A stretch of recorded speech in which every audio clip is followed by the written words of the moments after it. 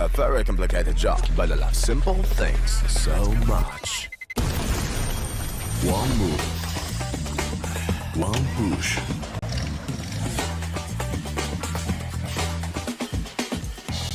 One touch.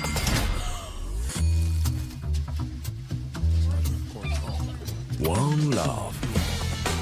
One click. One XBet. Trying to get the skin of your dream for a long time but can't get it in any way? On our website you have a unique opportunity to get your favorite knife. Users on our site can hand out skins themselves, and participants need to fulfill some simple conditions. For example, watch a video or buy a case on our website. After that, you automatically become a member of the distribution. Go to the user giveaways tab and do what you like. Hellcase.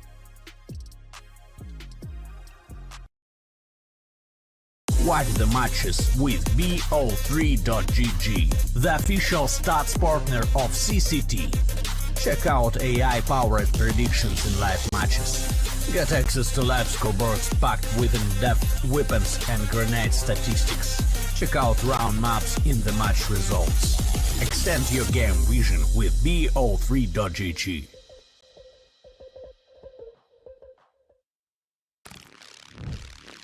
Yo, what are you doing? Exhibit. What do you think? I'm a paperclip? It's Mr. X to the Z. You need to quit browsing like a lame and get Opera GX. Because with GX mods, you can pimp your motherfucking browser. All you gotta do is click here, select the mod, and boom! New look, new sounds, new everything. It's not easy being a legend. Oh, shit. Not again. Change the mod now. Download Opera GX.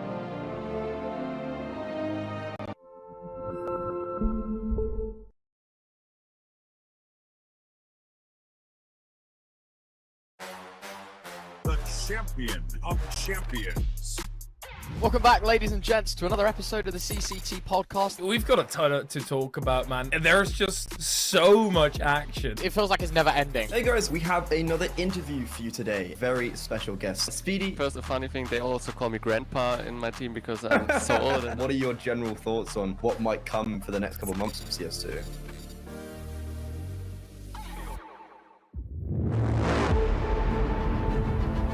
The hunger for glory feeds the desire, the courage to look for a challenge, to feed your ambitions.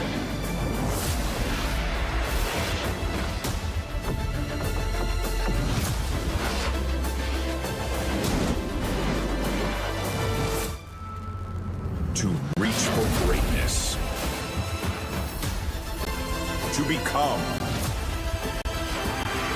The champion of champions.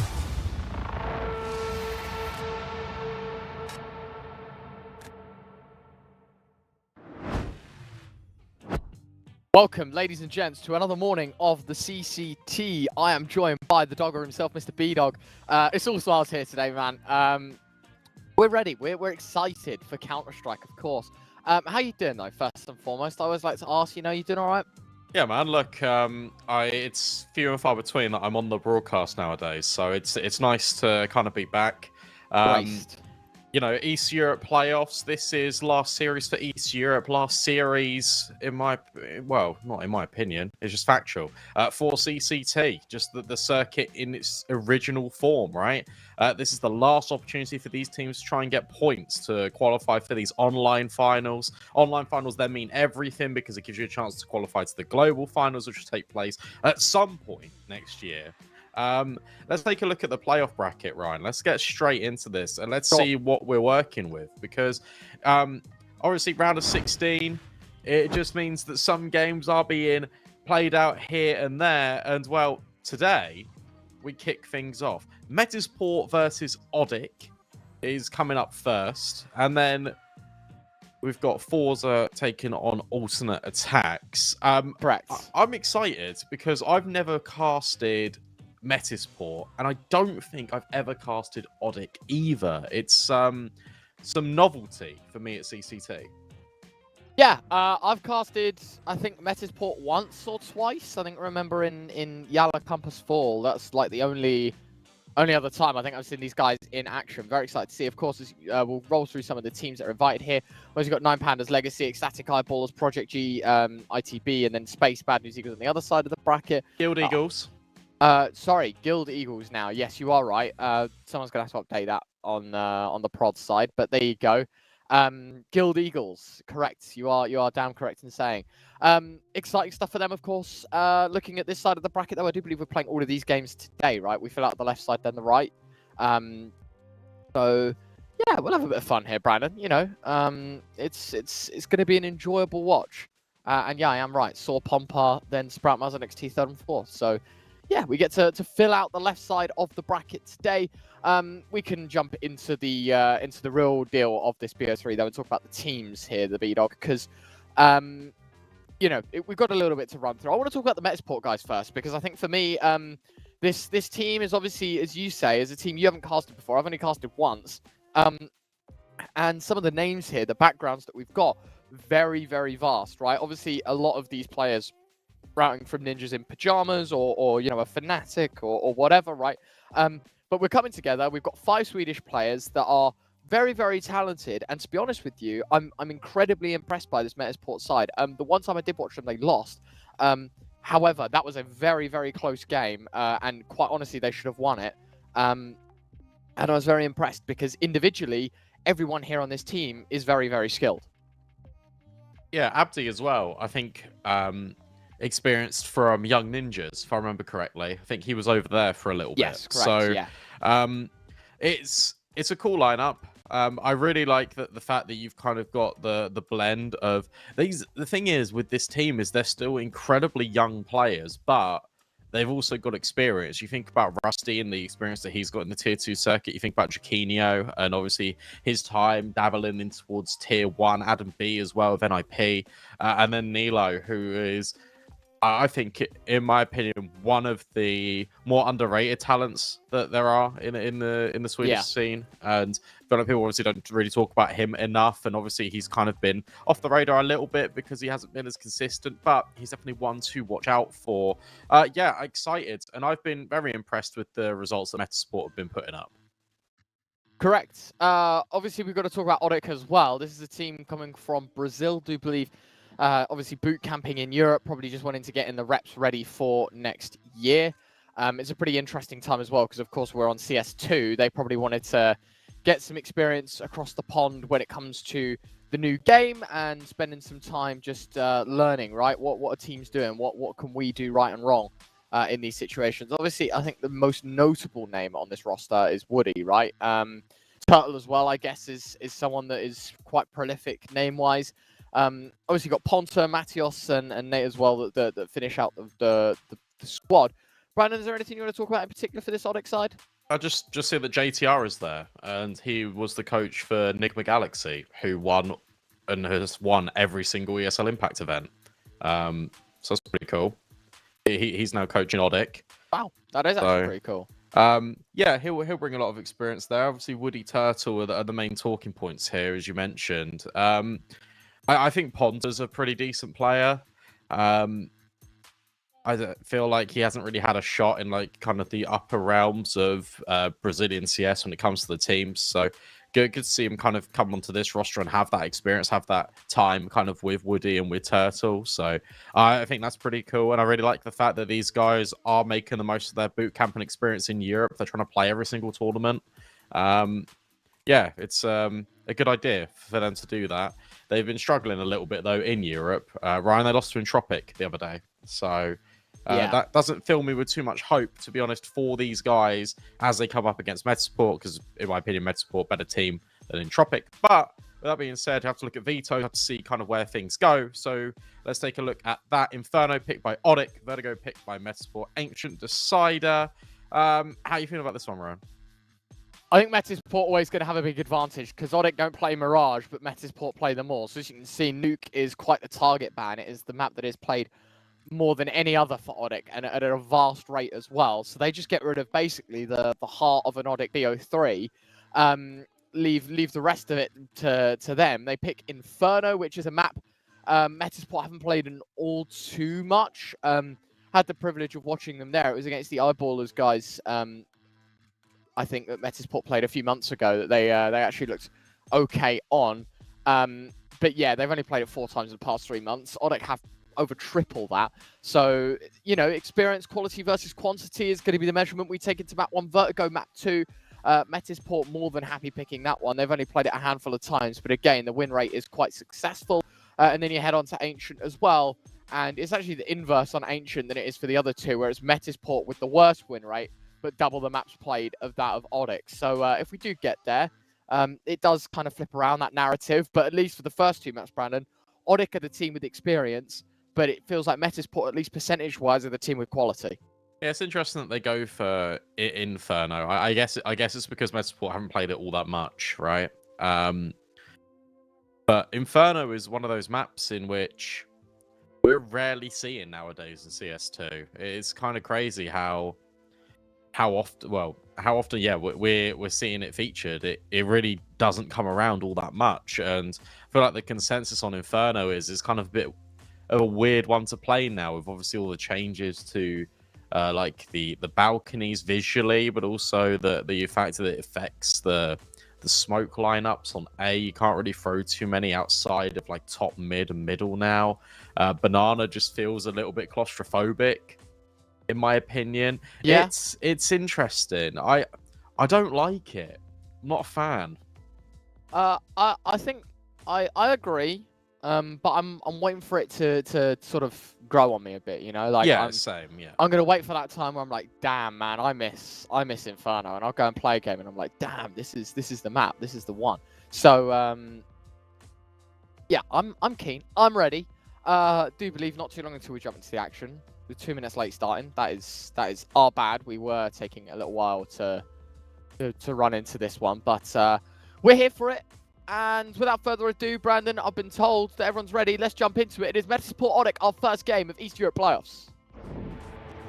Get it.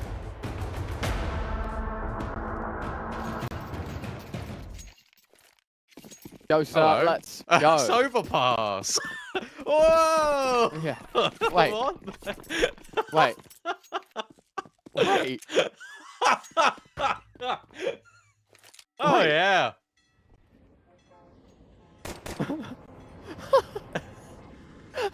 Welcome to the Italian streets of Inferno. Wait, we just... What is even the veto at this point? Can we catch... Who cares what the veto is? We're here on Overpass, and we've got Metisport who have picked it, and they're walking their way through toilets now. Oh, well, that player's been spotted out long. That is unfortunate for him. Can he grab the kill? Yes, so that's fine. Bomb has been planted as a result. And yeah, let's kick things off on this Inferno post plant.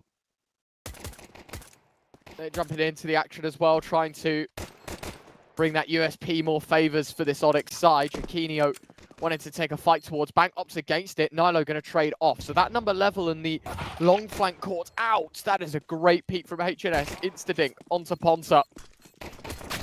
The chest will finish the job. Jaquinho with another. Woody's defusing. 5-second stick, but Rusty. Plenty of ammunition to spam through.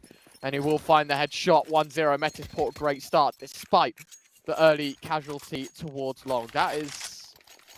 Wow. Look at it in the top right, Ryan. Anubis is next, not Vertigo. And the decider is Ancient. Was that the decider anyway? Yes, it was. Yes. Ancient was... We got 1 out of 3, guys. Himek, shout out to the big man himself. Apparently, he was the one in control of the buttons. That is comedic, to be honest with you. Yeah. So Inferno not here, which means that, you know, my point about it saying it's not popular continues. I think this is quite interesting as well. I haven't really seen this on Observing, but look, all their names are different colours. It's quite a recent update, I think. I'm not. Yeah, maybe it's been in the recent one, but I haven't seen their names all change colours. It's quite nice. Yeah, just to avoid confusion in the Twitch chat, Inferno is not being played today. Yeah. It's Overpass, Anubis, Ancient are the 3 maps that we're Yeah, running sorry through, guys. so- We obviously looked at the screen and was like, oh, this is the Veto. In actual fact, we've been rickrolled, and it's not. That's fine, because no one likes Inferno anyway. Flash. No kill. Adam B with the MP5 dodges all of those nades. So thank you very much. Quite an intelligent man. Takes the fight, realizes, look, if that's a USP, likelihood is they're stacking it. Either they're running at me, or they've got some shenanigan plans. And so he backs up, he plays distance, the nades come in. And then, you know, an MP5 at long range against the USP, I know exactly which gun I'd favour. And Metisport put pen to paper, and they find themselves a second. Mr. Nilo is DC'd. He's just realised we're not on Inferno. No, joking. Yeah, 2-0. Fantastic start. Obviously, we can now reflect on this a little bit more. To be honest, Overpass is a real 50-50 map between these two teams. Not about when they play it head-to-head. Obviously, they've not played each other before, but when it comes to the win rates. Similar story with Anubis, except we kind of take that narrative that we brought from Inferno. 3 maps played for Metisport compared to that 17 played for Odic. And then Ancient is a bit more middle of the pack. Yeah, which I don't know. I'm going to enjoy. I think this Veto is actually a lot better than the last, so I'm happy with this. Oh yeah, this one's better. We're happy. Anyway, speaking of, Odic happy that they get to bring out rifles now, Brandon, kind of match the pace and power that Metisport have brought. And for a team that's meant to be on a bit of a bonus, the investment has gone quite heavy. And I feel like the meta in CS2 is to upgrade more so now. I don't know about you, but I'm a big fan of making the upgrade heading into round 3. Just because the eco not too far out, Metisport a little more lenient, and you know, when it's MR12, can you really afford to play with SMGs and treat it as a bonus? You know, do you want to just give up a round for damage? Do you really want to roll the dice like that? Probably not. So, anyway, I hear some noise towards short, but no kill granted. This is really like dynamic out of Odic. They had that boost, they had the flash in towards short, didn't see anyone, and then immediately they reset and they use their utility to take monster. There's a lot of players here on B. I think is the issue for Metisport if they go in towards this bomb site. However, as we're talking about it, look at those silhouettes. They're creeping all the way through top connector. So it looks like they made the right read here.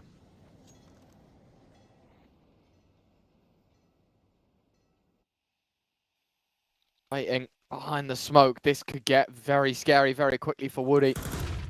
But finds himself now under threat, under fire. It's a good start, but a great trade. He actually finds himself a second through the smoke. Chiquinho, and it is a bystander, but caught in the crossfire by the A1S. They are going to still to try and push out towards site, take space, take this round. However, they're going to have to do it with the man down. To be fair, though, look, they've cordoned off everything here. Yeah. You can't really get by. Nilo's just going to sit in this smoke after they've just spammed it, which I think is pretty clever. Because now they should walk past him, and they've got no idea he's here. Bomb ticking down. There is one defuse kit. Nilo will get cleared out, though, but that allows Rusty to trade immediately. And now he's going in the smoke as well. Another kill found. Suddenly, everyone's here on the scene for Metisport. And Odic have been completely cordoned in towards these entranceways. What a host plan. This is an unbelievable round from Metisport. And this is the power and importance of contact plays, Brandon.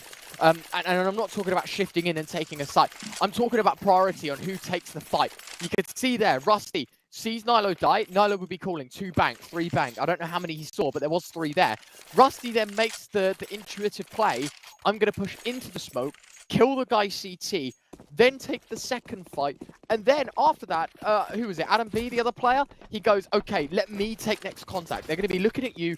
They're gonna look at you, focus on you. Let me shoot the next player. They all walk out bank. Heads a turn towards Rusty. He fires one, and that's where the reswing can happen, and the last kill could be found. It's so good from Metisport. The teamwork there, the link-up play is exceptional, and we head into round 4. Odic 0 for 3, and it's a handful of 5.7s and deals in this round. Half Kevlar given across the board, but yeah, it's weak. And Metisport, that is the power of upgrading in round 3. Yeah, it's a good job they did. Because I don't think they would have been able to like orchestrate that without having those weapons. Like that Woody. Getting a bit aggy, trying to snap at the heels of these players. Like a little chihuahua with the 5-7. There we go. AK gathered. And now he's off. Alan B, though, straight out monster, trying to be a little bit of a nuisance here. And with Nilo finding one more, potentially this entry, whilst it was fantastic, won't really result in anything too much here for Odic.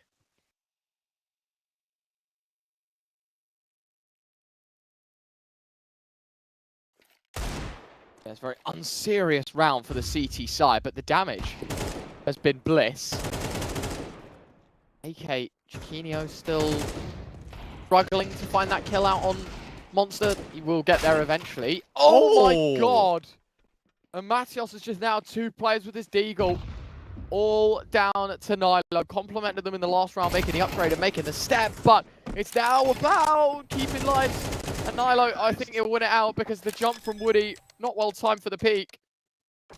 And there you have it, round over, 4-0. Metisport, though, basically win a round, but punished with the absolute maximum. Yeah, fun round out of Odic. Really nice shots coming out of Matios. They take a pause. Look, at the end of the day, 4 rounds already on the T side of Overpass is a lot. And this gun round needs to be a success for Odic. They need to turn things around. They need to start getting rounds on the board. Otherwise, Metisport, you feel like they're just going to run away with things. That is currently how it is looking. And that is worrying for Odic. Because obviously you've come over and you're making the most of the Europe boot camp and you're trying to play as many officials as you can. You're trying to get practice. You're trying to play against some of the best and like the better competition in Europe. And if you're immediately going down 5-0 T-side Overpass, that is a real cause for concern. And of course Nilo was going to clutch that out. My good friend Mr. Ronnie Al, Ryan, he loves Nilo. He thinks Nilo is his favourite player ever. Wow. Is that true? Yeah.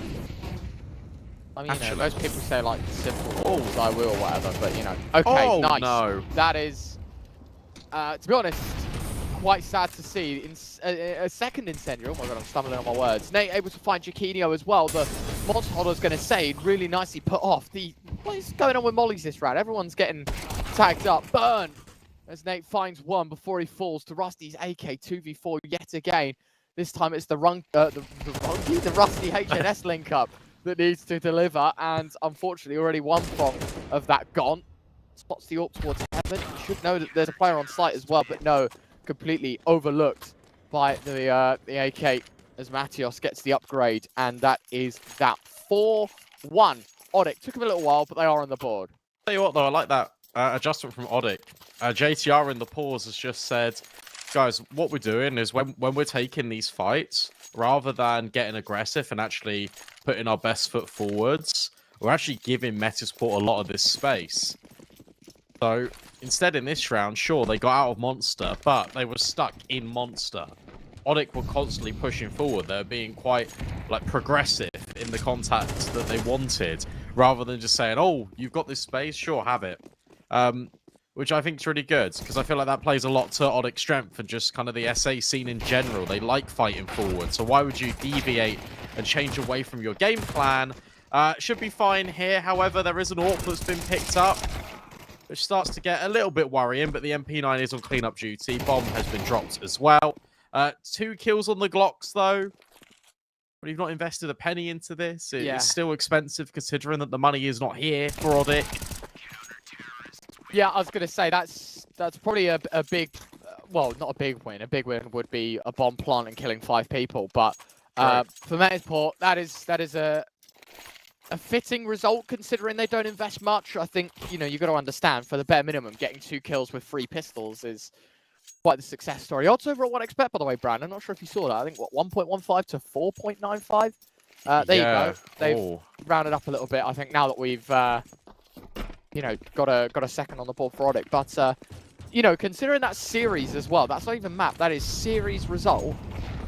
That is quite one-sided, to be honest with you. Of course, cct.gg/1xbet if you are interested. But yeah, you are right. I think the bookmakers are understanding. You know, Odic haven't had the best time in Europe, but things maybe for this Brazilian team wanting to change, and that is a great start from the AK of Ponta. Rusty doesn't know what hit him.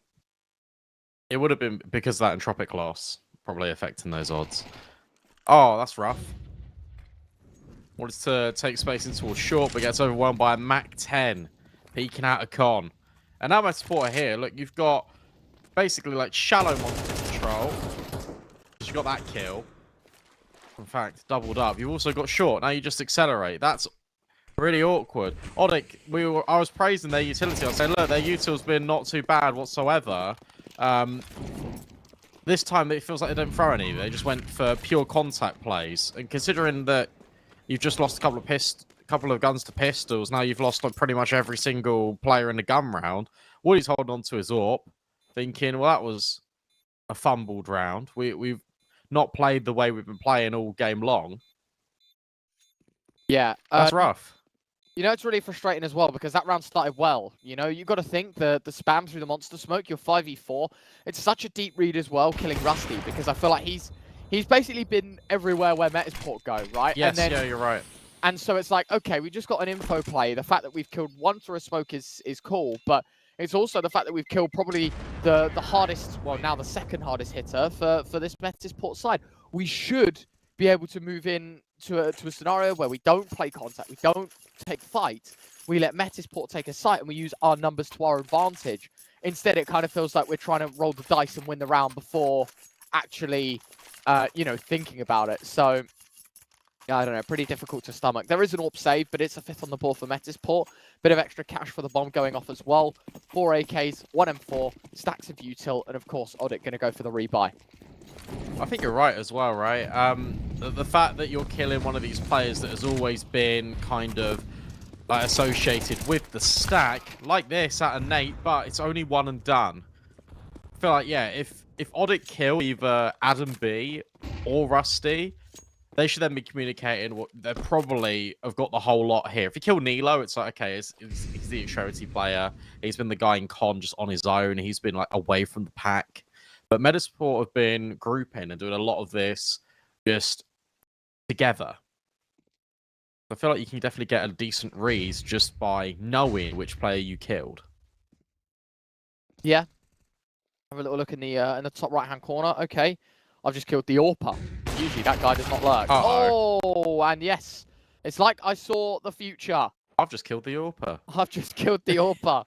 Connector down. But the problem is, Brandon, you know, for those that maybe don't play Counter-Strike as religiously as we do, Connector probably one of the most important places on the map when it comes to Overpass, right? That's what enables the quick rotates. You can dash between the sites so much quicker than running around spawn. So Odic have to give that up, and more or less the round, because they can't rotate fast into this site. It's going to have to be through CT. There's a player currently deep A as well. That's going to be a 15-second run. It's over. It is over. This is good out of Nilo. Really good out of Nilo here. Because you killed the AWP. And what are they going to do? They're going to save. And now what are they trying to save? The AWP. So now you've got Nilo and Rusty here. And Odic can't grab it. This is perfectly played by Metasport. Sat on it like a goose egg. A goose egg indeed.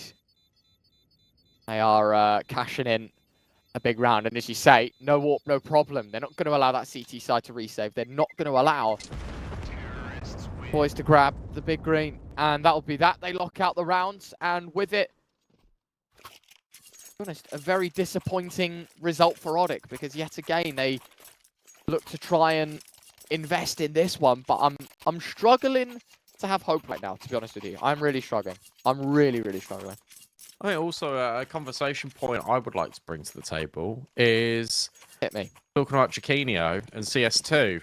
Orpin currently in the state, and what we're seeing in the meta, Orpin's not always viable. Like, you're seeing a lot more Orpers will rifle a lot, and Chiquinho, well, he loves a bit of the rifle. So I think that his stock value goes up a little bit more in CS2 as well, because I think he's one of those players that's actually very good on the rifle. He's not just reliant on this AWP. Great flash.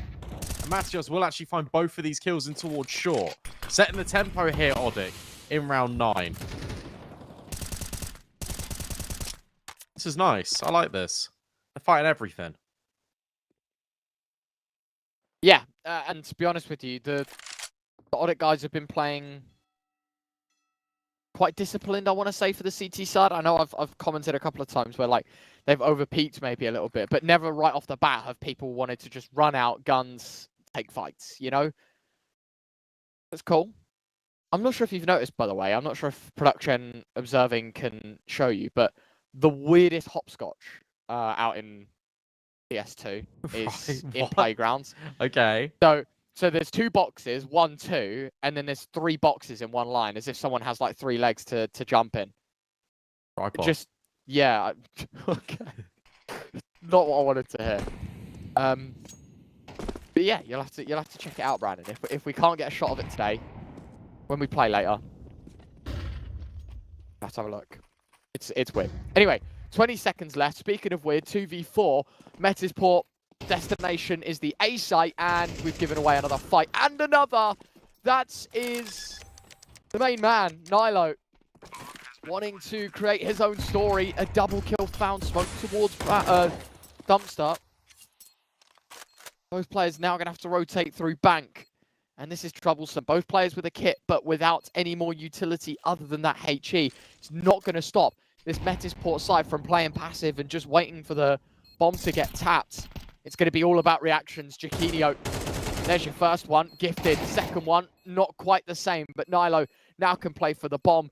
It's a 5-second stick for Ponta. A tap made, peek out, hits the headshot. 3 for him in the round, and 7 for Metisport. Another 2v4, by the way, a second of this half.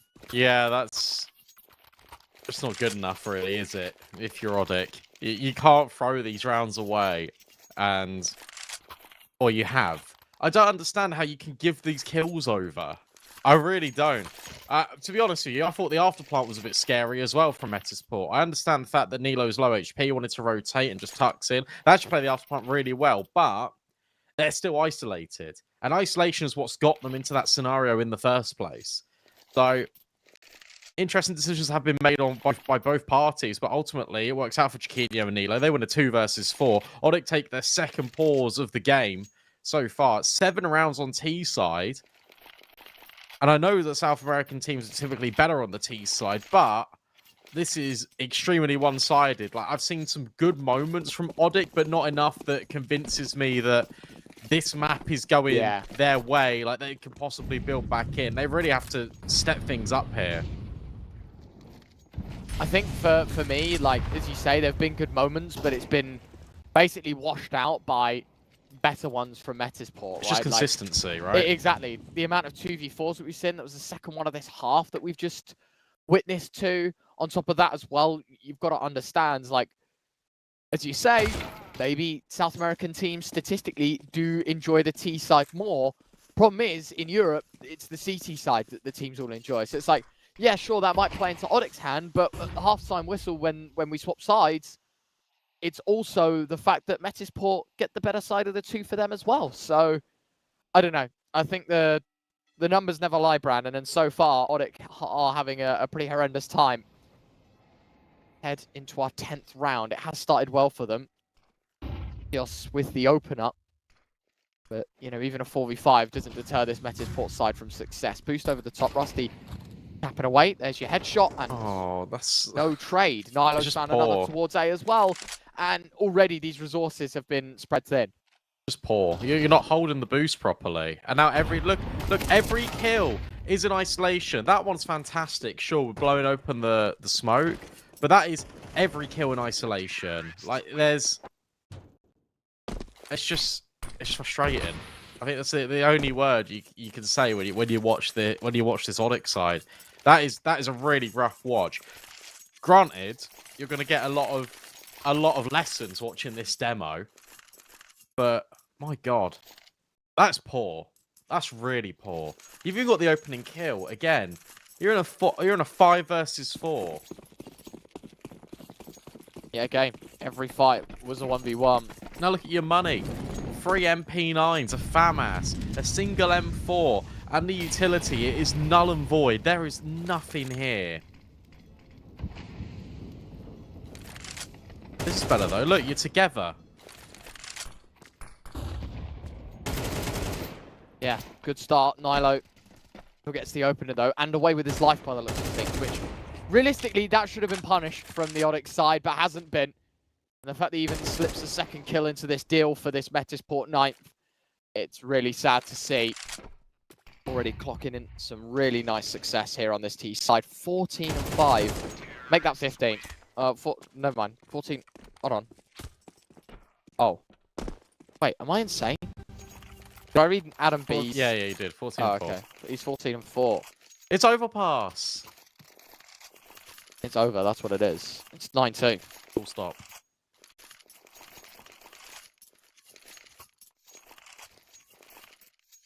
Good impressive Adam B as well. Got to be said. His positioning out towards Monster, he's been very punishing of anything Odic really wants to go for. Odic have been able to gather short control, probably like 50-50 half the time, but anything further than that gets punished by Adam B. He just kills all of them. Not a single player on double digits for Odic either when it comes to the kill count. Sure, they're consistent, but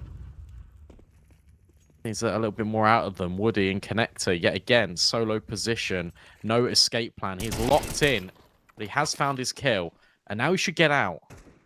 Problem is he can't really. Couldn't escape through top con. Rusty's there. Well, actually, Rusty's going to get a lot of information, I think, spotted. I don't know. I don't think so. Now, yeah, definitely. And that actually, that prevents the Connector player from going up toward top con for the quick flank, but there is one of Ponta that's already walked through Monster.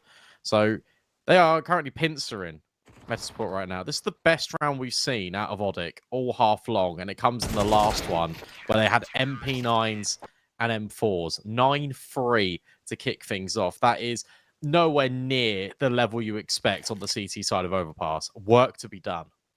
No. I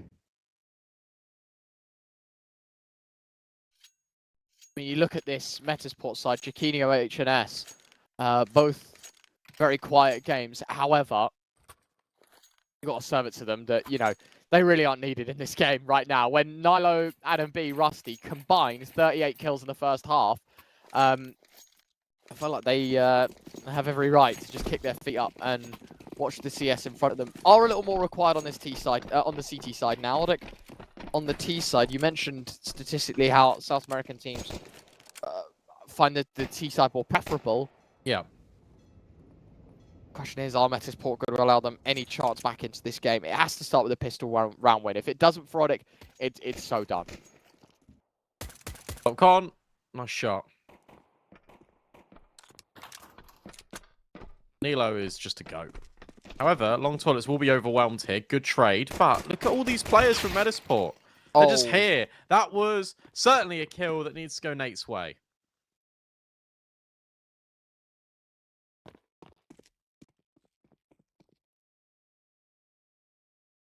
However, look, Turtle's in deep spawn in B. But as soon as this kill comes in, right now, this contact, Metasport are just aware. I was going to say then they'd know. Instead, they've known the whole damn time. I don't think this bomb even gets planted now. Go away, go away, go away. No, no, go away. Get the timing. Yeah, he's going to get chased. This would be for the ace. Tap. Oh, yeah. Oh, no. Oh, no. That is not good. Jumping across. Oh, yeah. Oh. Nice try. Yeah, NT's Adam B, 21 points of health is all that he's left with. Jaquinho, you know, a little higher in terms of health, but problem is, Brandon, I don't mind the idea of tapping the bomb and then trying to take a fight, but you forced Odic into an eco by not getting a bomb plant because the money is nowhere near as good as it was before. I think they got to buy anyway, to be honest. I don't think you got enough rounds.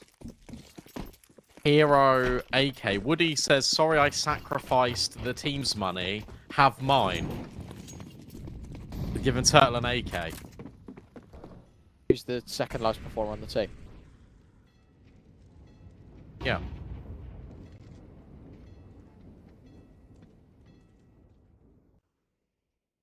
That's okay.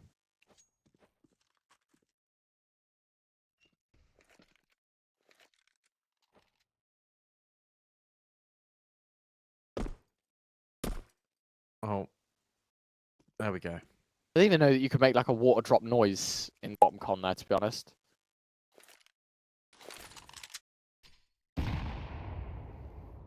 There's a wet floor sign on the floor, so maybe. Yeah, I guess that gives it away.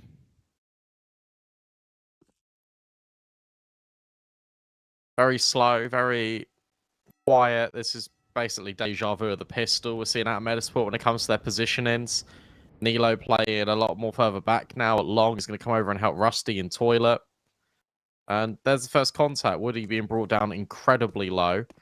Gap up long here for Matios, but decides he wants to have a little peek in towards long toilets, and that's going to end his little walk over there. And now Adam B's on the angle. This one's done.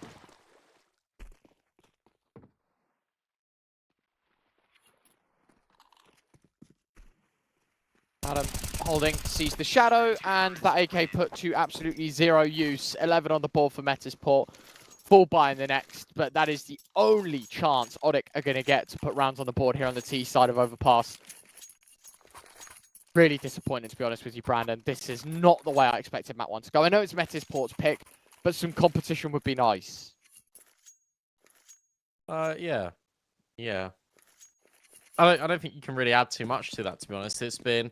Look, this is a round of 16 game. This is a team that's been invited into the playoff bracket, and again, absolutely owned.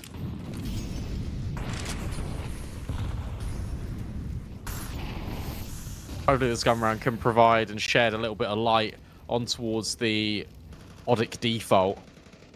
Kino and Con. Okay, there we go. Ponta will find this first kill. Rusty potentially overwhelmed here. Interesting enough that we talk about the fact that Metasport, when they had the opportunity to, after winning their rounds, they upgraded all of their guns. Still kept 2 SMGs here because CT side is just a little bit more expensive. MP9 nearly finds 2 kills. That would have been incredibly costly. Metasport challenged. There, I know it's a numbers disadvantage for this CT side. The HP, however, quite level between them. Milo's so deep towards long, he's going to get a lot of information. Any steps towards A will be heard. The satellite dish for this Metasport side. Woody hasn't made a single step, and he's found himself in front toilets. Problem for the Metasport side, Adam B. Oh, he doesn't check it fully out. He has a little look, a glance towards short, but nothing towards the toilet area. But I'm going to say, he's got HNS on site to support. Adam B only for 1. Nilo against 3. Now, look, to be honest, you're never expecting 3A here. This stack feels a little bit risky, a little bit bold. Hence why Nilo knows to play discipline. And he'll line up 2 quick headshots. He hasn't got a smoke, but he's got everything else in his locker. Molly goes one way, nade the other. Tap for the bomb, sees the arm, Turtle tagged, another tap, another chance, this time misses, tucks his head, sticky it, peek from Turtle is going to be enough, and 4 on the board for Odic, but a nice attempt to the 1v3 for Nilo. That is impressive, to be honest with you. Nilo lining them both up there. It was really game on. If he'd had a smoke, that round is 10 times easier. Fair play. But Odic, that's exactly what they needed. It is exactly what they needed, but it comes at a pretty big consequence because we still have that blend of MP9s with M4s. So Metasport were effectively playing a bonus. Now they can still invest back in, and they know that the economy is pretty weak for Odic, despite them planting the bomb and winning the round. Only Galils for 3 players here. Limited utility for everyone of Odic. This still gets scary. You're not out of the woods yet. Definitely. Metasport still providing a decent level of investment as well. Problem A, no kits. Problem B, 1 MP9. Then again, it's Odic that are running 3 Galils, so really does depend on how you see it. Rather the 3 lesser rifles or just 1 SMG. Great start from Nilo. Smoke towards toilets, the problem for the nade. Peek on in, the flashbang actually very nice. I think they caught half blind in that. It's a shame that wasn't fully out of touch with his vision. That would have been a freebie of a frag for Nilo to pick up, and it would have been a 5v3. Important kill. Very important, because now this forces Odic in towards the B play. Ponta, I was going to say, might have time in here. HNS now delegated between two angles, but Anubis is here, and that means that HNS can focus Monster. Important finds. 2 versus 3, but Chiquinho, got to remember, incredibly low. As 2 is Nate. 25 seconds. Adam B around the corner finds one more, but runs out of bullets in the magazine. Nate trying to isolate, trying to find success, but it's Rusty up high. Metasport up to map point. There we have it. As you say, they're at 12. For those that maybe are new to Counter-Strike, it is a sprint for 13 on each map. Odic, unfortunately, trying to play the tortoise in the hare story. But haven't really done much with it. They are 8 rounds behind, and I feel like it's going to be 9 at the end of this one, because it is Deagles, Tech9s, 1 Rogue AK, and 1 hell of a dream on their road to recovery. But Brandon, you know me all too well. I'm a realist. I'm not going to try and sugarcoat this situation. It has been a subpar performance from Odic here in map 1. And I really don't see how this round is going to change, unlike any other. Great start for Rusty. Adam B another. HNS jumping in on the kill feed as well. 2 versus 5. Pulling the sidearms out. They're wanting blood, and they will get it. HNS closes the show with a double. 13 on the board for Metasport. Yeah, I mean, look, that was incredibly one-sided, wasn't it? I mean, we don't have to, I think, discuss it in great length. What you got to say is youngsters on display for Metasport looking really good. Odic looking a little bit lost for the majority of that map. And, I mean, considering they thought they were playing Inferno and now they're playing Overpass, I don't blame them whatsoever. Anubis up next. Look, I feel like that will be a little bit better for Odic, but Metasport, given how good their fundamentals looked, you kind of just carry that over from map to map, and you start to worry for the kind of desires of Odic in this playoffs run. Can they turn it around, or are Metasport winning 2-0? We'll find out just after this break.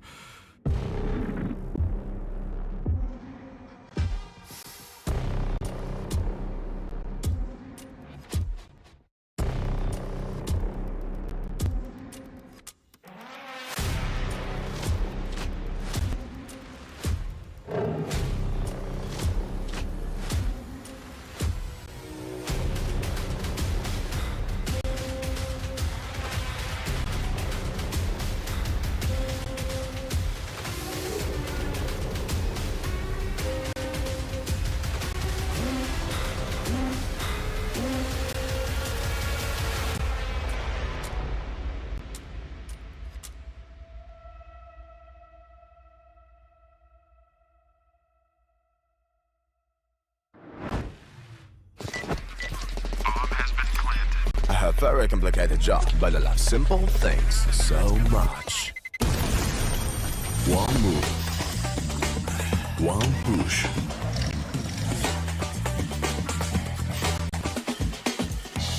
One touch.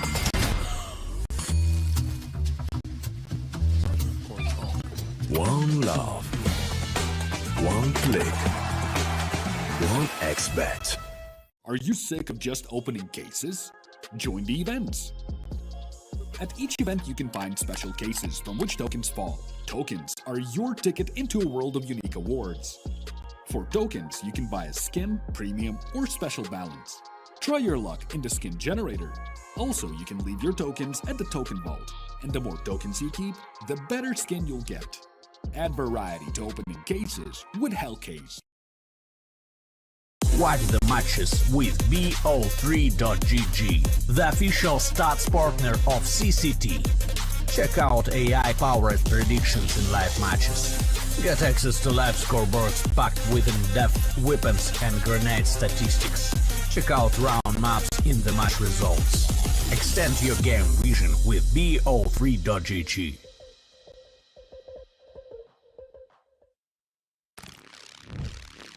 Yo, what are you doing? Exhibit. What do you think? I'm a paperclip? It's Mr. X to the Z. You need to quit browsing like a lame and get Opera GX. Because with GX mods, you can pimp your motherfucking browser. All you gotta do is click here, select a mod, and boom! New look, new sounds, new everything. It's not easy being a legend. Oh, shit. Not again. Change the mod now. Download Opera GX.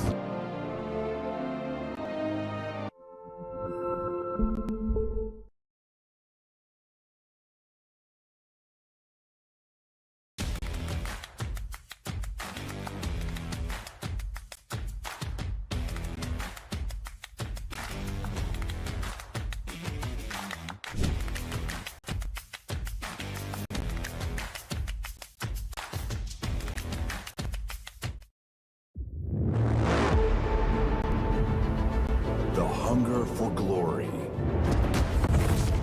feeds the desire, the courage to look for a challenge, to feed your ambitions.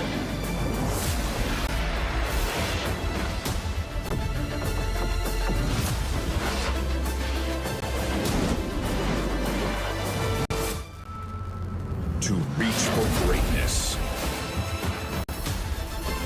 To become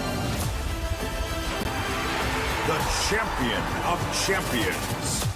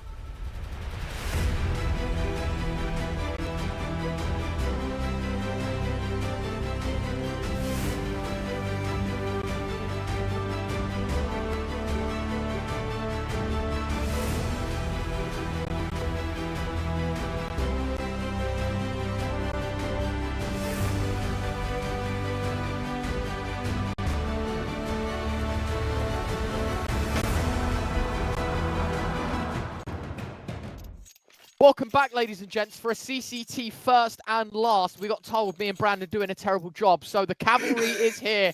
It's a trio cast now, because why not? You know, we're in the closing stages of CCT, and we thought, why not? So welcome everyone, round of applause, Sneaky Beaky here to join us for what could be the last map, to be honest with you, because this has been a Metisport performance. That's all I have to say. Boys, you didn't have to. I've never had a round of applause before as part of my introduction. I feel honoured. Thank you very much, boys. Oh, calm yourself down, Ryan. You know what, Nilo? He's going to start things off by getting absolutely slaughtered by Matthias. Now, this entire game has been a story of Odic getting battered and bruised as Metisport have sort of just run away with that first map there. We thought it was going to be Inferno. It turned out to be Overpass. We had a fun time regardless. And, hold on a minute, Odic are actually here to play. Yeah, not too bad, right? A lot of kills coming in the feed instantly, and this retake attempt has been null and void. Adam B will find one, which makes things a little bit turbulent, because you never want to rule him out of a clutch, especially the way that Odic have been throwing these advantages, but not this time. Very clean, very fast attacking towards A, with Nilo being overwhelmed. That allows all this space, and Metisport go for a long rotation in towards CT rather than fighting forward in towards camera. Gives Odic the pistol, exactly what the doctor ordered. Needed that, because I think after map 1, heads will be dropped a little bit. You know, people won't be too happy with how they conducted themselves in Overpass. I think they were given ample opportunity to win out rounds as well. Brandon, we saw obviously in map 1, it was a whole lot of overpeaking and a whole lot of solo fighting. So nice to see pack mentality applied in the pistol, take fights together, they win it. Now Metisport granted with 5 USPs, see what damage they can do. I mean, what's the general consensus here, boys? Are we thinking that Odic come back into Anubis? Are we thinking they put up a bit of a stellar showing, or are we going to see their European campaign continue to be a bit of a struggle here? They're getting rolled. Okay. I think that's a bit unfair. Okay, they're getting at least 6 rounds. I think it's a little bit more competitive, but I don't see this one like. Yeah. I see this ending in 2 still, but I do think Odic are going to give them at least more than Overpass a run for their money. Yeah, so Nilo's just done that on the USB, by the way. He's got himself an AK. There's an MAC-10 on HNS.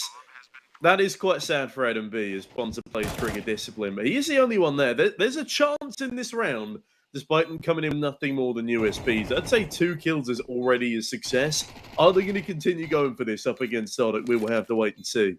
Yeah, I mean, they're going to give it a go. Of course they are. I mean, they didn't invest a single penny into this. Maybe the AK gets out of there, but you can still commit the USP. You still commit the MAC-10.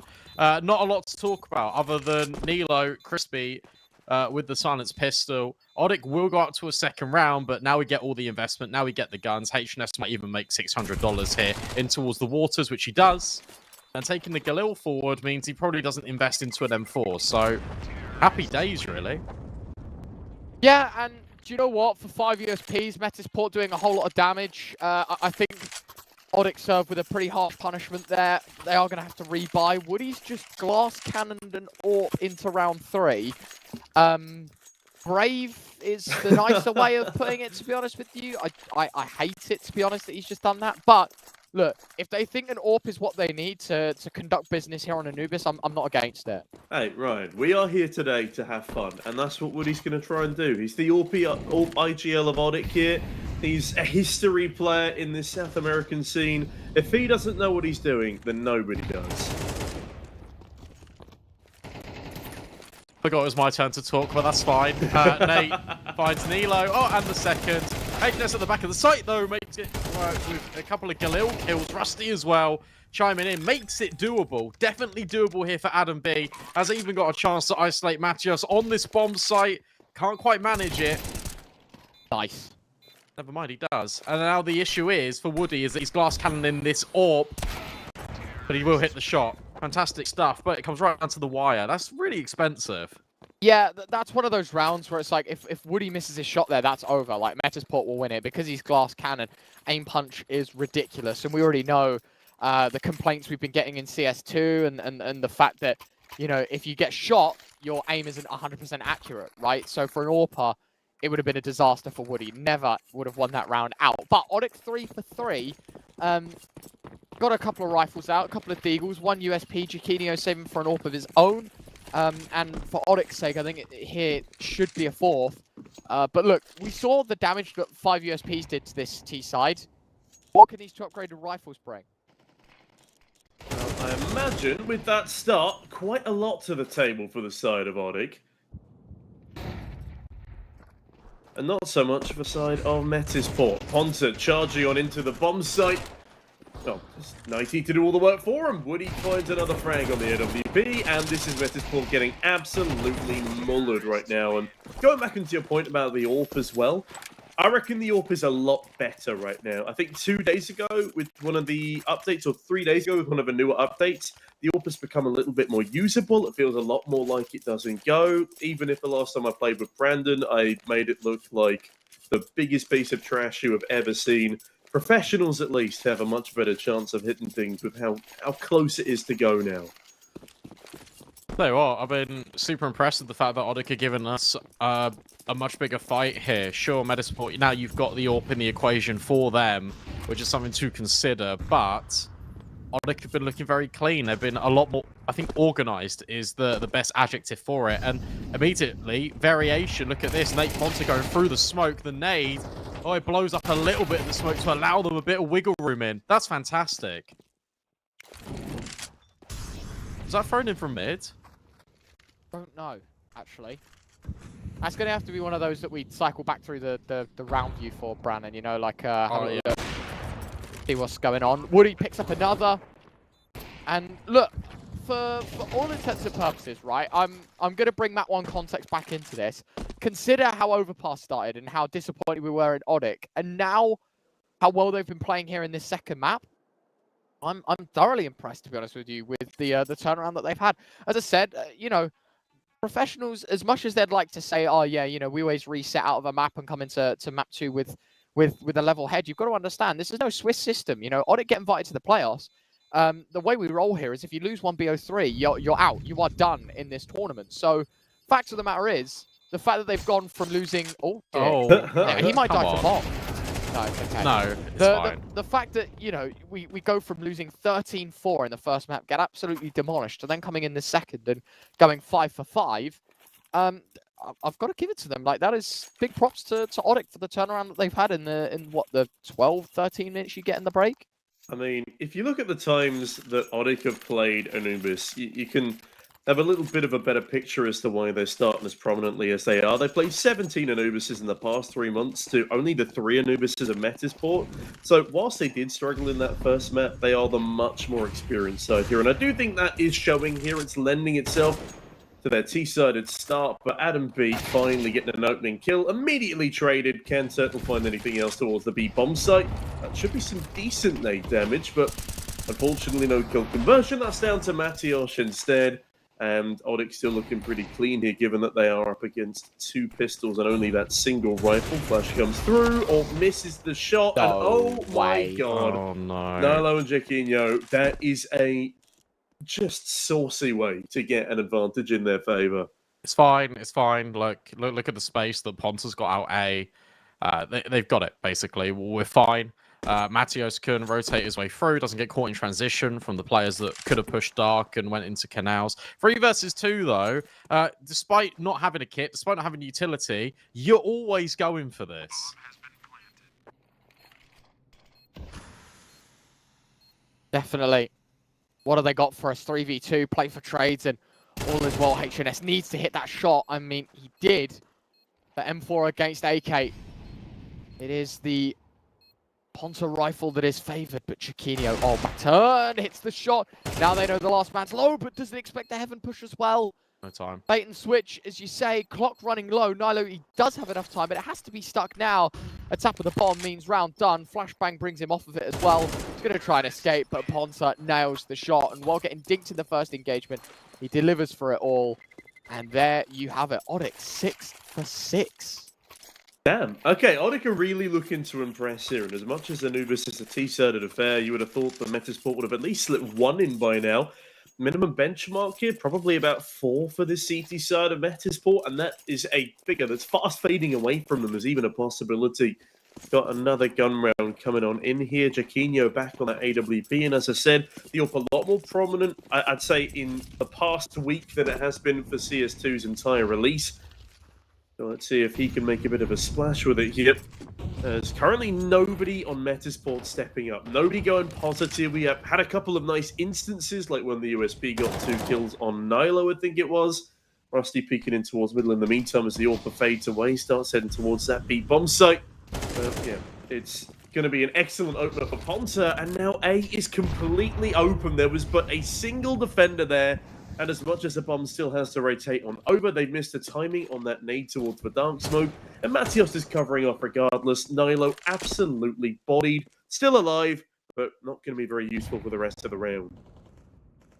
I feel like what we've seen in the first sort of 7 rounds of this game is Metasport looking the most dangerous on their pistols because they're playing like they've got nothing to lose, but also because they're taking the opportunity to try and find opening kills, whether that is for a flash push out of B, whether that is potentially them grouping mid and having a little bit of a push that way. Odic have been allowed so much map control. Obviously, this is one of the big feature pieces of Anubis. It's really hard for the CT side to get involved a lot more and find these opening kills. But I feel like the meta's evolved at this point. Complexity is a really big front runner of it, from the way that they vary the amount of utility that they drop to try and enable different pieces of the puzzle for the CT side to get involved and find the opening kills. That's something that has been sorely lacking here in this second map. Odic have had a lot of control. They can take the play anywhere, and Metasport are very static. I'm surprised there hasn't been more tactical pauses. Obviously in CS2, rework is that you only get 3 per game now rather than 4. You get an extra 1 in OT if it goes that distance. But I'm honestly very surprised that Metasport haven't taken 30 seconds. And it's not even like all of these rounds have come down to the wire. You know, it's not like, oh, we're losing, you know, these coin flippy rounds. Odic have outclassed this Metasport side for all intents and purposes. And Tom, as you said, like, maybe 4 rounds at an absolute minimum is a requirement. But how do we even poor that is. reason? Sorry. Yeah, Jesus. it is. Just the overpeak solo 1 by 1. Point being, I feel like the mental isn't there, and if we're not calling for these tac timeouts, it's going to be the same stuff getting recycled and thrown about over and over again. I mean, what, we're 30 seconds in, and it's another 2v4 and another write-off here for Metasport. It's not just the mental that's not here, Ryan. Metasport are not in the server right now. They are just a non-existent entity. Look at how they're getting swept by Odic right now. Adam B needs 3 kills at a minimum, and Jaquinho has just been 1-tapped. Adam B actually does find 2 here. Oh my word. Almost the prescribed amount, almost the clutch, but almost the key word of that sentence is Odic continue to steamroll. We might not have CCT South America anymore, but we do still have the unexpected results delivered over here in the playoffs. And finally, we get attack pause. It's also, I wonder how much of it, I'll pose it to both of you, is Okay. how much of this is the fact that you've won Overpass 13-4, you've won it so convincingly, you haven't had to do anything too much, you've not had to dig deep. How much of it is, well, we're not really bothered about Anubis, we'll just play it as we see fit. We're winning out the gunfights anyway, we'll just fight them one-on-one and it'll be all fine. Like, I wonder how much of it is a mentality thing as well. Honestly, like, I feel like Metasport, not a team to slip into it easily, but maybe have thought after the first map, it's like, holy hell, we've just blasted those guys. Like, we're winning our fights, we're playing good Counter-Strike. Let's just, you know, there's been no thought as to like, oh, what happens if Odic actually do turn up in map 2? It just feels very blasé, maybe, you know? But they weren't tested. They weren't tested in that first map, and so they've not brought the right mentality into the second here. And that's clearly showing. Hopefully we can see them start to realise that, okay, I was going to say it's not too late to put some rounds up on the board, but Woody and Ponta have just absolutely decimated. Desai finds another. This is just horrendous from Metasport right now. Yeah, when I said they're going to obliterate them, I meant Odic. Gaming. Yeah, of course. Yeah. Naturally. This has to be a save now. I mean, you cannot give this a go. And Odic, you hunt them, you take away their rifles again. I mean, hang on, when did we start this map? Like, what is going on? Like, it's 9-0. It's about to be 9-0. 13-0 on CCT? Why would you say that? Why have you spoken that into existence? We deliberately are not going to talk about it, Tom, because then I'm sorry, it won't Brandon. happen. And now I'm we're really going to go sorry. triple OT and Odik are going to win then. I mean, it wouldn't be a surprise given how CCT has gone in the past. Still my favourite, the old 28-26 Astralis 0-0 Nation. Oh, I'm down for another one of those if you boys are. No. I'd rather have my afternoon. Fair. Anyway, I will say one thing, real quick, and that is that the exits have been pretty strong. I know it means nothing to the scoreline, but four kills worth of damage. Look, Brandon, you know, you've got to take your positives when you're losing 9-0, no matter how big they are. Look at their bank balance, man. It doesn't matter. Yeah, it just doesn't matter. Mate, yeah, but look, if Odik has saved, the money looks a lot better than that, is my point, right? Like, they can still play for the rest of the half. Yeah, definitely. Brandon, man, this guy... Ryan is clutching at straws. No, here. I'm not. I'm talking about having a healthy mentality because like that this, is the one thing that's been missed. Now I've got another guy that can, like, You've got back me up. That's the problem. Yeah, I mean, speaking of backup, Adam B needs to really help out. However, he's lost the rest of the roster. Yeah, no, absolutely not. Jaquinho through the smoke. Woody, are you ready for him? Don't know. We won't watch it. Yeah, he was. Adam B will find one. Fantastic. However, you now know he's up towards A. Let's go B. And Turtle's already on the hunt. Yeah, I'm just looking forward to descending this cast into as much chaos as Odik causing for Metasport right now, because there's nothing else going on. There's no Metasport in the server. I'm calling it now. They have just they fumbled the bag. They've left the Metasport. They've gone. Oh dear. They've sailed off into the sunset. Well, they tried to after Overpass, and now they're being given a Viking funeral. Yeah, Odik Iceberg. 10-0, Brandon. 10-0. I know. You know they're going to get the last round of the half now, though, just to rub it in. It's 2 rounds. So do you reckon they win number 11 or number 12? I reckon... Ooh, it's a good question. I reckon number 12 because they've got no money right now. I think the real question is, do you force around this Adam B rifle? Because Adam technically could drop one. Yeah, you Jaquinho can go for M4 half armor. Nilo can as well. So basically, Rusty or H&S, who's got more kills? Okay, Rusty, there you go, mate. Enjoy the M4. Yeah, there you go. Yeah, they are going to go for the investment. You have picks to. up the M4. You need, yeah, True, you need to get rounds. all these rounds. You do need rounds. Two. All 2. Yeah, that's a pretty daunting prospect, that is, isn't it? Ponta went for the P90 buy on that T side, and the IGL's clearly told him, "What the hell are you doing? We've still got a game to win here." He sells it, buys an AK. And so Onik will live to tell the tale, at least for now. Flashbang, confidence, Adam B blinded. Look at the pressure applied here from Ponta. Rusty round the corner. Clearly a little rusty coming into the second map because he does absolutely sweet nothing. And 90 continues to push on forward. Onik playing with ridiculous confidence and pace, and Metasport just look absolutely useless on the CT side. I don't know how many more thesaurus words I can bring out for poor, underwhelming, subpar. As Onik, in the meantime, are just lapping this up. I'll be honest, this has been a really good T side. That's rough.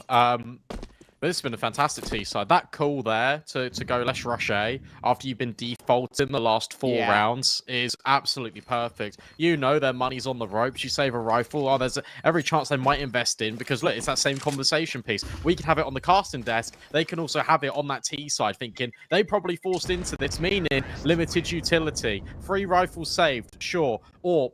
Big, you know, MVP that gets kept over. Fantastic. Jaquinho can have that one. But ultimately, it's 11-0, gents. I just want to see a full mid-rush from Metasport. Just do something absolutely wild. 5-man mid-rush. Yeah. It's Nothing's about working. time. Nothing's working. Yeah. So, Metasport have got to try something different. Jaquinho has an AWP again, but is this really going to be a 12-0 half? Are we really going to fumble from 13-4 to 0-13? That would be quite impressive. And, you know, hate to be that guy, you know, in Go, we'd say, like, at this point, maybe we're like an hour and a half, 2 hours into the series. Mate, we are an hour and 13 minutes in. And Onik are 2 rounds away from taking a second map. It is a lightning fast BO3 so far. This round starts a little different than usual. It's a man advantage confirmed for this T side, for the CT side, I should say, but that's quickly spot on its head as Matios gets up towards A, Woody's claims some space towards B, and now we're in a 3v3 where it's Onik that tipped the scales slightly in favour of themselves. Come on, Onik. This is not the time. as Woody. He's Barrel just spotted spotted. the barrel, edging his way up. Chiquinho, I don't think he has any idea. He's got no idea. And Woody's not even needed. Ponta instead the man to deal the killing blow. And HNS and Nilo now looking for one round. A single round on their CT side. Oh God, it's a 1v3 for Nilo. It's not going to happen, is it?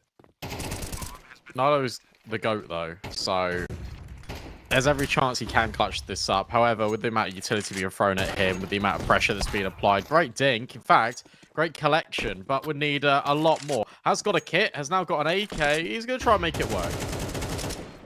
1v2 from this spot, though. Ain't No. happening. And Yeah. oh, okay. He's making noises if he's running heaven. That resmoke is going to be a pain in the backside to get through, though. Woody's holding the close position. Nolo's made all the steps coming through, and it is a flawless T-side for Odic. A massive strip of yellow paint put through the middle of the scoreboard at the first half. Odic need 1 of 12 here on their T-side. Now, the big question is, Tom, you know, you hinted at it earlier. Brandon kind of like flamed you and was like, dude, shut up. Like, you know, you've jinxed it. Is it going to happen? Look, I'm not jinxing it now. I'm saying pistol rounds are the most coin flippy round of Counter-Strike we have. Is it heads or is it tails? Is it going to be map 3 at 13-0, or are we going to be delayed a bit before we get there? Personally, I think this could still be a 2-0 run because we can never give up hope, Oh right? my God. This guy. Get him off. Get what's- him off. What's 12 rounds between friends, They're in guys? B, by the way. Like, it has to be a Oh. retake. Okay, 5-man retake as Woody gets the drop down on Chiquinho. That's a perfect start. HNS spamming down the canals. Come on, boys. Oh, Woody's doing it all. He's doing it all. Okay, well, look, they're all coming from one position at the very least. However, yeah, not happening. Denied, unless Matt's just able to clutch up a 1 versus 2. Don't get me wrong, it is well in the realms of possibility, but we need one. Oh, no. And he gets it, and you're right, there He's is a got the kit kit. on the floor here. But surely not. The swing comes in. Rusty waiting, biding his time. 1 bullet would do the damage. No, Rusty locks it in. It's not a 13-0. It is a very, very faint heartbeat for Metasport. I can't even agree with the heartbeat sentiment, Brandon. This is as dead as it gets, to be honest with you. It's literally now just about Odic saving their money, buying the rifles, and putting one more round into fruition. It is number 14, 12-1. Odds over at 1xbet. Very open for the taking. I think after this performance, they're a little more mindful. Maybe Odic do have hands. Yeah, no, they've got a transplant. They got their hands back in form, and Odic are looking to still fairly easily dispatch of Metasport here. Yeah, it's probably going to take a couple of rounds because Metasport do actually win that second pistol. But I want to post a question to the board here. What is the fastest best of 3 you've casted in CS2 so far? I think mine, just game time alone, was 44 minutes. Spirit versus Rubik. I don't think it's that quick. I think you take the cake when it comes to that. I think maybe like an hour and 40, like including breaks. I don't know how long the games were. Well, the 10-minute break plus pre-show. So I guess like an hour and 20, hour and 15. Yeah, like around there. What are you saying, Brandon? What's the fastest game you've seen so far?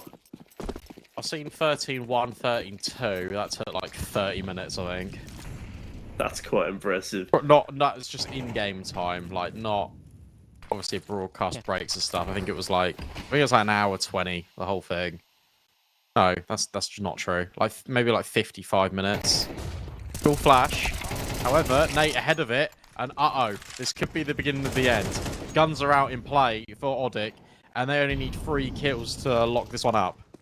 Yeah, and one of which is a Galil that has already been tagged, susceptible to the 1 dink to the M4. Only 1 molly, 1 smoke, and a handful of flashbangs to go with it. This is difficult. Nilo at least finds 1, but so much damage done in the back end for Metasport.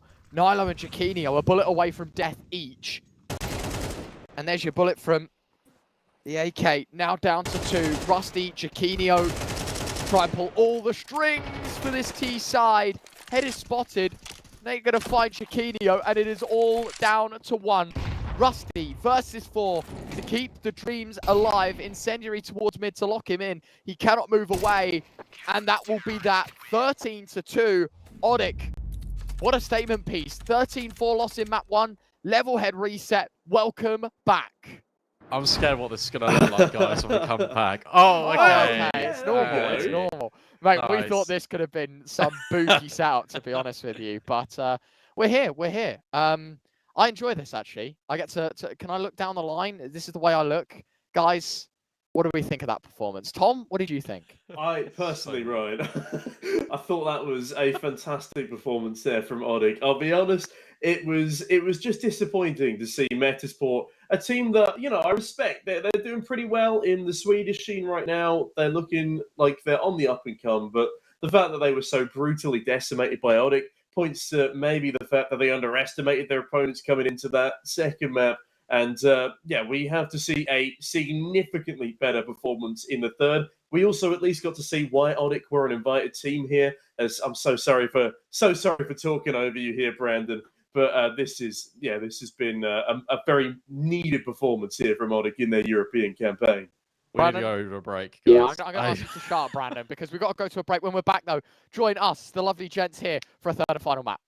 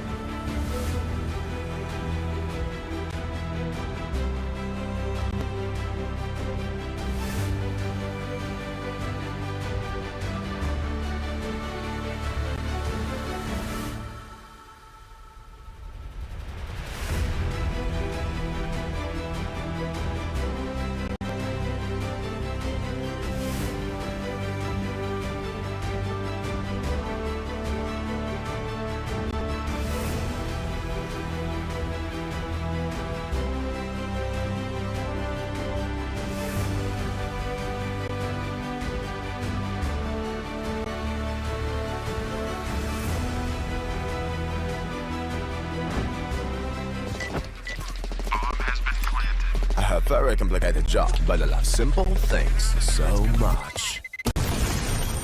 One move. One push.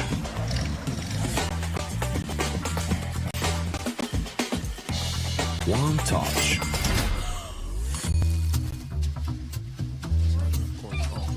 One love.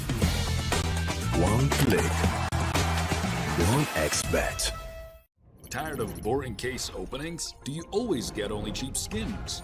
The Hellcase website has tons of options to upgrade your inventory.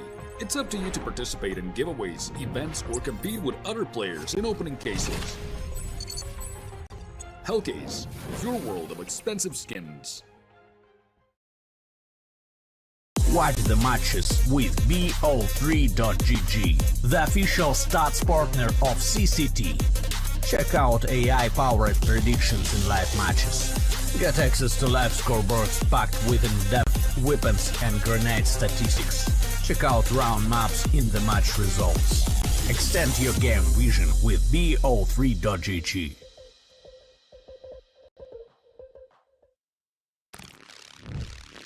Yo, what are you doing? Exhibit. What do you think? I'm a paperclip? It's Mr. X to the Z. You need to quit browsing like a lame and get Opera GX. Because with GX mods, you can pimp your motherfucking browser. All you gotta do is click here, select the mod, and boom! New look, new sounds, new everything. It's not easy being a legend. Oh, shit. Not again. Change the mod now. Download Opera GX.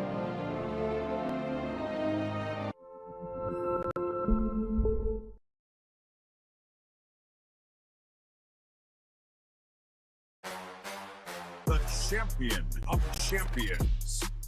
Welcome back, ladies and gents, to another episode of the CCT podcast. We've got a ton to talk about, man. There's just so much action. It feels like it's never ending. Hey guys, we have another interview for you today. Very special guest, Speedy. First, the funny thing, they also call me Grandpa in my team because I'm so old. And What are your general thoughts on what might come for the next couple of months of CS2?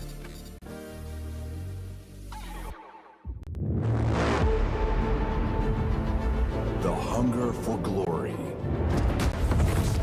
feeds the desire, the courage to look for a challenge,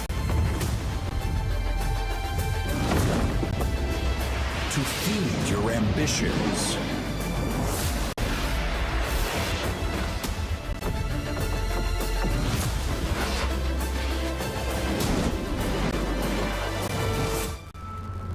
To reach for greatness. To become The champion of champions.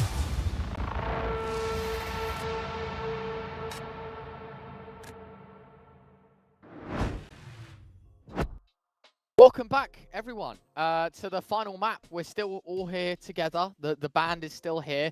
Brandon's gone for an upgrade in clothing. I haven't. I didn't realize we were actually committing to that. I made a joke in the break. I was like, oh yeah, guys, like it would be funny if we just all like wore more clothes. But here we are. Brandon, I wanna ask you the question first. Yeah, me. Very quick, map 1 and map 2. Are we seeing the same into map 3? I don't know, to be honest, because like when you take a look at kind of win rates for both of these teams, I feel like this one is the most even out of all of the maps. So I'm pretty sure that we're probably going to get a kind of a... I want to see even footing because it's been such a blowout. I guess, Tom, the question I've got, really, so weird, is... I'm going the wrong way now. There we go. It's basically, right, look, we've had blowouts map 1, map 2. We had to have Odic resetting. Now for... Metasport, they've had to do the ones that they're the ones that are resetting. Yeah. What do they need to do to kind of bounce back? Thank you. I mean, they need to avoid fumbling the game like you did your words there. I feel like that's probably a good start here for the side of Metasport. I mean, both of them just need to bring their A game. If we combine the best parts of map 1 for Metasport and the best parts of map 2 for Odic, then we might finally have a bit of competition on our hands, which would be nice. I'm not enjoying how much of a blowout these first 2 maps have been. I want a nice clean decider. I want a nice back and forward game. I do reckon that's the only reasonable way to send off one of these 2 teams, because it is the playoffs right now, and Odic have come all the way from South America. It would be a shame if they didn't have like one banger before they were sent out potentially. I'm not saying Odic aren't necessarily the ones going home here. At the same time, it'd be great to see them have a spicy one for their European campaign. So lads, ultimately we've got a race for 13 in this final map. I think it's Ancient, right, if I'm not mistaken. We have a pretty banger map to give as well. Could be Inferno. To be honest, we don't know. We do not know. No, we do. I wanna get your thoughts on this map, right? Because obviously I'm having a quick look at the HLTV and the history of these teams, right? And quickly to summarize, Odic, this is the weakest map in the map pool when it comes to matches played, but the strongest when it comes to percentages, right? Like in terms of win rates. This is the first time they're playing this in a European capacity. They've only played South American teams when it comes to this map. And the results do vary. They've lost twice to Fluxo. They've beaten Fury Academy. They've beaten MIBR Academy, Windingo, lost to Uno Mill. I don't want to be that guy. You compare that to the Metasport repertoire, and it's like, we beat Anonymo, we've beaten Space, who are on an unbelievable up right now. MAT, Permitter, Forza, even part of the hit list when it comes to this game. And it's like, well, do we compare that to Odic in an even way? I mean, I personally don't. We're going to have to see if it does, because, gents, we're heading to game.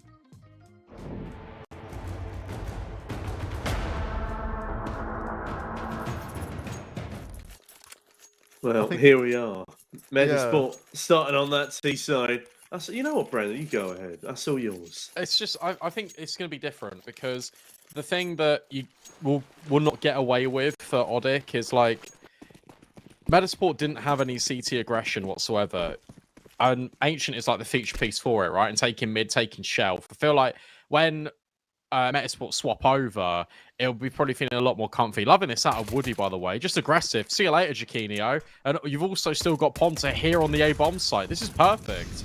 Yeah, just a silent waltz down middle for Woody into a converted frag. He will eventually be put down by Nilo. But it's a 4 versus 2 for Odic right now, and if they can start like they did on the previous map, then we are in for quite the thrill. Rusty, lowest shot for Ponta as he sidelines him. And now leaves us in a contestable 2 versus 3. Berettas, though, jumping around. Rusty under pressure. And Rusty deals with that pressure fantastically. 2 more kills to the tally. As Matios left in a 1v1. And it's actually going to be Metasport to recover things. Right. Okay, well, how's that happen then? How has... Obviously, the read is that he's not in Donut, he's in Temple. But why are we still not checking that? Why are we not giving that a look over? The fact that Rusty's found 2 kills there as well is absolutely criminal. Like, that should just not be happening whatsoever.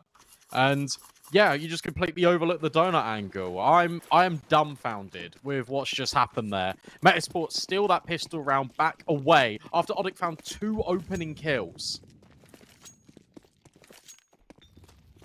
Disappointing result, I think it's safe to say, for Odic, as you say, so far in the positive to then losing out basically everything.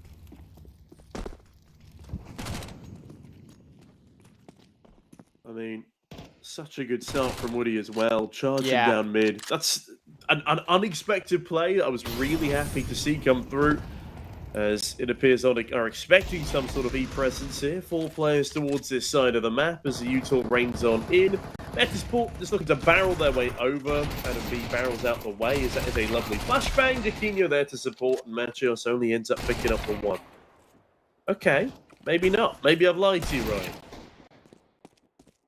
Maybe you have, maybe you haven't. We'll see. CT side trying to bend Metasport all out of shape. A missed Cave's short smoke from Cave is what I was meant to say. They're going to have to now re-smoke it, so 1 less for the post plant, 1 towards long as well. Should give good coverage. I can't even speak now. I'm the one fumbling here. Don't worry, Brandon. You're not the only one. I'm part of the club. HNS gets towards Pillar, sees the scout shots whiz by the Pillar, but he will stay alive. They will find themselves in a nice position. Post plant 2v3. No kit for the CT side either.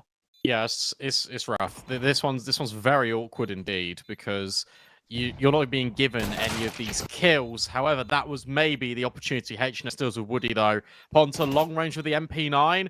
Already been spotted out by Rusty. Know exactly where he is. Great collection. But again, timer, the big limiting factor. Metasport will escape. But probably with not as many members and personnel as they would have hoped for. Nilo will at least get revenge on Ponta. So no rifles saved at all for Odic, and 2 AKs, well, I guess 1 AK, 1 Galil, brought over for this T side. Given that Ancient is becoming an increasingly T-sided affair, especially over in Europe here, I reckon Odic are going to be under pressure early. Those first 2 rounds could have been theirs and probably should have been as well. They had a firm advantage in that pistol coming through. A 5 versus 3 was where we found ourselves planted before Metasport swooped on in. And yeah, now that they've lost the first 2 in a row, likely the third as well, since they're just on pistols, it's going to be a continual uphill battle, but perhaps I've spoken too soon. Woody and Ponta, a headshot apiece on those pesky pistols, but with that shut down, Adam B is a little bit low, but it's still a 3-on-3, and the T should be taking this with relative ease now, especially as, oh my goodness, Desai's found another one. Oh, that's so awkward. Look, you've still got Mario, still got Turtle here, and good utility, because that means that Marios can get in position, but Adam B is considering this. Back through the smoke he goes. You do not want to overcommit this if you're Odic, and I like it. They're worried about B. They're worried about the fact that they could have reset through A main. However, that information will now be gathered back up by Matios. I don't like the fact he's continuing to fight here, but it is giving more time for Turtle to come through A main. Yeah, as I say, this is a really nice setup. And the problem is Metasport takes so long in taking this temple engagement that both of the smokes towards CT and Donut have been dropped. So now they're going to have to basically bare-face plant exposed to somewhere. And Turtle knows this. That's why he's flanked, because he knows if I just wait and hear the plant noise, I'm fine. At the same time, they are going to try and retreat from A main. The retraction in control results in a 1v1. Matios and his Deagle was confident in taking the fight toward Temple. Also wants to take the snipe to CT, but Adam B, great shot, spins the bomb around like a pizza before setting it in. An extra few dollars in his pocket, but Metasport 3 for 3. The Deagle shot actually lands as well. If that was a 1D, that would have been an incredible comeback. A resurgence for Odic that I feel like is sorely needed, at least for confidence sake. But they don't quite slip that one through the net. Instead, they're going to need to do it on the gun round. Woody on the AWP here. The rest of the boys stacked up with a good bit of util. The main concern, probably, that they only have a single defuse kit. But we'll have to wait and see if Metasport can even make it to the site this time. Because if Odic are being as pesky as they are on pistols, surely having rifles to their name speaks volumes as Rusty turns up his volume. Here's the footsteps of 90. Jiggles around because of it, and the double swing comes through. Nice frag from Rusty. Decent damage done to Metasport, but it is going to be the opener for that T side. Odic again playing from the back. Double mollies on shelf. Like, they're really worried about the lack of mid control they've got, and with good reason. I really like this. They're currently splitting here. Turtle's coming up. They're going to fight yet again. Ponta around the corner. Will collect the kill, but it's the man on site that's been dropped instead. That means that Ponta needs to keep fighting forward, and he does exactly that. This is really well handled, but a spanner in the works potentially because Nilo's out A. A. Yeah. Given his tense from present to past. HNS now in the clutch 1 versus 3. Benefit has got his bomb in his pocket. I think the problem is facing into these 3 players was always going to be tricky. Falling at the first hurdle, not ideal. So Odic on the board, and because Metasport try and overcompensate because of a rocky start, they go for a full investment. They get slammed, absolutely demolished. Tech pause before we head into number 5. But that is a bit of a fumble, to be honest with you, because I think we expected a little bit more, maybe. Yeah, I mean, given the circumstances, we were hoping for that little bit more in a gun round from Metasport, but Odic keeping things competitive early doors. We're not having a complete spire, at least. A 12-0 half now off of the board, as it really just has been a tale of 2 maps here. 13-4, 13-2. It's not something you see every day here at CCT, but it's normally quite the opposite. That's our first TriCast tech pause here, boys. I say we sit this one through. Oh yeah, of course. In complete silence. In complete silence. Never mind, we need to restart the feed. So it's on our end, we're calling for a break. We'll see you very, very shortly.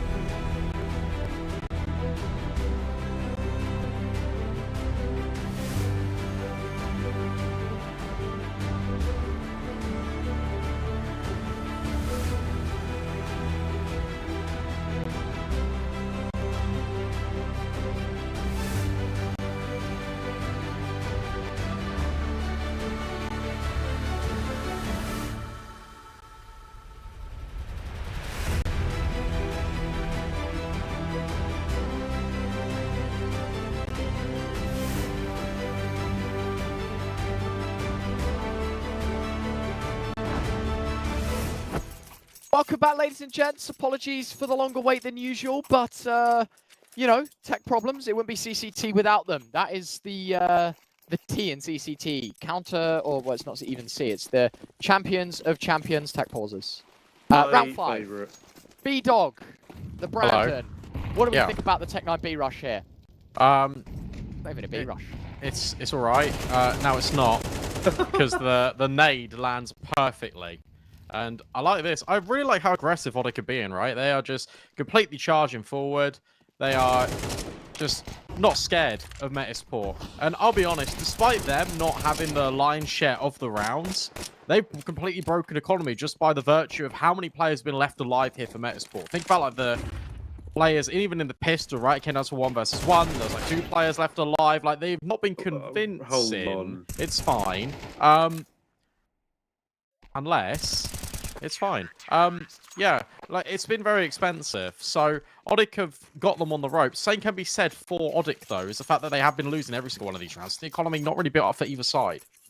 How has Adam B gotten away with 2 Glock headshots there in a 1 versus 5 as he is completely surrounded? That is quite ridiculous that Odic let that many players slip. I mean, Fonts are on $850 now, $350. So if he goes down, could be a little bit expensive. It's a slightly more important round for Odic to be winning here now, as they don't have that economic buffer on all of their players. Metasport in the meantime, they'd love to win it. Jaquinho down on a Deagle in the meantime, as Rusty's nade. It's a good lineup. Woody's got an aggressive down middle, and Woody is currently stuck in between 5 players.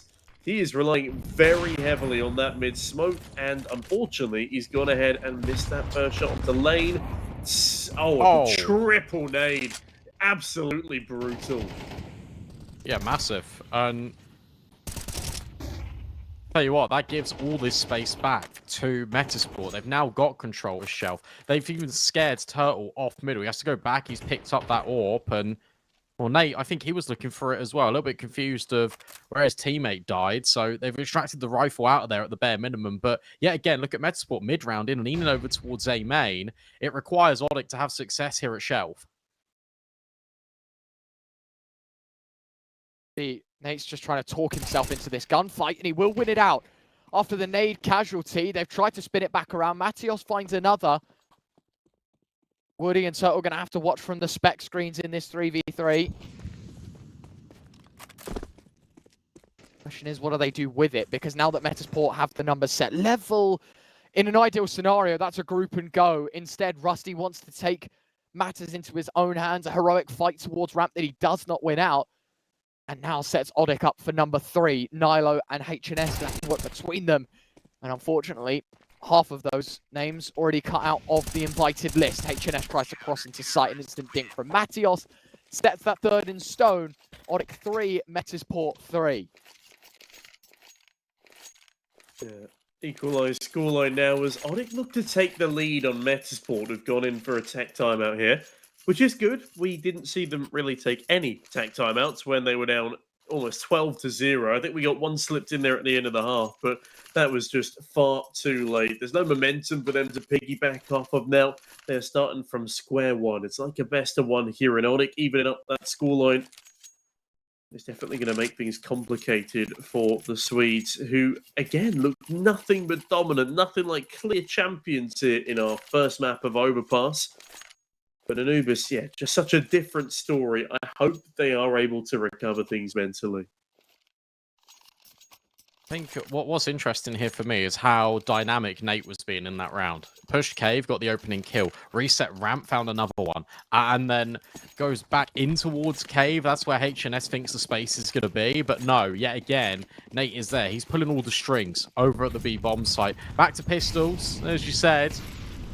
This is looking a little bit awkward now for Metasport. That 30 seconds probably taking us a little bit of a breather, thinking we probably shouldn't have dropped the ball in some of these rounds, and suddenly we find ourselves in equilibrium. Fast play, just kidding. Gets denied yet again by the likes of Matios. Turtle steps in as well from Shelf.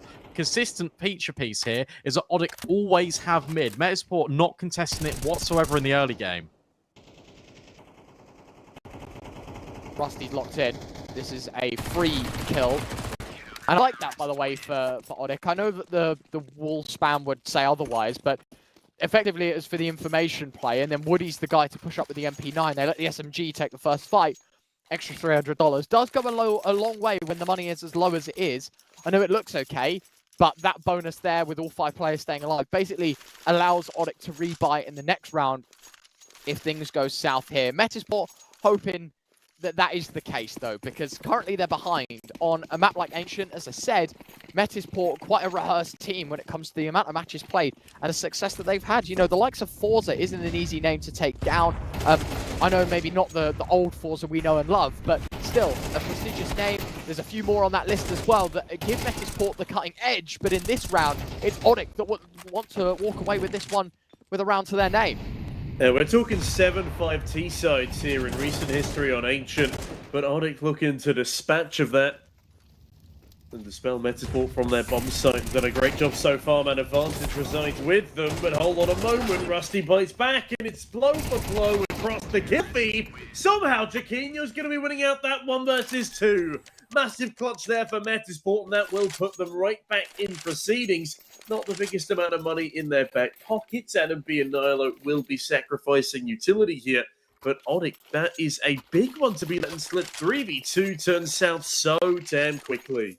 Yeah, the issue with that one is that Odic do a really good job initially at creating chaos. The flashbangs over the top to support and save, bail out teammates' lives were impeccable. But you're right, when it comes to that man advantage, immediately they still stick to the same game plan of we're just going to run it in, we're just going to take the fights to them. That is not how you should be playing that, especially with the smokes obscuring all of the vision. You're allowing a lot of opportunities. Fantastic clutch from Jaquinho, and it keeps Metasport level. Nate wants to give this a go, but mate, you've been doing this like every single round. They know you're there. Molly spreads upwards though. Rusty has to evacuate. Big chunk of damage. Adam B and Rusty both tagged. And I like that. Turtle taking donut presents. Basically throws the flashbang in for Nate to take the fight. Problem is, as you say, Brandon, he's done this every round. He keeps refacing Cave. He keeps wanting to take fights.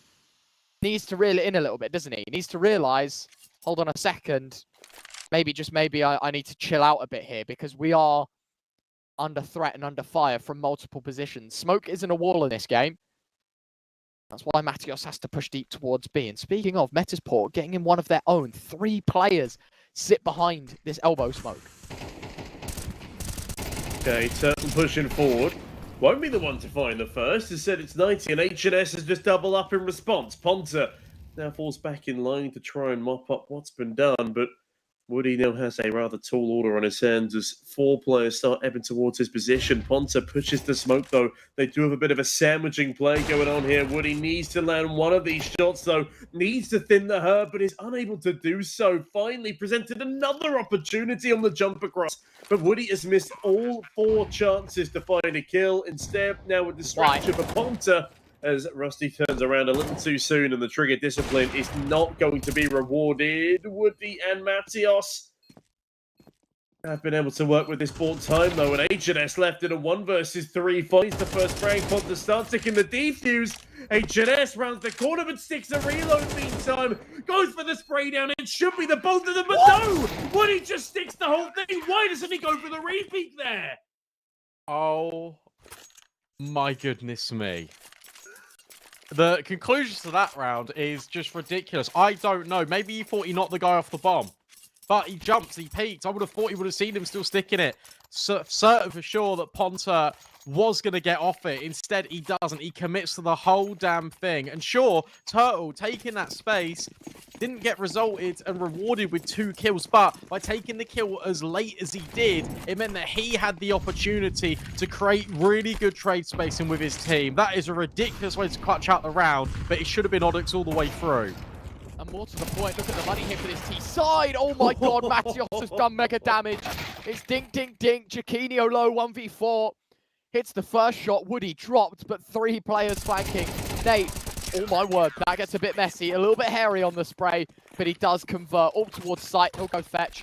2 AKs saved, plus the big green. 6-4. Odic, look, 6 rounds at a bare minimum hit on. At a bare minimum, Odic walk away with half-time draw. It's the right result for the CT side. Yeah, it's a great result for Odic here. As I said, a common scoreline right now is 7-5 to the T side, and that's already been outdone. Also, that was, sorry, what, 6 kills in the space of maybe 1.5 seconds in the kill feed there? A ridiculous previous round, an incredibly fast one, a collateral headshot raining on down. And Metasport, all they can bring into this run as a consequence is a couple of upgraded pistols. They got a couple of nades, but 90 doesn't really give a damn. Coutinho's already dead, and this should be a 7th on the board for Roddick, unless Adam B and the rest of his merry men are able to keep landing shots like that. Turtle in the danger zone here. And Nilo will punish. Okay, so now the space is in towards Red Room. And Woody's going there with an AWP. So things can still get disastrous. Look at this push from Matios. He's just down shelf, but he's completely on his own. Woody misses the mark, but will be able to find him. There is that kill on B shelf coming into fruition. However, you still got Adam B in this 1 versus 2. Can grab the bomb, that's no problem. But now for Oddick, they are playing together, and they are going to go for a retake on middle and then either bomb site. This is well handled. Keep them guessing. That's the plan of action.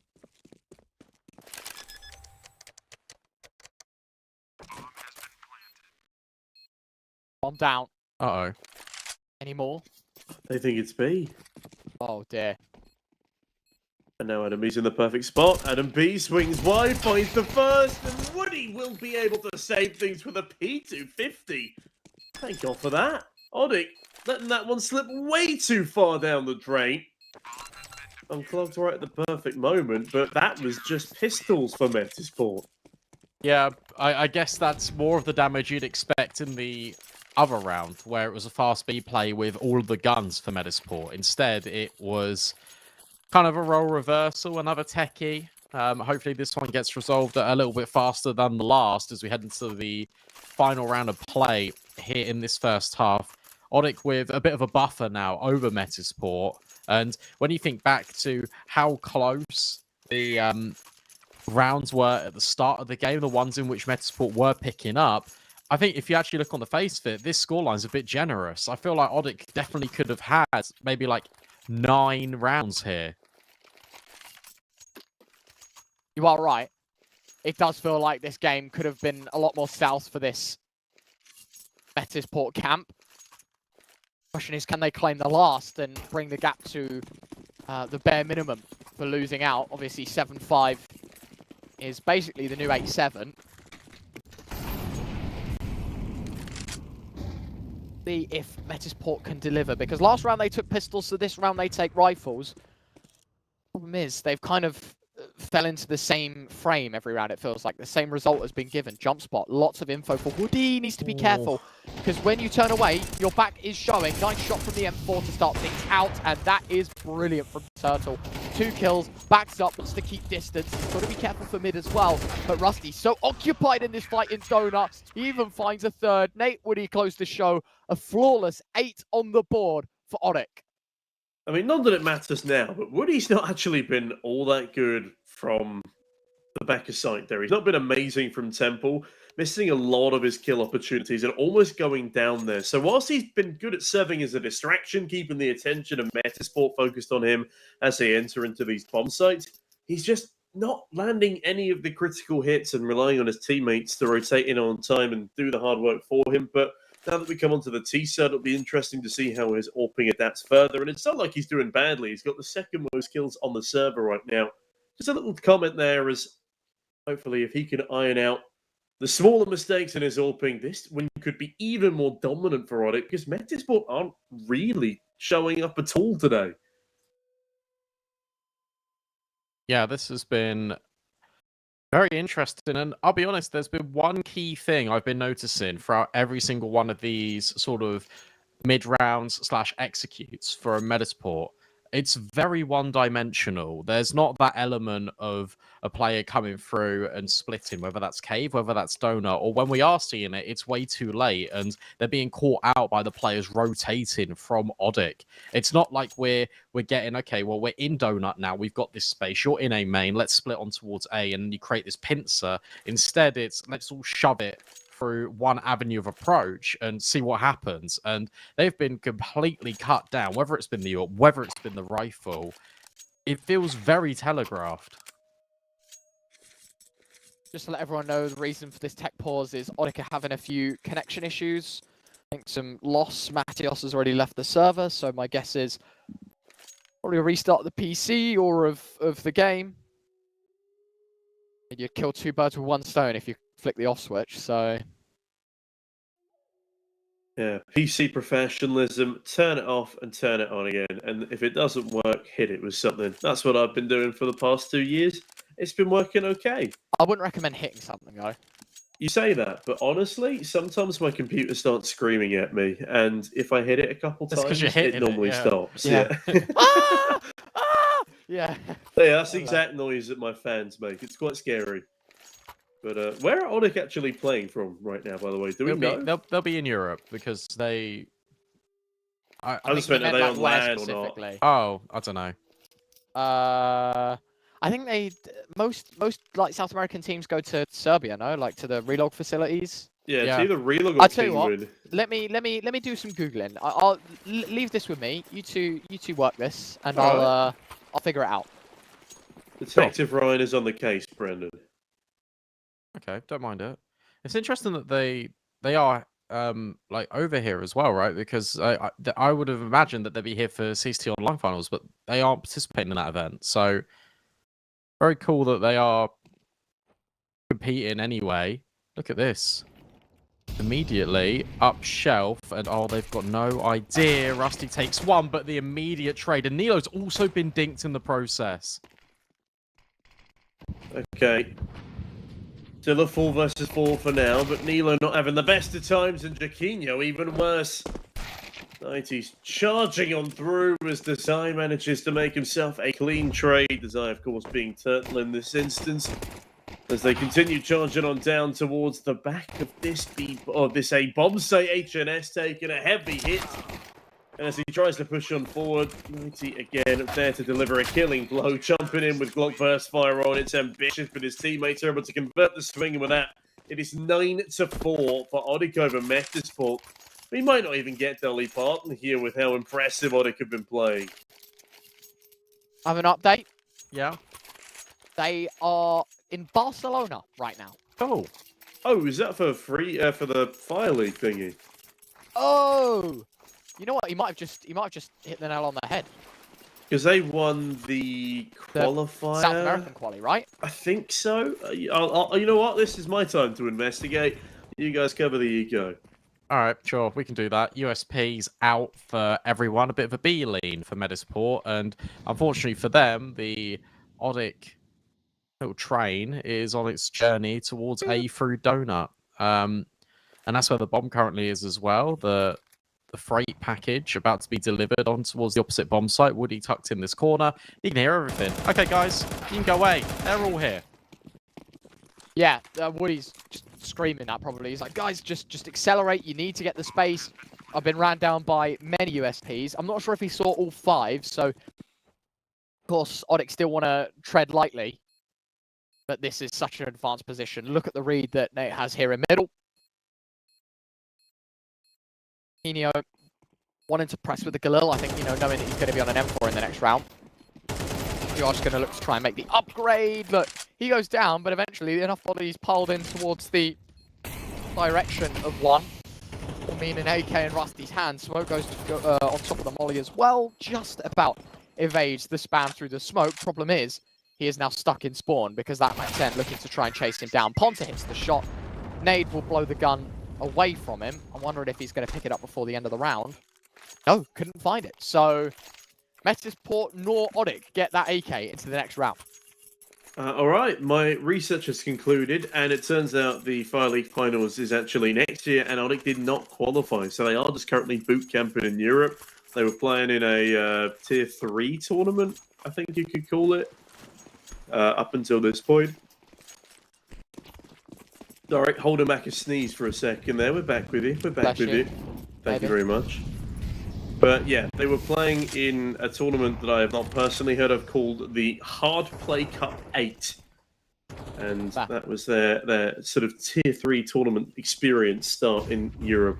And it didn't go great against Entropy. Yeah.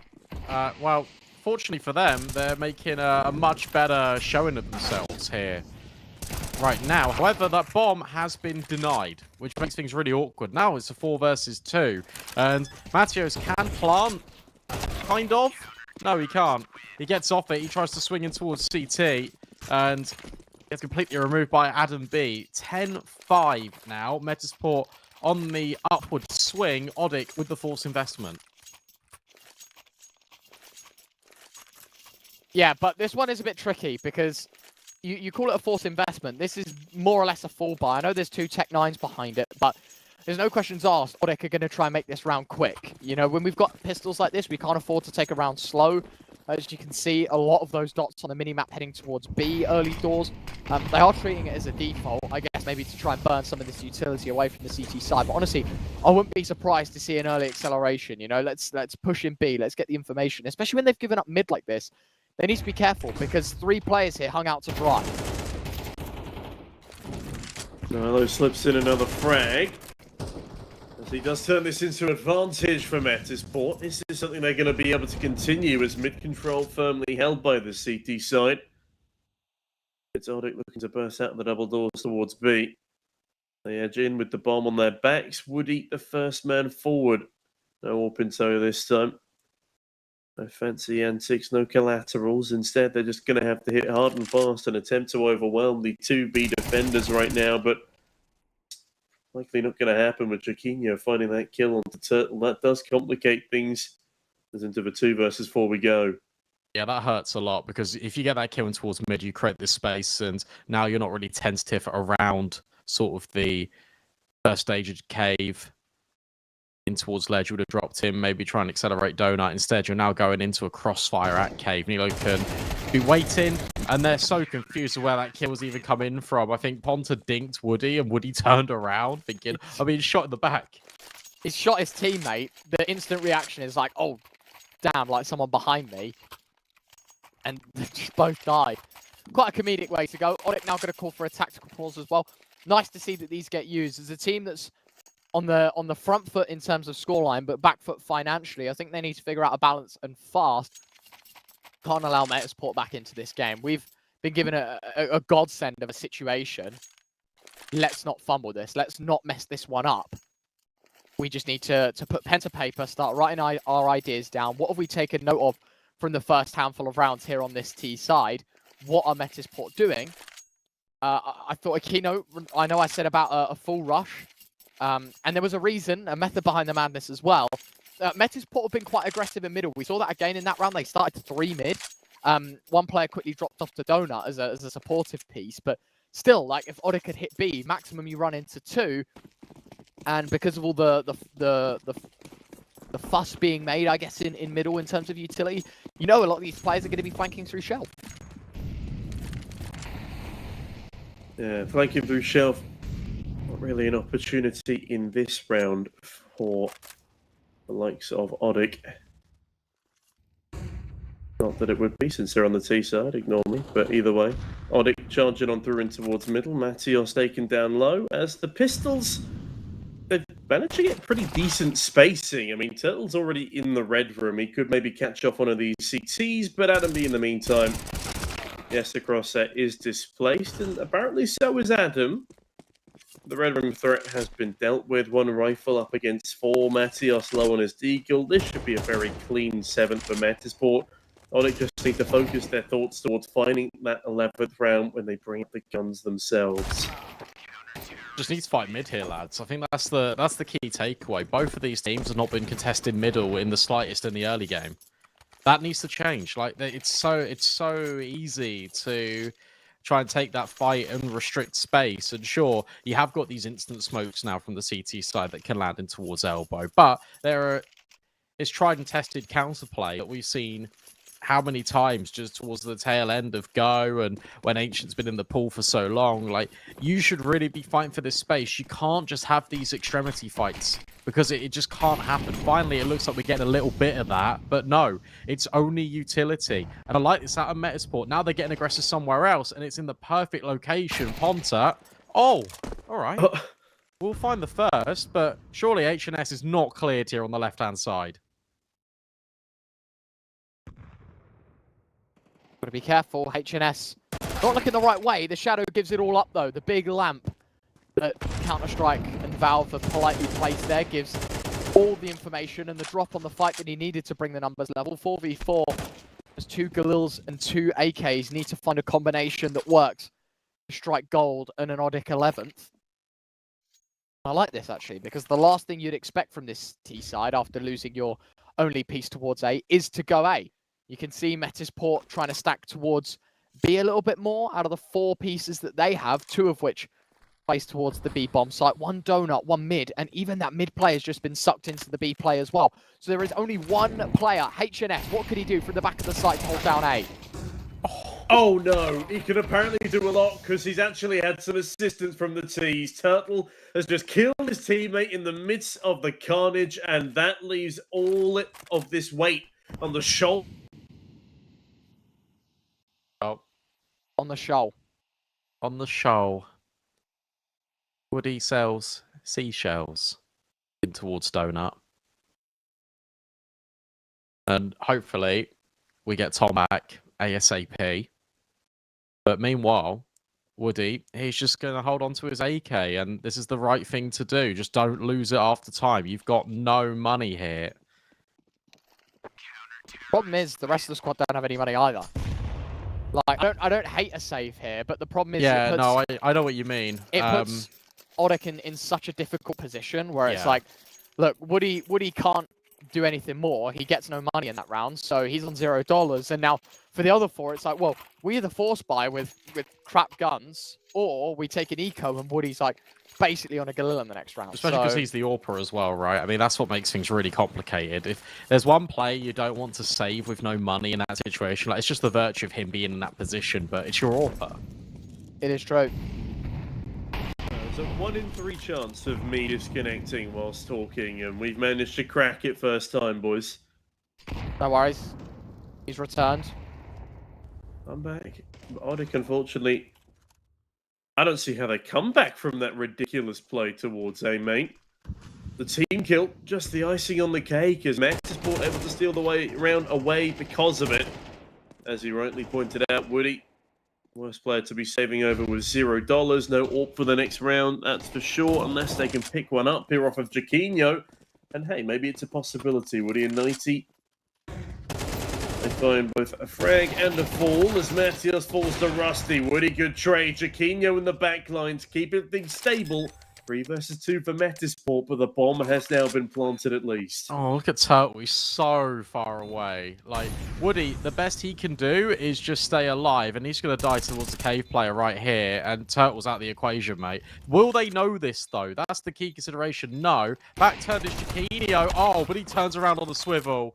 That's really awkward timing there. Turtle will find him, but ultimately, Hexness locks it in. Metisport bring it to win 1 round of Odic.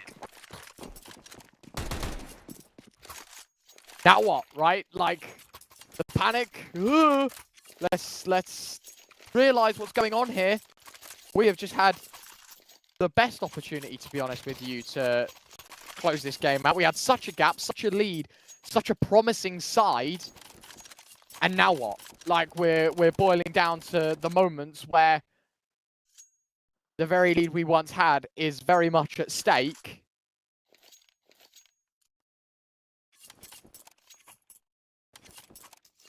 I reckon it goes to 6 overtimes here, Ryan. Yeah. I feel like that's the only appropriate way to end this series.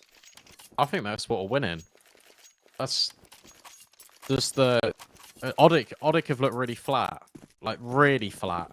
And they've been not really suggesting that they're too much of a threat here, to be honest, on the T side. Metisport look a lot more calm, they look a lot more composed here. Nilo's taking space in towards Shelf, something that was very synonymous with what Odic was trying to achieve. Timing potentially for Elbow. Turtle's found both. Perfect. Again, we talked about the mid control, the lack of it. Finally, there's an altercation. Finally, there's an adjustment. Oh dear. That's better for Odic, but worse for Metisport because you get so far and fall so short. Bomb plant, 4v2. no utility here for this T side, but the problem is Metasport don't want to challenge. They know that this round's locked in. That is a massive loss, because I was going to say, Chiquinho saves his AWP, Anubis saves his M4. The other three have enough money to rebuy, and Chiquinho still has a bank account where he can buy an AWP should things go south the next round as well. Problem is, someone's going to have to give up their money to help that man out, and Chiquinho, he might even survive with the AWP here because he's getting hunted. Does find one. Ponzo wants to take the fight. He's very smart about this, though. He knows that Chiquinho might just be in Temple. Another collected. This AWP keeps on giving. And I mentioned that Adam B's the one at fault for dying, but now the burden on Odic, because they have just lost 3 players more than they needed to. Yeah, that's actually massive for the economy. As that gives them very little buffer to work with on this T side. In fact, they might not even be able to afford full util on some of these players, as they just can't seem to shut the AWP down. A fruitless endeavor, and they could afford a reinvestment anyway. I don't know, a lot of risks were taken there for very, very minimal reward. As I think they do still sit 2 rounds ahead. They are still looking comfortable against Metasport, but we can't have any more of that now. We need to start building up, not knocking each other down. Something that Turtle is all too familiar with. That team guild probably still haunting him. This is much better, though, out of Odic. Like, the design in these rounds, they're gaining a lot more space without really using too much utility, and that's something that is very limited here in this one. HNS on the angle. Woody misses the mark. Now Chiquinho, we saw Woody and how ineffective he was at A main. This time, Chiquinho putting on a clinic, showing an example to Woody about how it's done. 3 kills instantaneously, no trade potential. That's the bomb dropped, and that is a round surely going in Metasport's favor.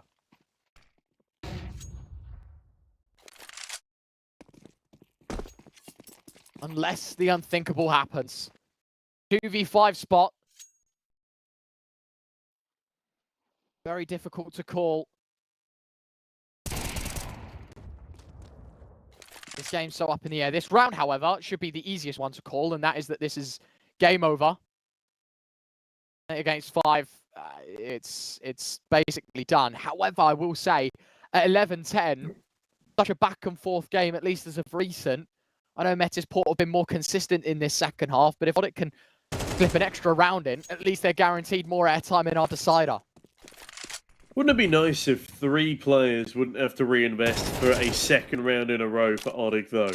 It's almost like they probably shouldn't have invested so heavily into hunting down Chiquinho, because he survives, and in the second round, he follows up with another multi-kill, but this time all impact frags rather than just the save. He is also performing so much better than Woody did in that position at all in the first half. He's finding so much impact every time Odic walks over in that direction.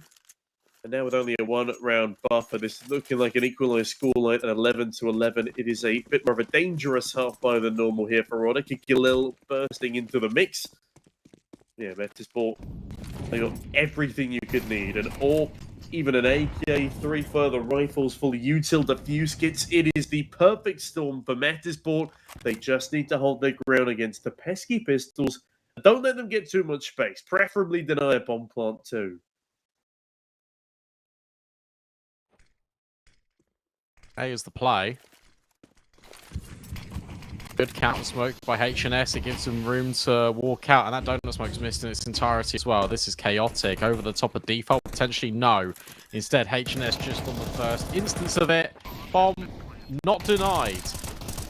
And it still should be okay. However, these smokes are actually creating a very decent wall here, and the Tech-9's just found another kill. Hang on a second, it's a 3 versus 3. Chiquinho's missed a shot by the big box. Oh, wow.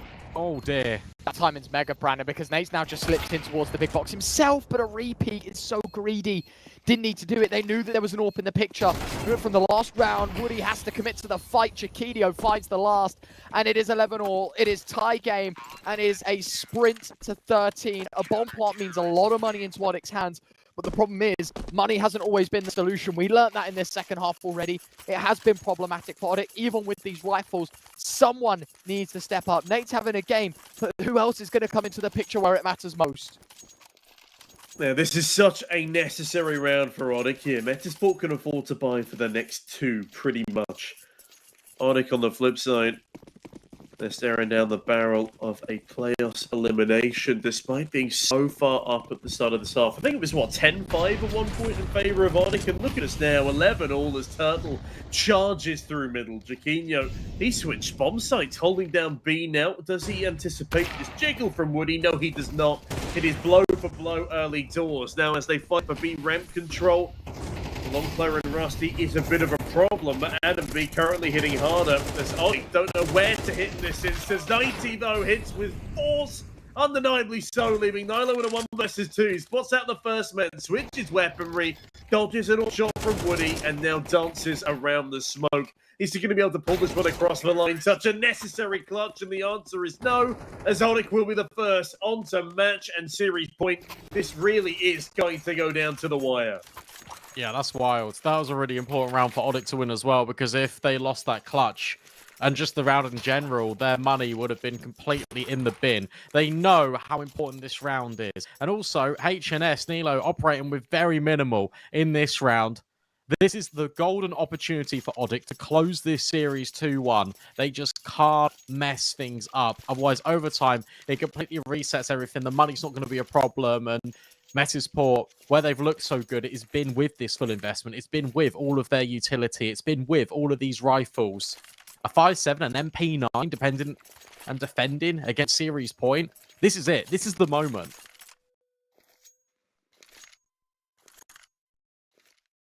Do or die. That's the statement for Metasport. 157, 1 MP9, 2 M4s, and an AWP. And there is a glaring issue behind this buy, and that is that the CT side sit kitless. So, more or less, defend the sites with your life, or a very grueling retake will come on in. And Onic already advantaged in that front seat when it comes to the post plant. 1 minute and 40 to separate these two teams. An early start that finds 4 towards B. Yeah, they've gone for a bit of a gamble here as Adam B plant. An angle often going unchecked. What a shot. In the meantime, you're right, Turtle delivers a fantastic blow, but Adam B keeps himself alive. He does go unchecked. The swing not quite fast enough towards Cave, and with that, Adam B upgrades to an AK. Look at Turtle. Look at Turtle right now. He's through God, CT. he's at CT. He's already there. They're not going to know about this, and he strikes. Nilo's dead already. Now they have to deal with Long, but that allows the space for Onic to come up immediately. Adam B is still in cave. No! Bomb denied. Oh, no. It's a jump spot over the smoke. A massive gaps giving Rusty and Adam B a chance. Woody looks to take it all on his own. 1v3. Nails the first with the Tech 9. 2 more to go. Goes pushing in, but Adam B wants more. It's OT here in our third map. Well, I cannot say I expected it, given the buy coming into this round for Metasport, and the fact the flank for Turtle was so damn good. That was a 5 versus 3, but Metasport, they still cling on. We're still going to be here. And as overtime number 1 comes into play, that is going to be a sore blow to Onic. Metasport might just be able to piggyback off the back of that momentum. Again, Onic, no, they should have been walking away with that final round. It should have been 13-11, a 2-1 to them. A great success in their European campaign, but they're going to have to prove themselves all over again. And this time, Metasport have been given a full bite to do it with. Unbelievable. And Woody finds Rusty to open things up.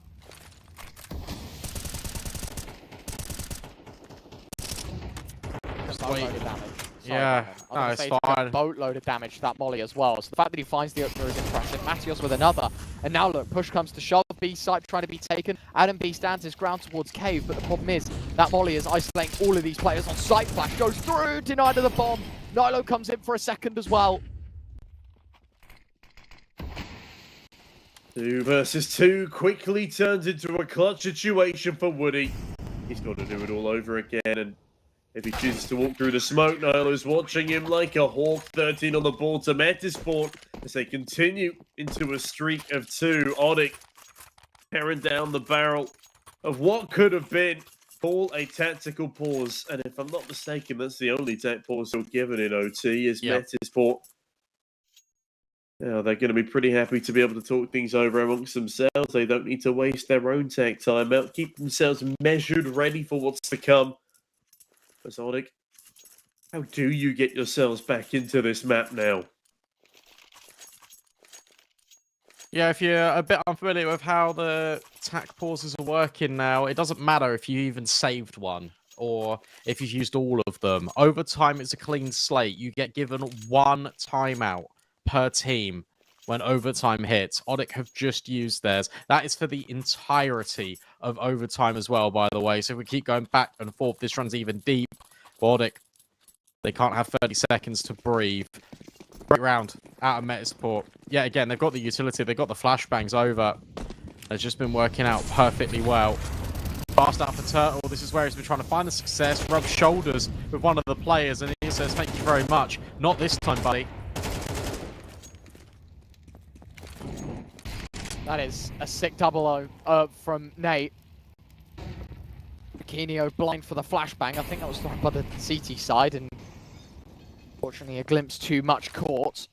Smoke goes towards short as well, flashing towards site. Odic wanting to barrel into the site and take this space. Nade tossed into the smoke. Rusty wants to peek through it. He will get a chance and he will deliver only for one. The numbers game falls further in favor of Odic as Woody finds HNS. It is all on Chiquinho. Leg spotted, knows that that bomb's being planted towards default, locking in the angle, but the longer he spends here, the less time he'll have on defusing that bomb. Yeah, Woody peering on in now as well, holding down this angle as there's nothing Chiquinho can really do. He needs to start activating now. I'm surprised 90's not caught him on the jiggle, but as Woody does ebb his way across, this should be a free target at the very least. Chiquinho only good for the single. Woody straight back in on the strafe, and that's 13 on the board to Odic. We have ourselves another equalised scoreline in overtime. Still no clear winner pulling ahead just yet. He's going to be feeling so frustrated there. Just peek. I know you planted. Peek. No, they don't give you that. And it's amazing how much prioritization is being thrown on towards B by Odic. Like, they are waiting and implying so much pressure here. We've seen their A hits, and they've kind of been working out, but they love B. They think B is where they're going to get the most amount of purchase, and with the Molotovs missing a lot, with the nades not doing as much damage, they're in. They've got full shelf control. Turtle is still fighting in towards mid. Really needs to be careful. He just doesn't lose his life here again. Oh. Okay. Great start for Woody in his AWP. Yeah, again. I feel like he's been pretty quiet in regulation when it comes to the T side and the AWP. Don't know about you guys, but yeah, definitely. Here in OT, stepping up massively. That's 2 opening kills now with his AWP. And a 5v4 that is untraded by Metisport. Turtle takes a lot of damage, but it's a big read on what's happening towards A right now. You know, he's got a bit of info towards mid. B, as you say, the Sanctuary, I feel like, for Odic and their attacking side. I will say one thing, though, and that is that this over-rotation for Metisport is a clear indicator that they know B is loved by this Odic side. And I'm wondering, do they chop and change? Do they want to head towards Donut, run through mid, try and catch this opposing side by surprise?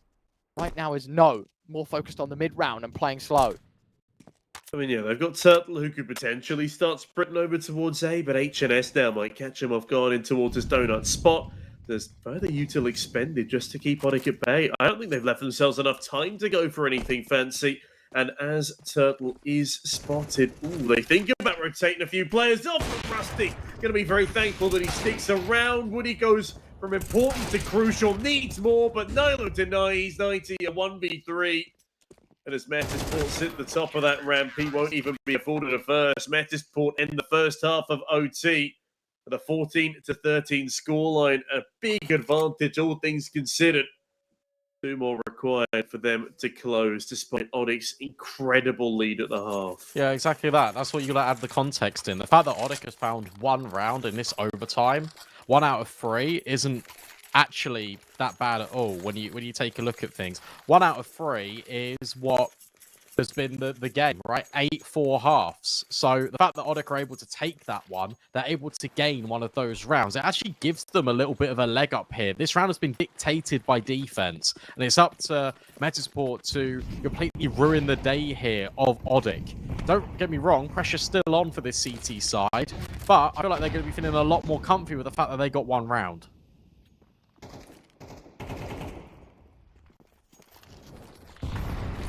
Metisport advantage. Don't want to throw it away, but that molly.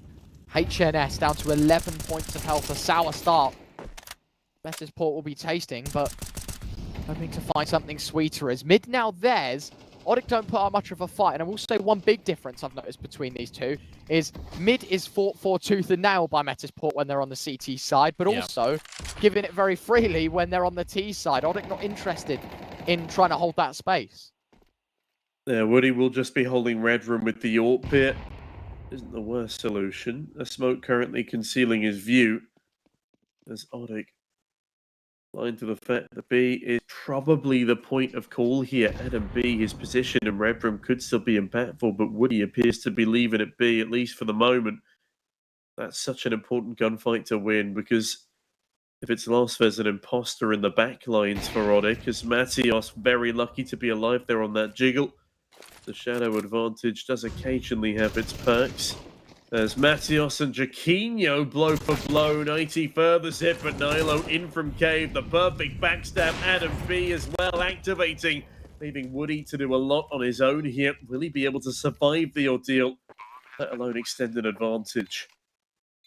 Flashbang's so good here. Yeah, he's completely locked off. Turtle, he's always been that player out towards Donut, out towards CT. Whilst he will find one, Nilo steps in. And there we go. Series point now acquired. And Odic need to win back-to-back rounds here. Otherwise, they get eliminated and Metasport progress.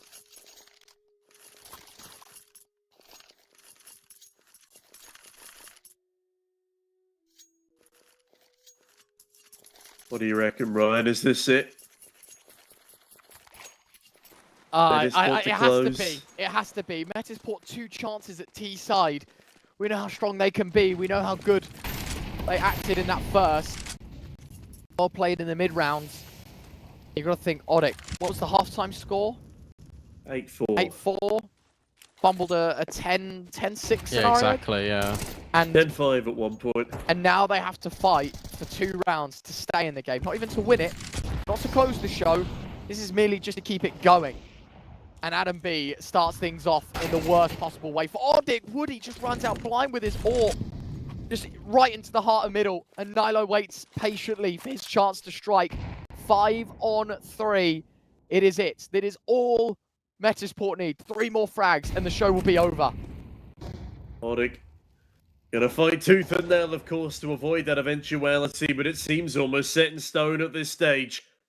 They've got Turtle retreating into a shell here, playing a very passive line in the back of the B bomb site as Ponta. He might be getting lucky, excuse me, in middle here. But Nilo decapitates him. A very easy dispatch. Turtle blinded up, goes for a swing. Matios in a 1 versus 5, and I think we already know how this one's going to go. Metasport, it took them a little bit longer than I'm sure people expected after map 1, but they will be able to close on out in OT in our third. 16-13, I asked for a closer game, and we will be delivered one.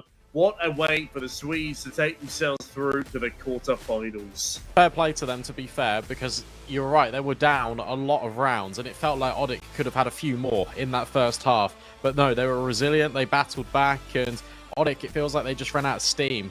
And biggest point that Ryan mentioned, they didn't really fight for middle. It gave them so much space, Metasport, to work with. And they're the worthy winners after blowout maps back to back. Suddenly, we're here again, and overtime for map 3, which is something I would never have thought coming into that, based on how it was 13-2, 13-4. No, and to be honest, gents, you know, we clowned about how quick the first 2 maps were and how ahead of schedule we were.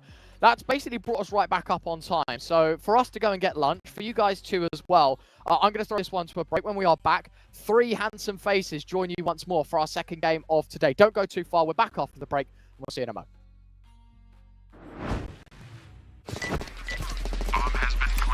I have a very complicated job, but I love simple things so much. One move, one push.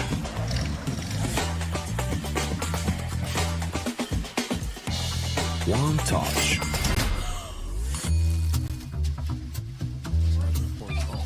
One love. One click.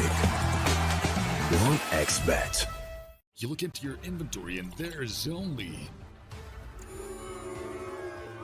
It's time to forget about this garbage. Here you will find everything to play with really cool skins. Open top cases. Upgrade dropped skins and turn your junk into a cool gun using the contract system. Every day, thousands of people upgrade their inventory with us. Hellcase.com. Look at yourself in a new way. Watch the matches with Vo3.gg, the official stats partner of CCT. Check out AI-powered predictions in live matches. Get access to live scoreboards packed with in-depth weapons and grenade statistics. Check out round maps in the match results. Extend your game vision with Vo3.gg.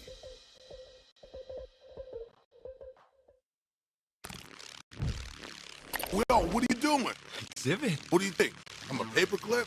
It's Mr. X to the Z. You need to quit browsing like a lame and get Opera GX. Cause with GX mods, you can pimp your motherfucking browser. All you gotta do is click here, select the mod, and boom! New look, new sounds, new everything. It's not easy being a legend. Oh shit, not again. Change the mod now. Download Opera GX.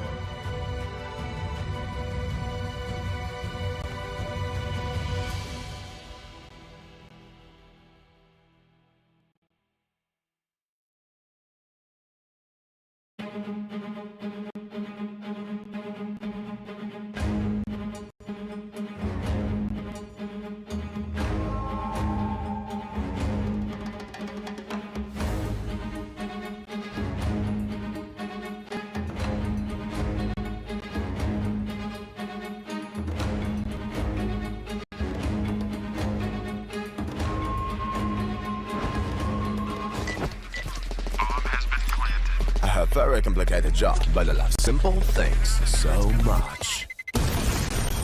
One move, one push.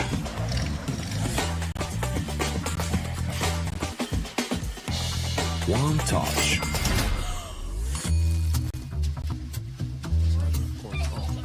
One love. One click. One X-bet. Trying to get the skin of your dream for a long time but can't get it in any way? On our website you have a unique opportunity to get your favorite knife.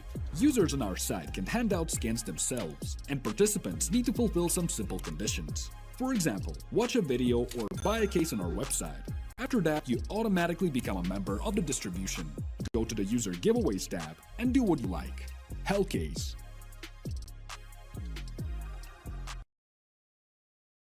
Watch the matches with BO3.GG, the official stats partner of CCT. Check out AI-powered predictions in live matches. Get access to live scoreboards packed with in-depth weapons and grenade statistics. Check out round maps in the match results. Extend your game vision with BO3.GG.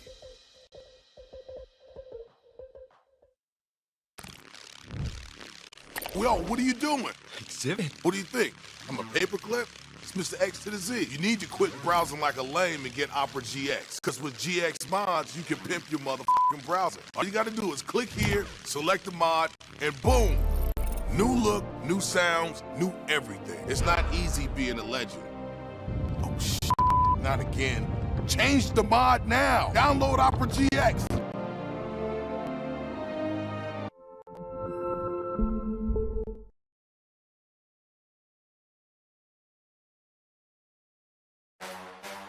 The champion of champions. Welcome back, ladies and gents, to another episode of the CCT podcast. We've got a ton to talk about, man. There's just so much action. It feels like it's never ending. Hey guys, we have another interview for you today. Very special guest, Speedy. First, a funny thing, they also call me Grandpa in my team because I'm so old. And What are your general thoughts on what might come for the next couple of months of CS2?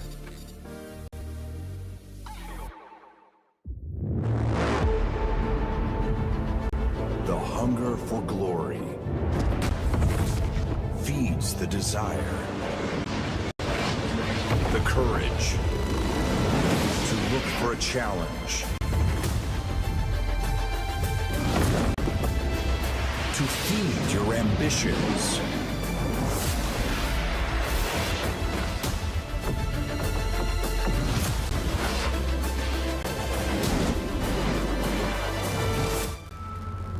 To reach for greatness. To become the champion of champions.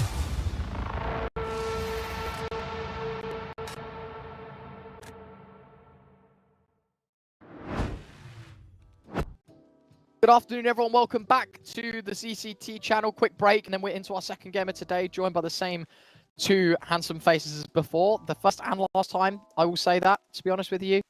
Just the handsome bit, of course, not the two people. No, I'm joking.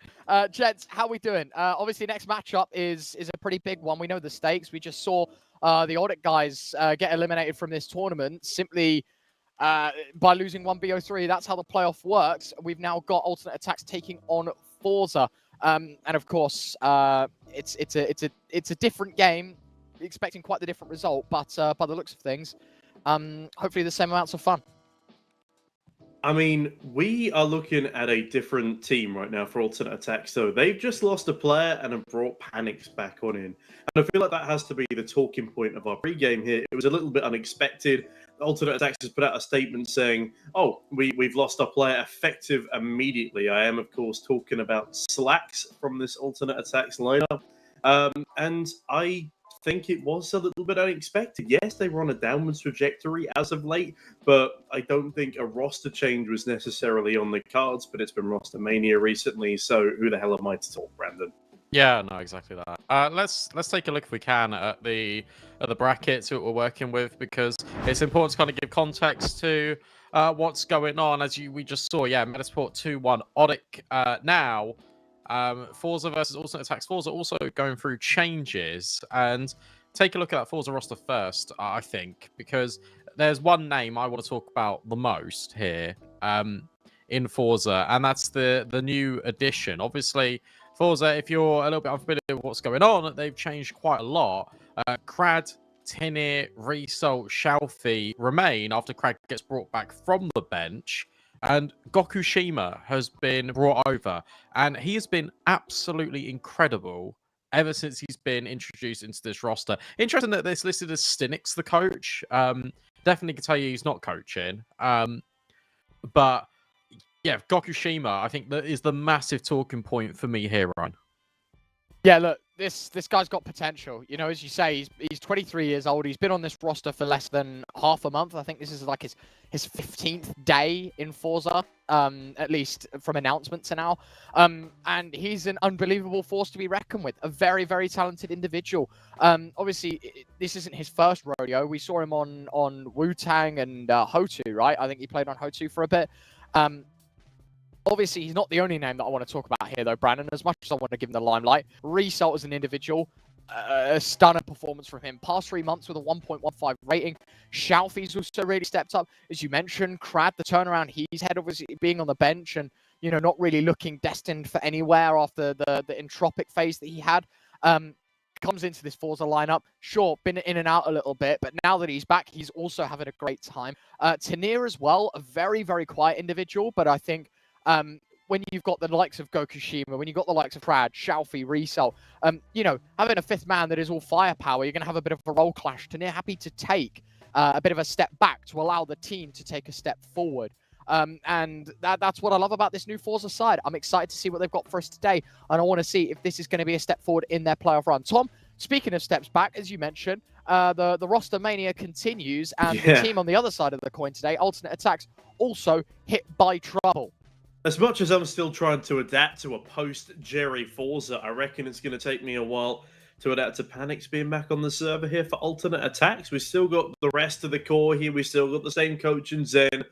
But yeah, the dynamic duo of Slacks and Spitty has been split in two. One sent off to the Shadow Realm. Forgive me, I cannot remember where Slacks is now posting M80. Up, but oh, yes. How could I forget? One of the craziest roster moves that I did not see coming. I thought M80 would go for someone like OC so they could keep that North American core. But, you know, that just shows how much I know about the scene at the moment. Panic's coming on in. Probably was a bit of a last-minute Panic decision for Alternate Attacks. As I don't quite know how long that M80 move has been in the works for. It can't have been that long at all. Either way, this traditionally German side looking to continue their roots, looking to continue putting up good performance, and I'd say mend what has been a recent downturn, because they went from being sort of the best Overpass team in Tier 2 at the end of CSGO. They went from playing 30 of every map per month, which is something they're still doing, but the difference is at the end of Go, they were looking like they were almost competing for a Tier 1.5 spot. Now they're struggling to stay out of dipping their toes in Tier 3. Give me the veto. That's what I want to see. Ancient picked by Forza, Inferno picked by Alternate Attacks, Anubis decided. I can confirm that is correct. That is the veto. Yeah, Himet got fired after the last game. So he didn't. But I think, look, Inferno, good pick for Alternate Attacks here, punishing Forza. Forza have been struggling to win at Inferno. But I'll be honest, same can be said with Alternate Attacks on Ancient. They've been really hit and miss with it. And the fact that we've got so many of these roster changes, the fact that we're getting a lot of turbulence in the air between both of these teams, I think this is now the perfect time for them to play. In terms of where this goes and how far we run, I think we are looking at all three again. Wow, bold statement. I'll tell you what, we'll run down the list then. Brandon, hit me with a score prediction. If you reckon we're going all three, I think you obviously think 2-1. Yeah, Force take Ancient, Alternate Attacks take Inferno, Anubis goes the way of Forza. All right, Tom, what do you think? I mean, it's a sticky one. I reckon Forza probably have this in the bag, though. I reckon, yeah, definitely a 2-1. If Inferno doesn't go to alternate attacks, I'd be very surprised. I do think the most likely team to 2-0 would be alternate attacks because they played 21 Ancients in the past 3 months. Yes, they've got a new roster composition, but you can't, overestimate, or excuse me, you can't underestimate the fact that they have played 21 Ancients and 23 Infernos. It's just so much more reps on everything than Forza. Yeah, I reckon Forza could still win. If there was to be a 2-0, it would be the Germans. Boys, call me an idiot, but I'm gonna chop and change from the both of you. I'm gonna say 2-0 Forza. I think this is this is one of those games that you are right. Like statistically, should go 3 maps, but I'm valuing this change for alternate attacks as a big one because you've got to understand Slacks. Obviously the AWPer of this side, but also my guess would be, obviously it's not confirmed, would be a voice, and I'm not talking about the leadership role, but with the amount of experience that man has, I wouldn't be surprised if he just sat silent the whole time, and didn't chip in with his input and things like that. Obviously, Panic's back in is a suitable replacement, in my opinion, because, again, someone that is quite young, but obviously played on alternate attacks twice beforehand, played on that into the bin roster for a bit, switched to Sangal, played for Big Academy and Kawana as well in his career. Look, he's got experience as well, but personally, I think for me, Slacks is a big figure on this alternate attack side to be losing in terms of team structure, and I don't know how alternate attacks are going to be able to handle the heat, right? You've got to think their last game against Aurora that they played, to be fair, they did win it 2-1, but you look at that result, and realistically, it could have been Aurora 2-0. So I don't know, really. I look at the game beforehand as well, and it's, again, playing with Panics. He was the only guy to go positive. And I feel like, for me, if we're talking about this roster that Panics turns up and everyone else delivers, yeah, absolutely, 3 maps. And you know what? I think we can all agree there is a world in which alternate attacks could take this series. But for my hunch, for my dollars at least, I think the safer bet is Forza. And quite honestly, if they can perform as well as we know they can, as Brandon was saying, the likes of Gokushima turning up, the likes of Result delivering as per, Crad also stepping in, and everyone else filling those gaps and making Forza who they are, I genuinely just see this done in 2. All right. Yeah, I mean, look, there's every world, to be honest. But I think with that being said, guys, as you can see, game's gone back on our faces. Game slightly delayed, so we will throw to a break. When we come back, it will be that first map, and we can put all the speculation to rest. Forza, alternate attacks coming up just after this.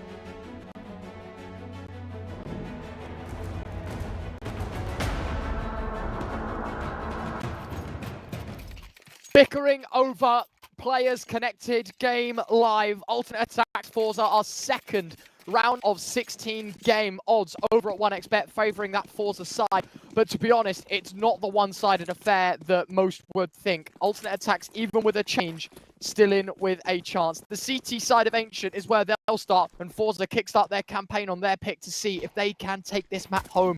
We were saying that if all goes to plan, we should be seeing a third. Let's see if Alternate Attacks have any tricks up their sleeves. Sleeves, that one. Albits is what I'm sure we're going for. You know, a bit of Golem into the mix as Crad and Gokushima are going to interrupt that trail of thought. 5 versus 3 for the likes of the T side. Let's go Kushima, holding off Orzek's swing, lands a lovely headshot to send him backing, panics and Spitty. Not much I can really do here. No defuse kit present, no space towards the bomb site. Even Panics does at least get away with a nice dual Beretta, one tap onto Result.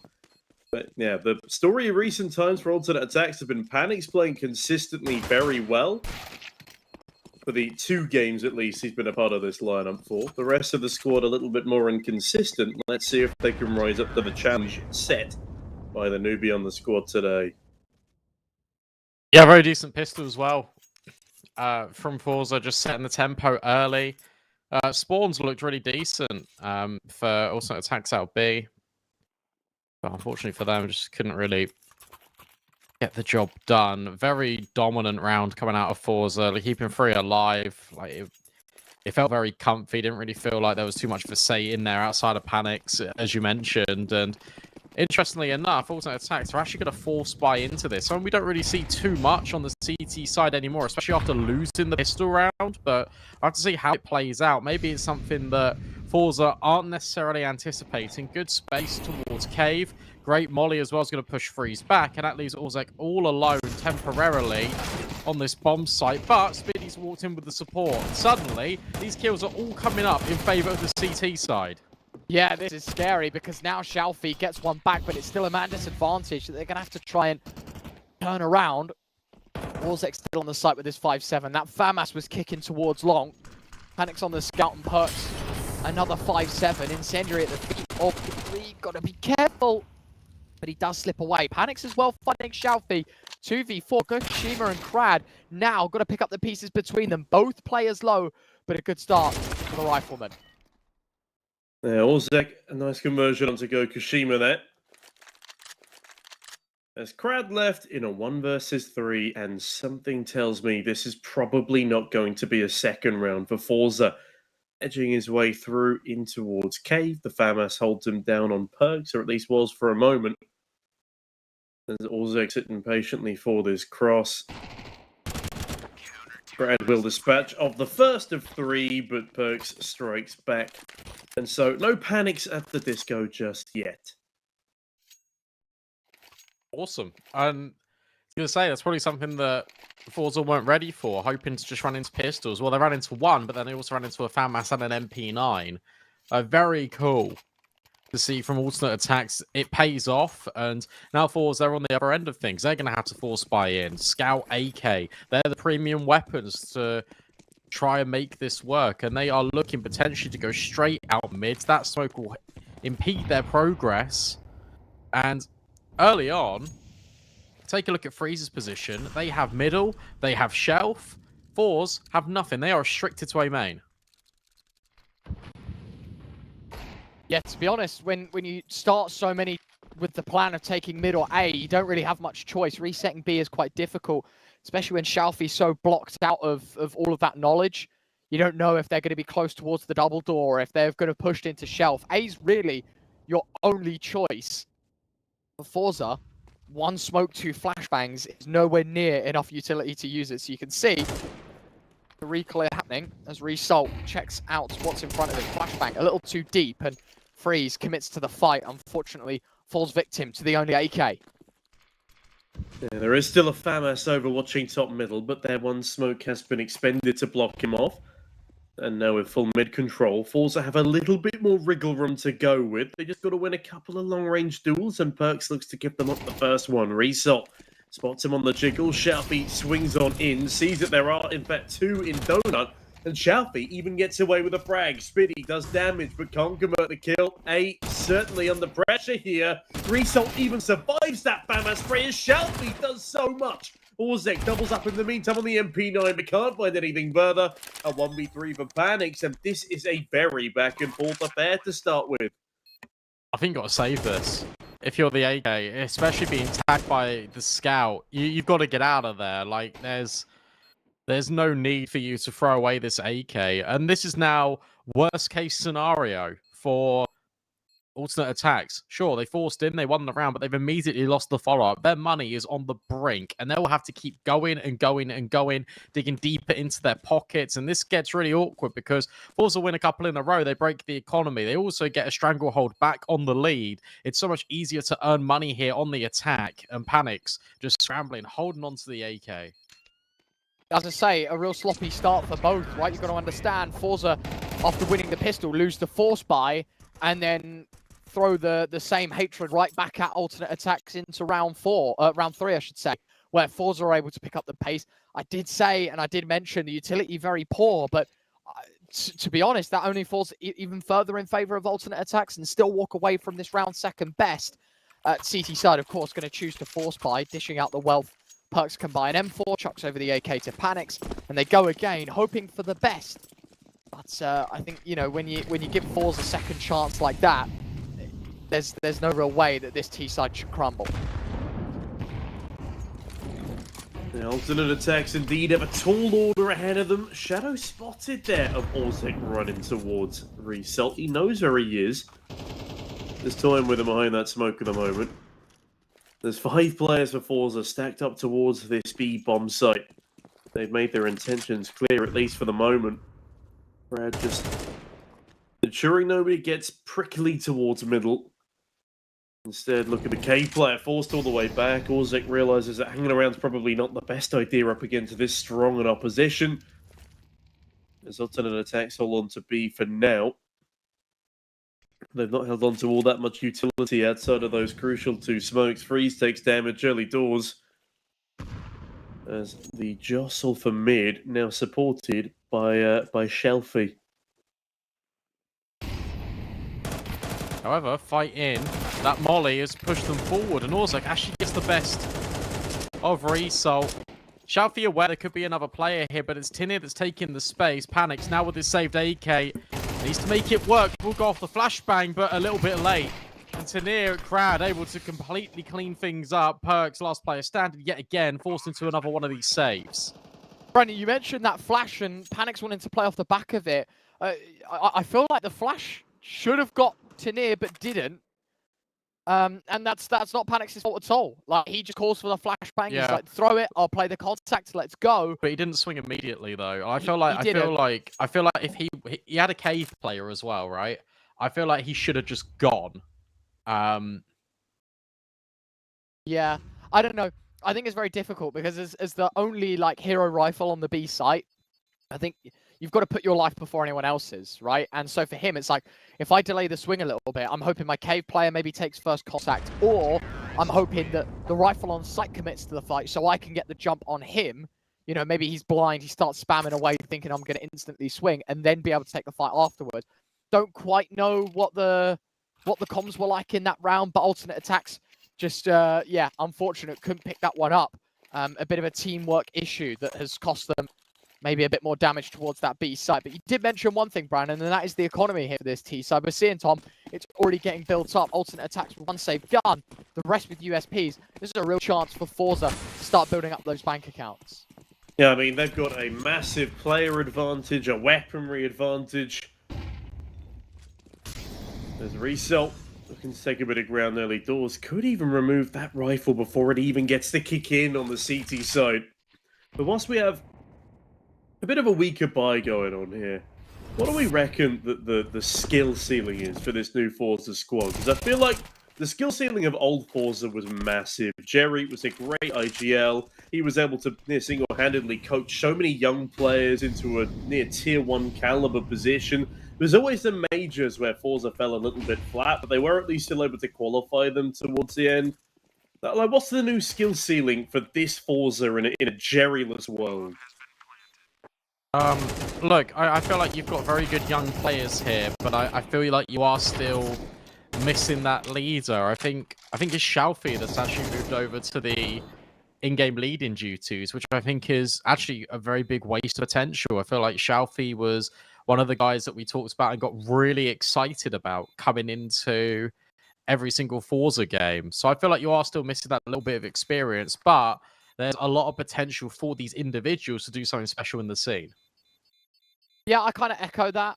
I will say one thing for me, and this is probably pretty outrageous for me to say, but this kind of reminds me of like a CIS endpoint as such, right? Where like we've got talent, we can prove it, but the problem is as Brandon says, like a lack of experience. I know maybe endpoint have Max and Cyril in that sense as well, but it's like we don't actually have, in my opinion, like right now, if you ask me where I see this 5, I see them possibly getting to the heights that Entropic did sort of in 21, right? And being like this really strong tier 2 team that, you know, is kind of like the modern day 9, where they can push for tier 1 events and push for glory. But the problem is for me, I just don't see them being able to take the leap all the way up. It's a good start from Crad in this round.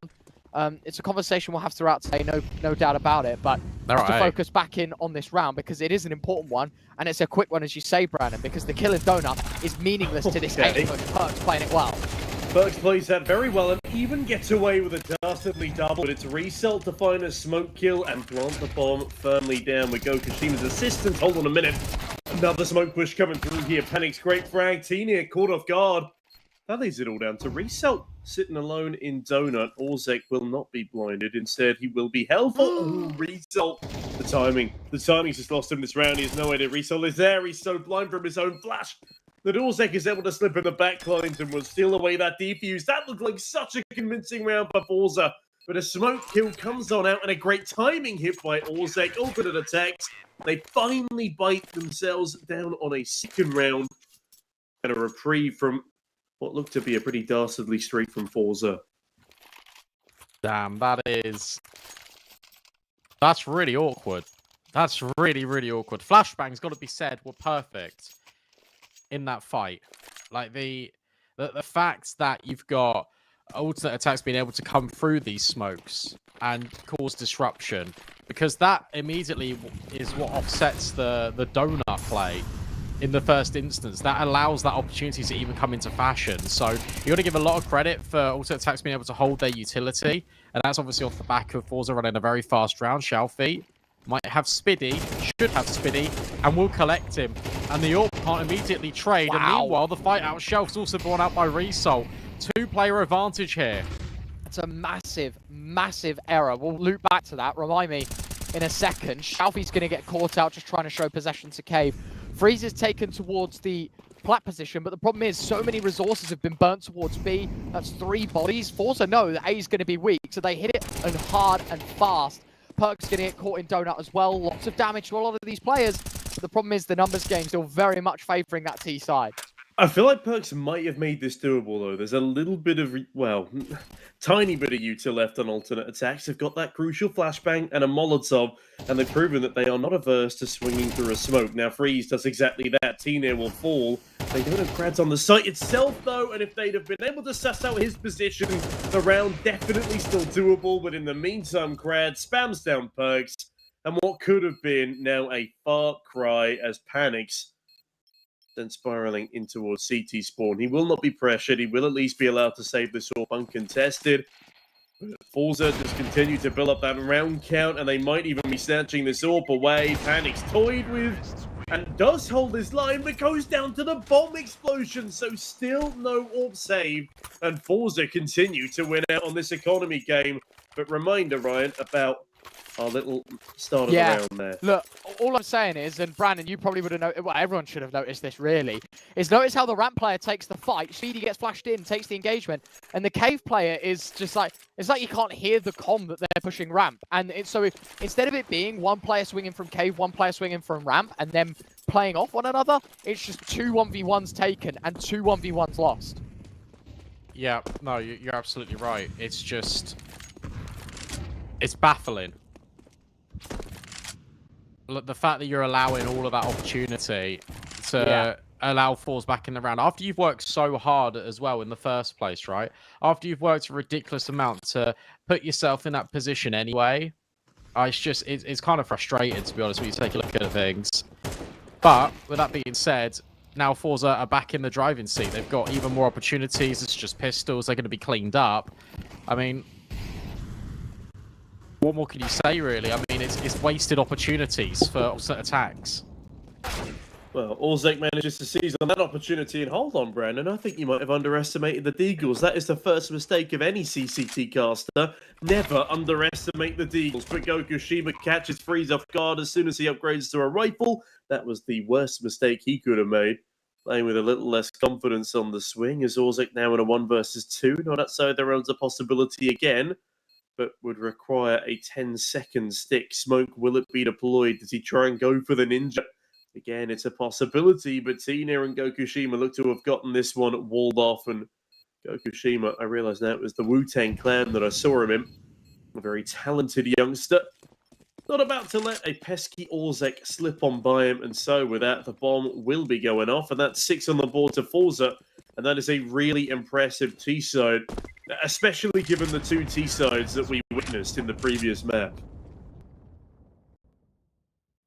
Yeah, exactly that. It has been impressive just watching this team, and the fact that Forza, it always feels like they've got a lot of control in the map. It always feels like alternate attacks are fighting on the back foot in that regard, and that needs to change here. Whether it's just earlier control being taken in towards middle, or it's an additional player there as well, right? I feel like that's another consideration. The fact that Forza are dictating the tempo of this fight in towards middle, especially with Crad at the helm, it is worrying for this team. Look at him now on the minimap. He's ready to go through these smokes again. Forza have been conditioned in A. At any moment, they can swap to B. That's the peak that I wanted to see from Orzek. Speedy's here to join, so maybe they are going to try and run this B pincer once more, but a Molotov leaves Orzek at a change for a chance to fight. Speedy has to back away as well. He seems really keen on taking this ramp fight. I don't quite agree with it. Crad walks out middle, blast free straight in the head. Orzek going to find Shalfeast. That molly fades and he gets his swing.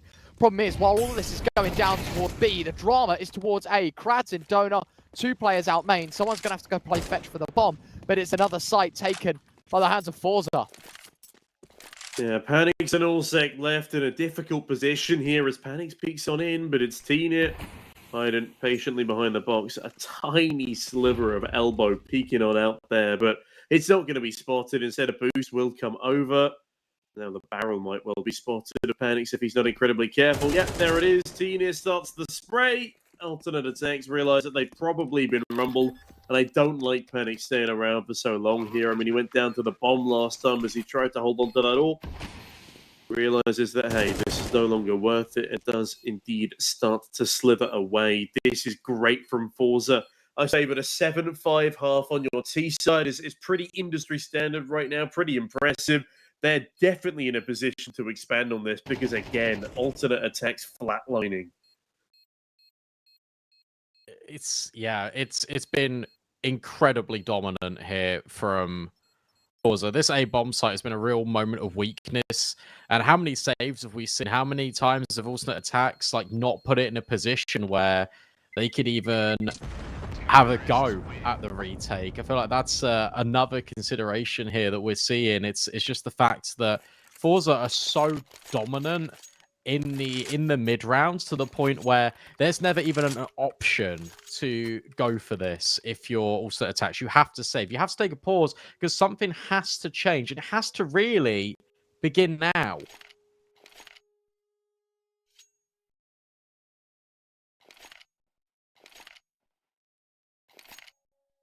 Well, they do say be the change you want to see. And hopefully this tactical timer allows them a little bit of space to create something new here. Are they going to go for the full investment off the back of this? I mean, I see Freeze buying into a full belt of utility. And a fuse keep coming on through as well. Is there a gun drop from off the back of this, or is he just going for a wild purchase? No, okay, this strategy requires 2 tac timeouts, but I don't know, what can they do differently here? Be a little bit more proactive in map control, perhaps? It's difficult, isn't it, Brandon? Because I think, for me at least, pieces are being pulled apart really well by Forza, showing a lot of B presence. That means Ozek has to commit to the fight on cave. Speedy feels like he has to get aggressive on ramp, and then everything in between leaves A lot weaker. Forza have abused that. Mid seems like a big weakness as well right now for alternate attacks. I'd like to see a round in which they deploy a lot of utility early mid, then fight for the sites themselves rather than the extremities and giving Forza quick rotations, because I feel like that's what's been catching alternate attacks so far off guard. I just feel like you need to have a player that's dedicated towards A. So you got panics on the AWP, just go A, just hold it from A main. And then you fight, and you can go for your cave control, you can go for your B ramp, but just make sure that you're doing it together. Because you're allowing a lot of these individual fights to come into the fold, and it's actually just very frustrating to watch. It is true. And into round 10 we go. Forza, yet again, in middle. Xiaofi takes the fight but doesn't win it. And Ozek, there we go. Attention to middle rather than to B, and he's able to work it out nicely. Perks was there as support, but basically was only there as motivation. Orpa panics there for another Gokushima trade, but it is 2v5, Orp on Orp, panics. He won't miss right now. Finally taken out of the round, but a 1v4 for Tanir. Yeah, this one's looking pretty unlikely. Walk straight into a deadly totem pole in Donut. Not something that you see every day. As alternate attacks pluck 3 together. It's been relatively strenuous an ordeal to get here. Forza still have enough money to buy up into this next one as well. They'll be lacking a bit of utility on Xiaofi and Crad, or instead they just go for the Galil and Mac 10 buy. That's also a pretty workable solution. It's going to see a pace change here with this now slightly weaker weaponry. Not that Forza haven't been playing incredibly fast already. They've been measured in their speed, though, which has often netted them the advantage. But alternate attacks, it's taking them a long damn time. Is this the adaptation that we needed to see from them? Or is this one round a shot in the dark? We'll have to wait and see. There's 2 rounds left in the half. Brandon, what do you think they've got in them? Well, they need to take both. It's as simple as that. And Crad, look, he's already in red room. And that fight, he's actually gone a little bit early for that smoke balloons. And now Ozek will extend. Xiaofi will trade, but Spiddy here. Finally, they're moving as a unit. Finally, they're moving together. Yoshima misses an AWP shot. That will force him back. It's a 2 versus 4. They're walking wounded. And it is up to alternate attacks not to fumble here. Yeah, got to make sure they close out. Result 1v3. This one feels pretty hard as well. Bomb going to get mollied off. Nade in, and it lands right at the feet of the rifleman. So there will be no second chance given to Forza. A 4th on the board for alternate attacks.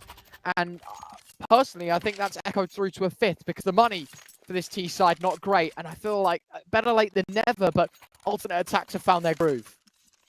And here we are, staring down the barrel of a 7.5 half. Again, industry standard for a T side these days. As Ancient is that little bit T-sided, as has been proven on the comeback here in our first map of Ancient of the day. DT side definitely not an impossibility, especially when you get your affairs in order and start working like the well-oiled machine that alternate attacks have been for the past 2 rounds. T-Net, again, applying pace, but that pressure only gets him stuck in towards cave, and that smoke does bail him out of a tricky fight, but I tell a lie. Ozek charges through it with his own flashbang, perfectly managed.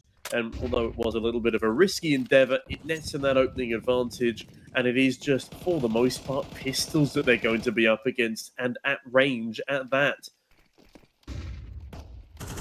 Yeah, this one's done.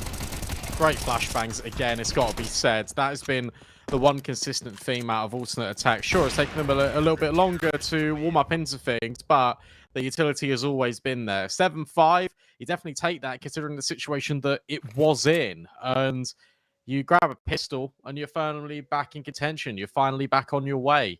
It's up to Forza to turn this one around now, because momentum definitely with the Germans.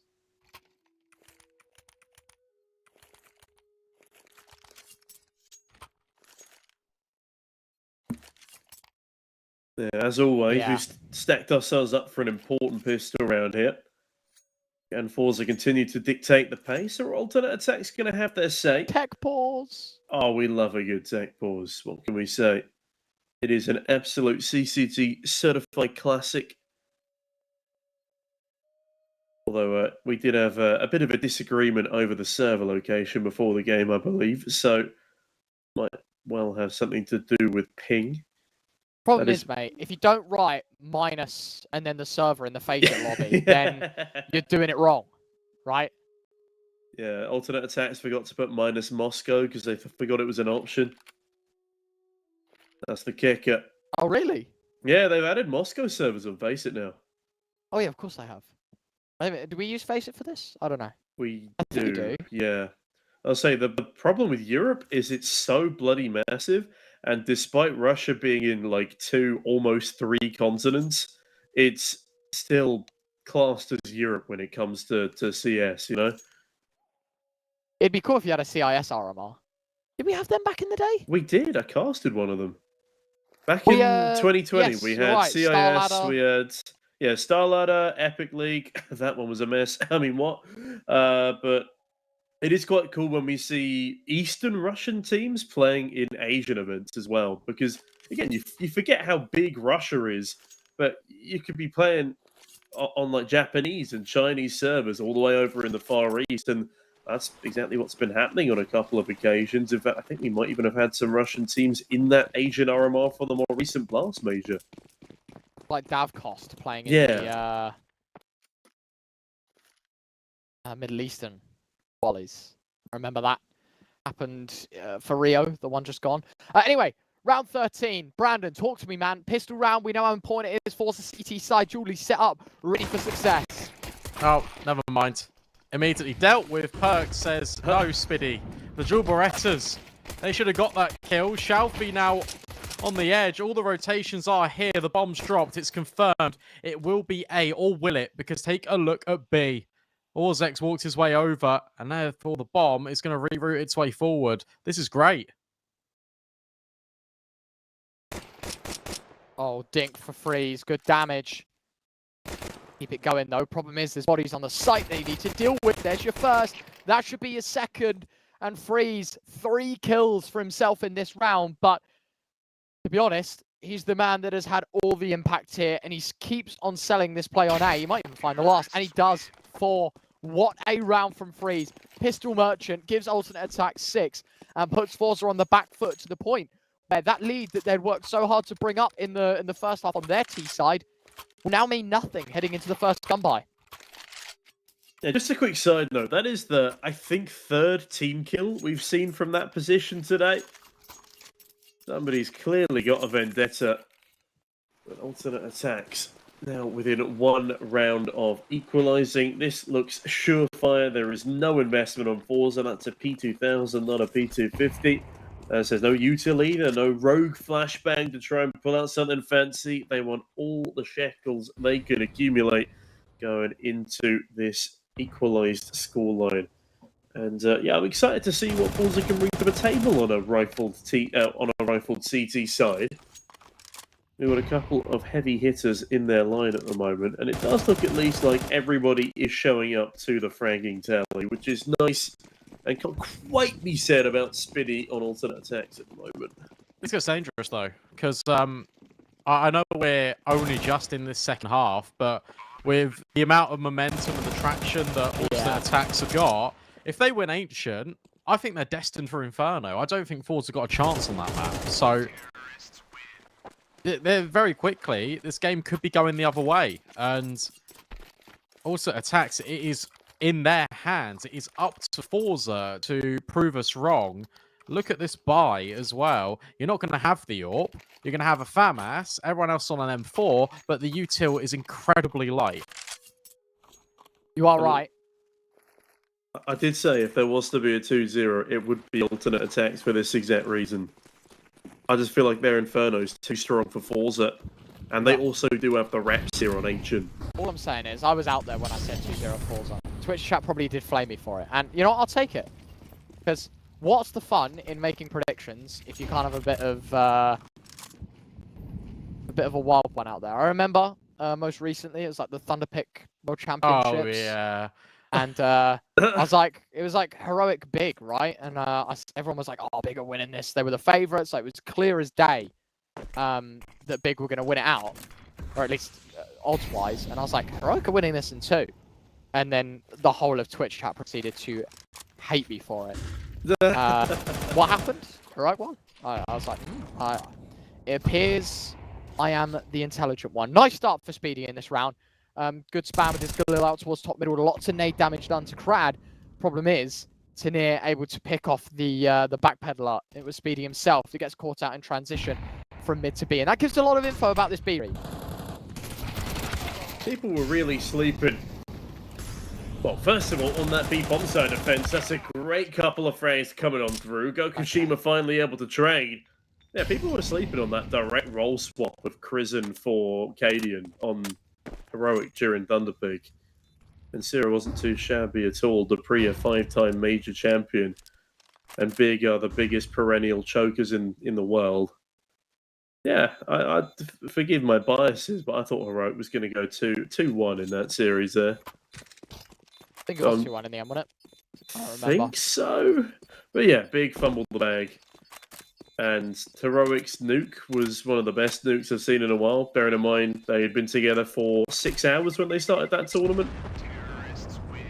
Good times, man. Sidestepping here. I'm sidetracking. Sounds like me in my ESEA teams, mate. Don't worry. I'm with you. In for 6 hours and then no best kills. nuke you've ever seen. All right, get this B-Dog guy off as well, man. I'll take this one. No. Right, yeah, Brandon. Look, I know we kind of waffled over the exit, but Ultimate Attack's taking the lead. Probably comes as a bit of a surprise now to Forza, because the problem is the money should be good enough to buy. It's 2 M4s, 2 5.7s, 1 Deagle. Categorically speaking, it's another eco. Yeah, so the issue with that setup was that where you've got the pieces being so dynamic on A, you've got a massive passive position over at B, which means that the cave space is taken. As soon as also attacks get the cave space without any contention, they're like, oh, let's accelerate. And it just worked out perfectly. Yeah, again, the utility a key feature piece. Early opener in this one. And if you take a look at the minimap dots, finally, we're seeing one grouping over towards Donut, Gokushima and Xiaofi together. Everyone else, it's complete individualism. Look in towards window. Molly for the land at the feet of Gokushima, but not before he finds a first. Good start. Follow up. Denied. Good trade coming out of Speedy to make it the 3v4. Alternate attack side can relax a little bit, knowing that Forza are probably going to be the team to make the next move. Krad's gone deep on ramps, so I guess that's the move that they wanted to make. Problem is, it's no information. I know it's a lot of vacant space towards B, but you get no real pinpoint definition as to where alternate attacks currently stand. Well, Spiddy and Panic standing in middle at the moment, looking to make themselves a bit of extra space. There's Crad on the dastardly Deeg, and he's not going to get anything, is he? Orzek, a freebie, alternate attacks, there should be 9 written all over it. B is an open site. Resalt's going to miss the timing on Perks. When I say that, Perks has made a bit of noise here. But even still, it would just be the single kill, maybe a rifle save if they're lucky. Perks just reads lovely into Xiaofi's push. And Forza now 2 rounds behind as they just continually let alternate attack slip away here. They were, what, 7-3 up at one point, now 9-7 down. That is a drastic changing of the tides. And Forza struggling to stay afloat. Yeah, this CT side has not been adequate at all for Forza whatsoever. And look, to be fair, you can say to them, well, they've only had 1 gun round, but now is got to be the time. Now this needs to be the one, because also attacks got the potential to hit double digits here. Go off into the sunset and take Ancient away from Forza. This gun round here dictates the entire rest of the second half. If Forza go out with a whimper, then you're looking at this and thinking, well, the momentum is way too much. The snowball effect, you can't deal with it. And I'm surprised there's been no tack pause heading into this round, because for a buy of this weight in terms of the series outcome and the map outcome, quite shocked that I'm not seeing 30 seconds bought for this Forza side. Just to talk about what's going on.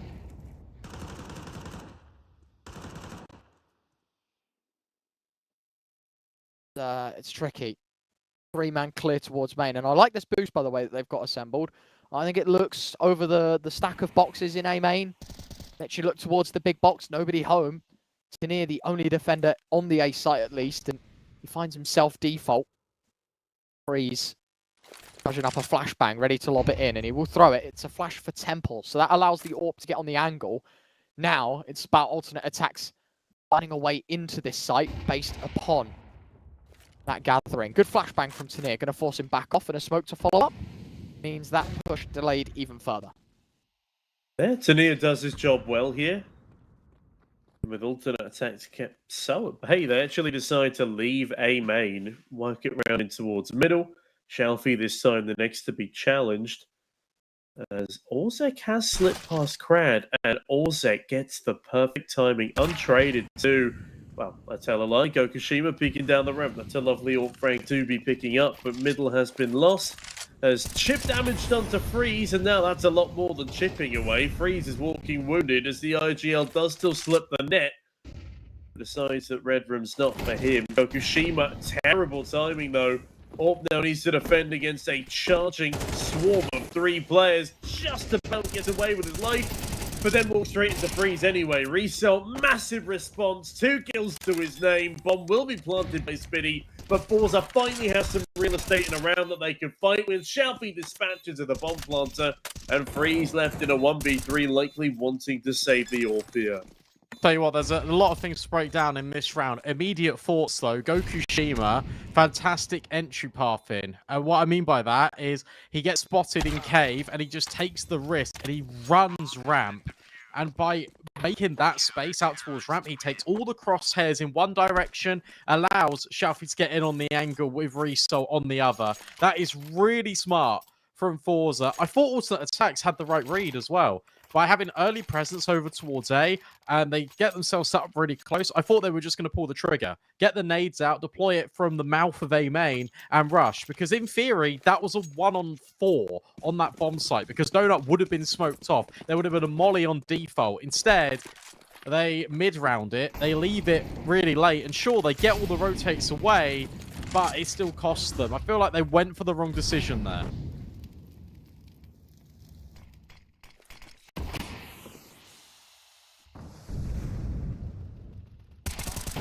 Good start for Krad, aggressive. On ramp, should never have gotten away with a second. Life intact as well. 8 on the board for Forza, but it could just be a 9th. And alternate attacks thought they had some smooth sailing, but clearly hitting some choppy waters, Brandon. Problems now for this T side, because not only is this a 9th for Forza, or at least it should be a 9th, it's now what do alternate attacks do differently, because that's 2 different plays that they've tried. Aggressive A one round, aggressive B on the other, both of which shut down in the blink of an eye. I know this is outrageous as well, but I think you save this. You just take 50 seconds just to talk about what's going on. Because the last thing you want to do now is slow things down. You give the AWP over to Forza. Gokushima's already got one, but like you're taking it away out of your round. There is that peak from Resol. It's easy. It's so simple. Imagine if you had all these guns in the follow-up. Now you're working with absolutely nothing. Orzek and Perks could have dropped.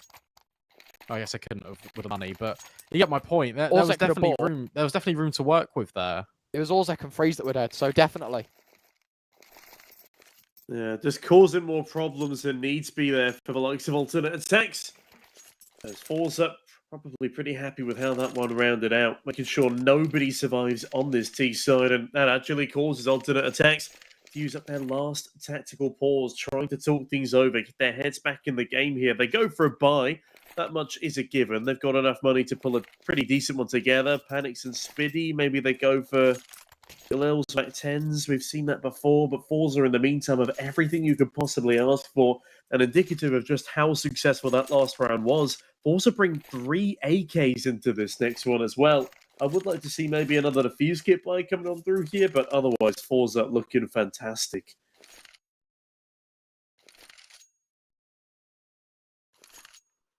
Is the smoke for elbow as well now for Forza in play? Also, attacks do make that decision. They're still going to invest despite having the double loss bonus. We're seeing now interesting economic breakpoints. I don't think it actually is much on loss bonuses now. Obviously, that will still force the hand, but there are certain rounds in which normally in MR15 you'd always see an eco. It would always be this case, but Also, attacks know that it is actually paramount. They still apply the pressure at this stage in the game. 9 rounds each. You're potentially giving over 11 to Forza, but that prospect of getting 10 for yourself, it's all that too tempting.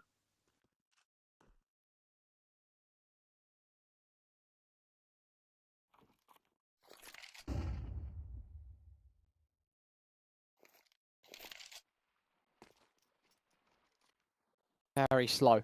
Very, very slow out of alternate attacks. And I think changing pace maybe what they needed. Speedy, a dry solo fight into middle. Probably not the way they wanted to see him go, but at least a trade. Shalfie finds another, though, from top middle. Freeze gone. Like that. 4v3. Forza advantage yet again. At this late stage in the game, I don't know how we're affording solo fights with no flashes. It's just a silly mistake, a silly sacrifice that didn't need to be made. The Forza temporarily sacrificed their forward positions on the B bomb site. They will be playing retake as Orzek doesn't want them to. He wants to take all these fights early, but Shelby catches Orzek in a Molotov, and oh my goodness, Result has picked up the rest of them. Forza collapse in on alternate attacks as the bomb doesn't even go down, and that is a silly mistake. The incendiary grenade hit him and he died. That wasn't No the way. fire. That was the grenade hitting him. Oh no. That's rough. That's sick. Well, not for Orzek. No, but he was on 1 HP, so I mean, you could breathe on him at that point and he'd fall over. Have that. What a round. Exactly what Forza needed, and look, that opens the gateway now. Has to be the pistols. Doing the job.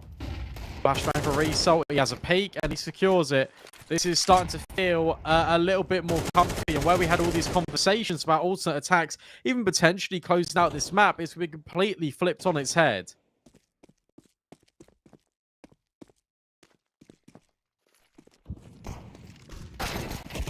Nice shot from Panics in the 1v4.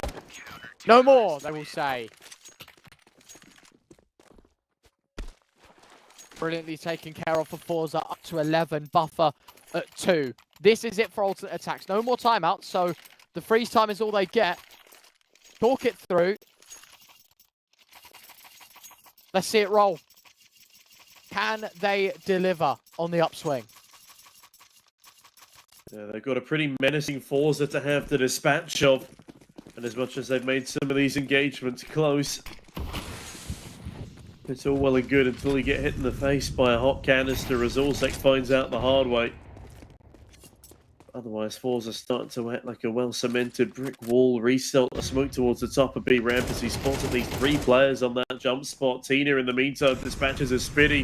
And I love the balanced aggression here for Forza. Look at that control. They've taken so much information. A is completely clear, and they know it for a fact. No peeking in from sewers or T-spawn either. For all intents and purposes, they have to be in B lane and cave, and that's exactly where they are. Alternate attacks starting to try and push their way forward. They've got a 3-man stack up as smokes will support their push onto the site itself. But Forza still have 3 players here. I'm surprised they're a little slower on the rotations of those 2 mid-lurks. As Crad, in the meantime, dispatches a freeze, and Freeze never even gets to see the light of that bomb site. That's awkward. Yeah, unfortunate there. Or Freeze. Yeah, I've got Panics on this angle, though. Oh, he could deliver, but he misses the mark. And that allows Result to find the opportunity. Panics will find... Oh, not quite enough. He's missed 2 opportunities to take down Result. And at both chances he's failed. He needs to save. Force up to map point. And for auto attacks, they have got the buy. They have got the investment. But... oh, they don't have the AWP. Why? Why would you go for that repeat, though? Just an unnecessary play there. He should have been running for the hills on the AWP save, but now Forza have found 12. And yes, Panics will be able to re-afford the AWP, but he's got $0 extra for Kevlar. He's gone glass cannon, been dropped a bit of util. Ryan, this is such a dangerous and tumultuous time for alternate attacks. Forza might well be living up to your own prediction. Oh, it's just so sad to see. Tanir, he finds Freeze, Speedy trades, needs another. Shalfie goes running through the mid-smoke, trying to deny. but it is not happening here. 4v3, at least alternate attacks an advantage, but this feels very late in the game. At least they're fighting for something, and they will get it. Oh, but Panic stinks. This is the most winnable 2v3 I've said. Crad, though. Oh, no way. Yeah, this is so winnable. But the thing is, Biddy, look at his positioning. He can backstab Okushima here. It depends if he clears him. Gun barrel should be spotted. Okay, it will be. That's fine. That's a good take. And now for Crad, he understands, well, Panix was out towards ramp earlier. So if I go elbow, I might be able to cut off the bomb here. Ooh, but the big problem is they look like they want to converge onto B rather than A. So the bomb will not be cut off. But how long does Panix sit here for? And does Panix anticipate Crad? Why is Panix still... Oh, no. Oh, Crad, this is the round. This is the round in the palm of his hands. That's the bomb. Free as you like it. 25 seconds remain. He banks himself in a significantly easier gunfight with Spiddy, and Spiddy can't rush the molly. He's only got 10 HP left. He's got to wait till it clears. That's another 8 seconds taken off of the timer. Then as Spiddy ebbs his way forward, he will be able to grab the bomb, but he's so low, he might even get spammed through the wall by Crad. 5 seconds remain. There's just enough time for that bomb to be planted, but oh no! He's not stuck it! He tries to bait in Crad, but with that, there's no more time, and Forza winning a 1v3 clutch from Crad in a ridiculous manner. 13-9 is where Forza stand, and that is not how I expected that one to end. Look at Ryan. Ryan, what do you make of that one? Wow. That is something. Thanks, that is something, I'll tell you that. Look, man, like, it happens sometimes when you think you've got the read and you go for a bomb plant and it's like, oh, he's so going to push me, I'm so going to win the round.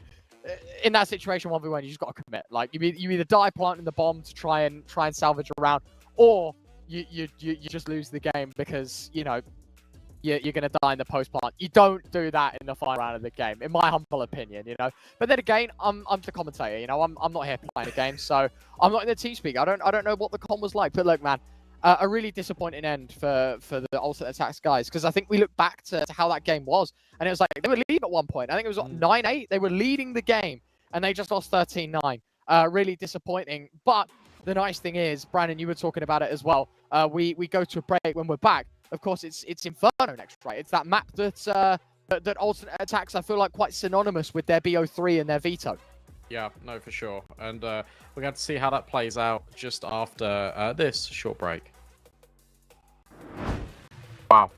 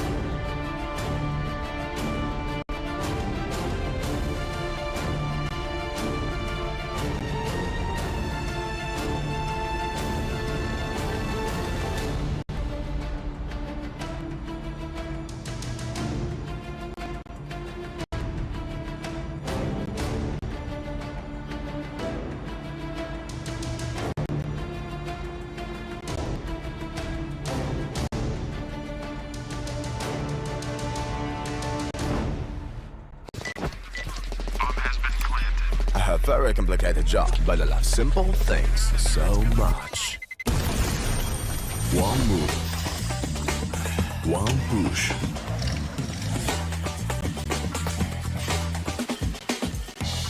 One touch.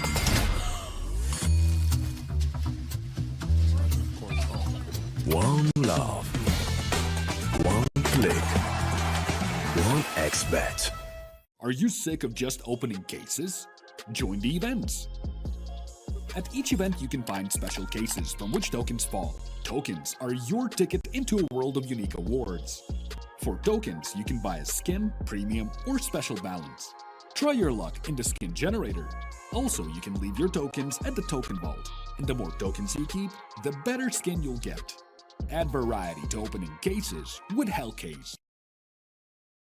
Watch the matches with BO3.GG, the official stats partner of CCT. Check out AI-powered predictions in live matches.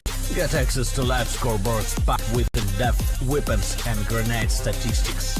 Check out round maps in the match results. Extend your game vision with BO3.GG.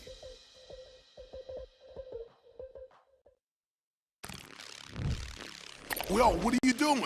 Exhibit. What do you think? I'm a paperclip? It's Mr. X to the Z. You need to quit browsing like a lame and get Opera GX. Because with GX mods, you can pimp your motherfucking browser. All you gotta do is click here, select the mod, and boom! New look, new sounds, new everything. It's not easy being a legend. Oh, shit. Not again. Change the mod now. Download Opera GX.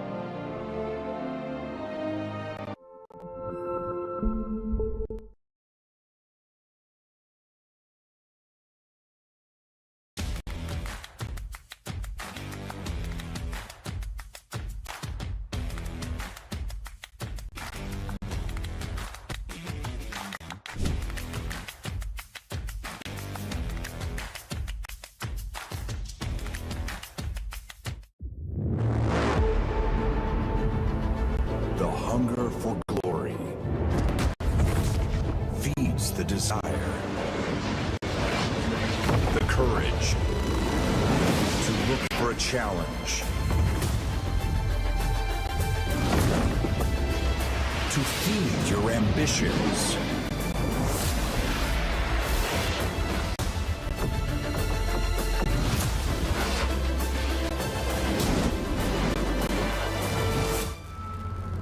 To reach for greatness. To become the champion of champions.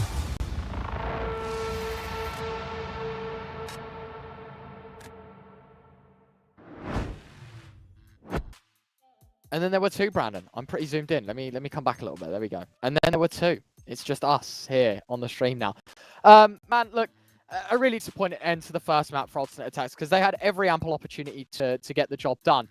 Didn't, and now we're on their pick, which I think for both of us, we just said, you know, in the break, like, you asked me, is there a world in which this ends in 2? I think both of us quite quickly said, no, there shouldn't be. This is Alternate Attacks' home ground. This is their pick. This is their stuff. This is their business in this BO3. I think the real question that we're going to ask, right, if Alternate Attacks winning is a given, is how good are Forza going to look in this second map? Because I think that implies heavily on how things are going to look in our decider. Yeah, it's an interesting one. We'll jump into the game to get obviously a real understanding of what's happening. So let's do that. We move. Look, I think the thing is, it's like I've seen Forza play this map not in 2 but in Go, and I really liked what they did on their T side in particular. And I think Inferno is. Whilst it is still 50-50, I still want to give more of a lean to that T side. I feel like it is just slightly T-sided based on what's going on in CS2 at the moment. There is every world in which Forza can potentially do this, but I actually think a roster change makes things a bit more complicated for me, because when I associate Inferno and Forza, I think as Stinix, because he is incredible at creating a lot of space. And I'm not sure if Forza are going to have the same amount of like gusto when it comes to taking space here on Inferno. Push I say towards that. mid. Yeah, I say that as they push mid. Okay, good start. Breeze will find Result. Grad also known. Fukushima is still going. What on earth is this pistol round? What? There's so much damage done to this T side as well.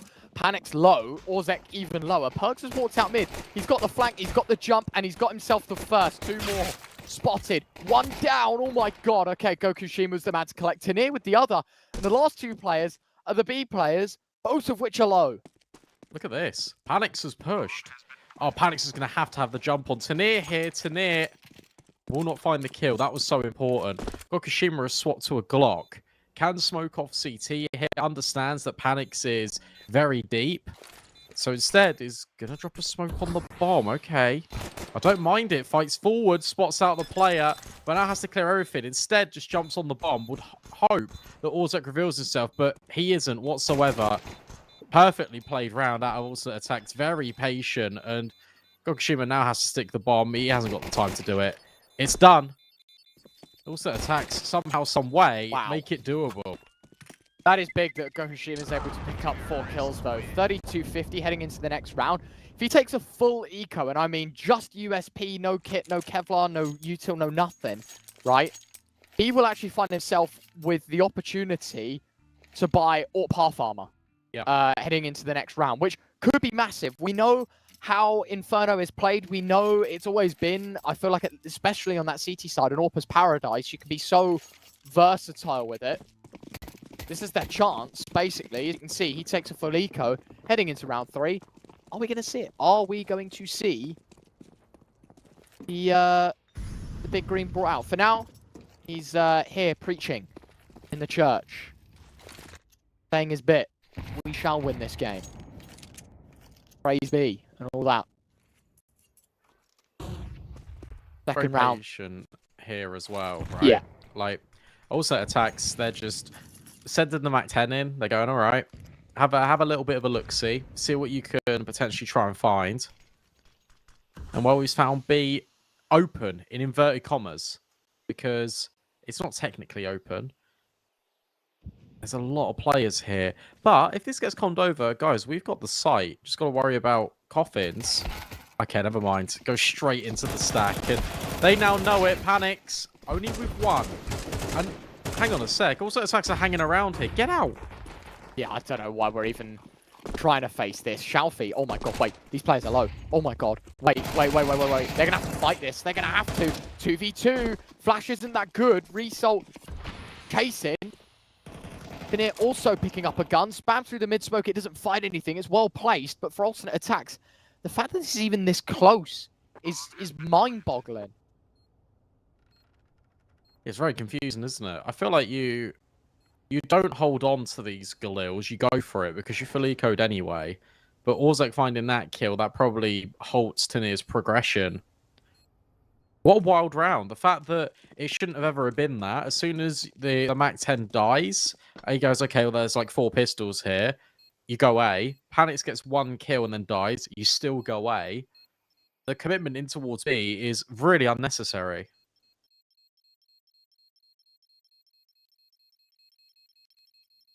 There we go.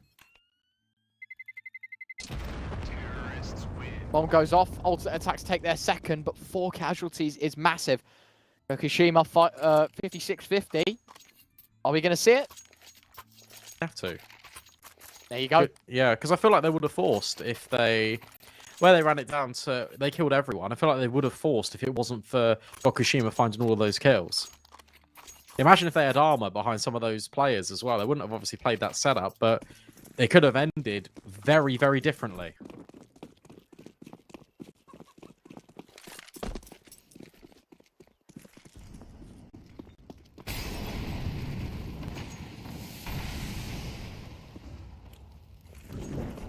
Good start for Shalfie. It's not the AWP, it's the M4 that starts things off.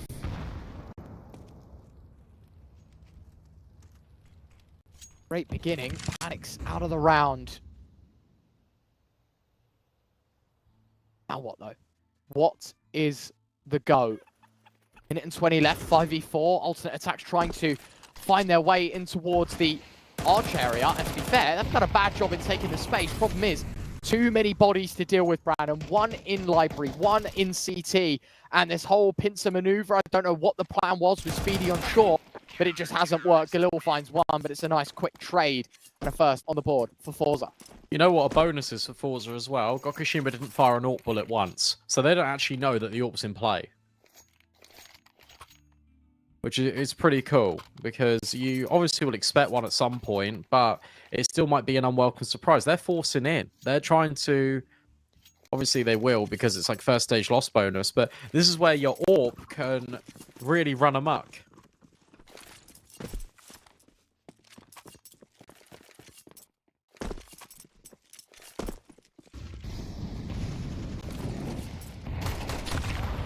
Crad, good start. Tinir, even better follow-up. Forced by Froston. Attacks his turn pretty south pretty quickly here, Brandon. 2 Tech 9s and a Galil to try and make up on borrowed time as well. Difficult one to look at, to be honest. Alternate attack's not with the best of buys, but I don't know where I put the bar, but it should be higher than that. Oh, dink. But no kill. The panics. It's a little bit awkward, but Perks will find Result. And now suddenly, that's an M4 that Speedy can pick up. 2 players still here. Remember, Gokushima's low, as to is Tinir. This is wildly winnable, but what a shot from Gokushima. Uh-oh. Oh my gosh. Oh my Billy God. just cooked himself. And Gokushima.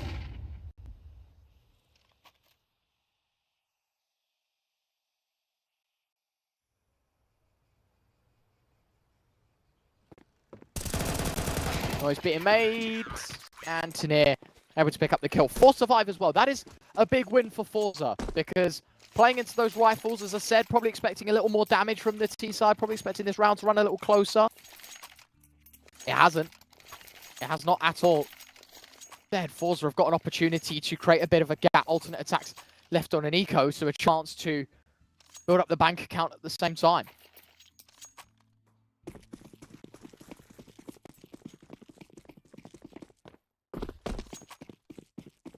Yeah, very important that they keep as many players alive as possible. I feel like Banana is like a really interesting fight now, because sure, you're getting this progressive space being taken by Crab, but I don't feel like this is always the way in the gun rounds now. We're not really getting that clean fight. It's always going to be at the half wall. That's where we're seeing things. Freeze in the corner. Surely Crad expects a player to be tucked in here. Interesting that they're not smoking off the bottom of Banana, but instead they're smoking off T-Ramp.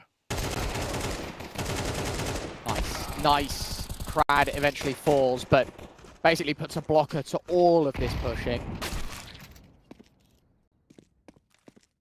Malfi onto Perks. There's an AK in the hands of Orzek, but that's quickly dropped, removed, and then picked up again by the CT side. Held hostage for just a few seconds. A third on the board for Forza. Shout out to Nia as well, 7-1. Gokushima 6-1. Like these guys are really arriving here. And I tell you what, a good CT side, and they're cooking. Buy out for alternate attacks. Obviously, you're not really expecting to see the AWP here on the T side of Inferno, but limited by the finances anyway. Definitely can't afford it. A couple of Galils thrown in the mix as well. Quite scary that after an eco with this kind of loss bonus, that we're still fielding Galils in the next. Yeah. But like more attention needs to be paid to the finances, maybe.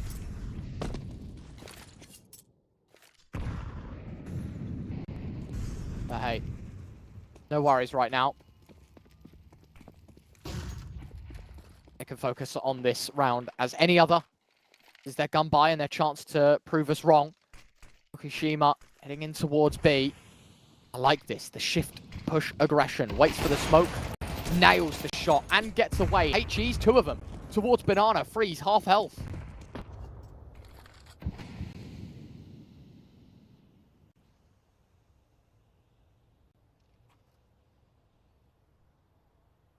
Look at the rotations. Everyone is here. Oh, nice shot. That was quick. Oh, That must have been pixels away from cover, Brandon. And it's a second frag as well. A second chance taken. 3 for 3. Make that 4 for 4. wow. Gokushima's having a round with his big green. Wow, wow, wow. Flawless. Wow. Okay, this now flips on its head now. With how dominant these gun rounds are looking, lack of bomb plant, again, no money. Look at those odds, 1x bet. They're saying, look, Forza are going to do it in 2. You're right all along. Maybe. Odds dictate that, but the game certainly doesn't.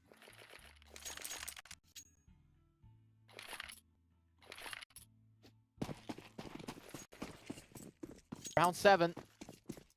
Time to keep the ball rolling.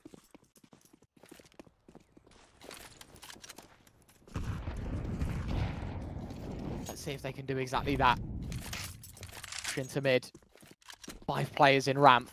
Surprised that Forza aren't getting any more aggressive here.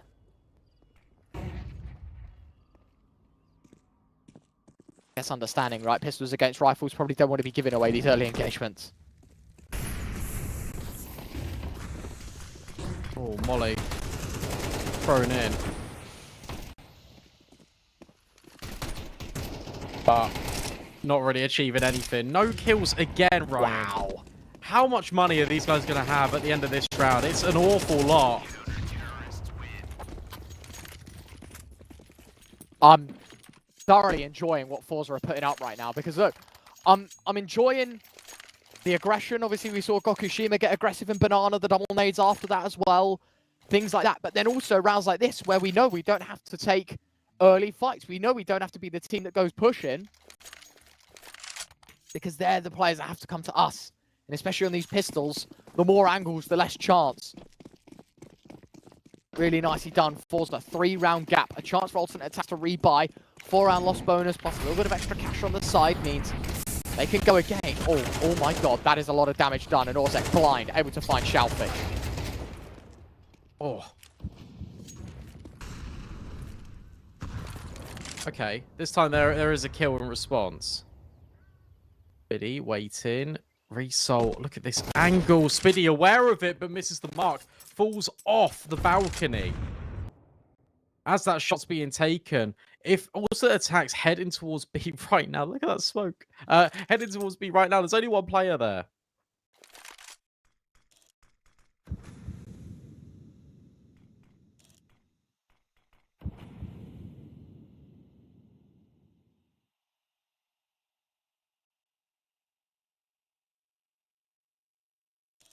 Scary. Because look at this, yet again, it's this Forza side that want to get aggressive. Tanir's got all the info. They need to rotate B and fast because if there's no one mid, there is no doubt that this is a B play. Incendiary, right place, right time, good damage done. Nade, not into the smoke, but through it. Tanir able to find the opener as well. That's the straggler on this push towards B. Krad's going to try and line up the carry-out. But the bomb does go down. Freeze peeking into the Orpa Gokushima. Should have been expected. Wasn't. And now perks the Speedy 2v4.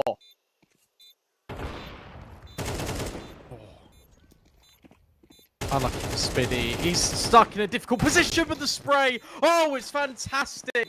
My goodness me, that was nearly the clutch of a lifetime, but it's not to be. Gokushima clutches up. He finds another hat trick, and Forza hit the ascendancy 6 rounds to 2. And bear in mind, they're at full capacity anyway. It doesn't matter how many players they lose at this stage of the game.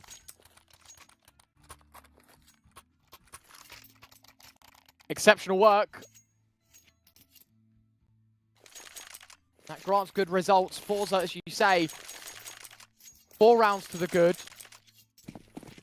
Even more in the back end when it comes to their financial problems, because as you say, it doesn't matter how many people die now. Basically, for the rest of this half, it feels like we have got money for days. Alternate attacks go for a rebuy, but this feels a lot more panicked than anything else. It feels like a desperation call for success rather than one that they feel confident in. Mac 10 Galil, 3 AKs.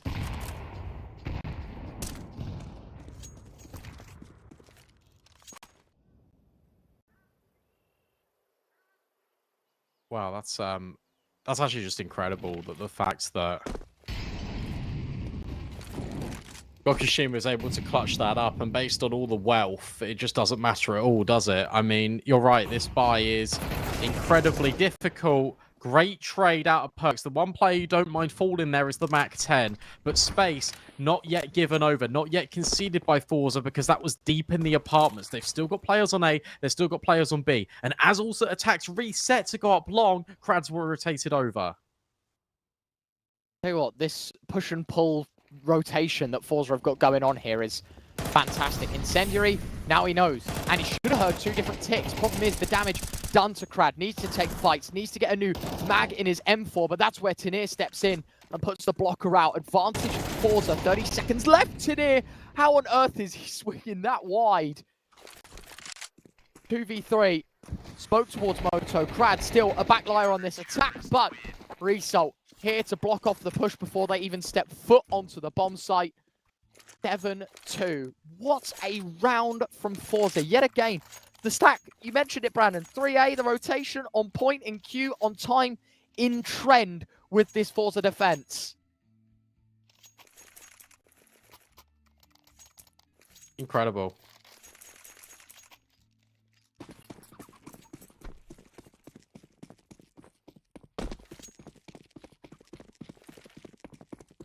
Absolutely incredible from Forza. Like, this is just one-way traffic.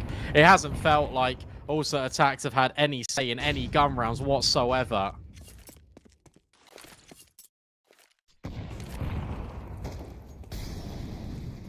I mean, what can you do? You can't do anything here. You cannot do a single thing.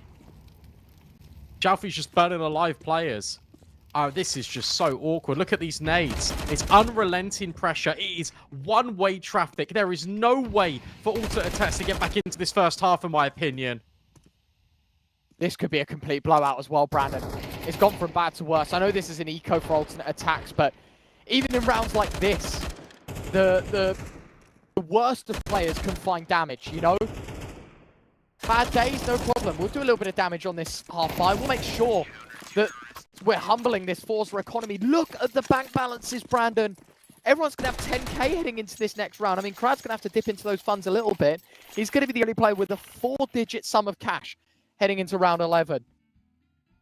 I am enjoying the CS that I'm seeing right now from Forza. Alternate attacks, as you say, it feels like everything they do is just not a foot wrong from this CT side. Forza are doing everything by the book.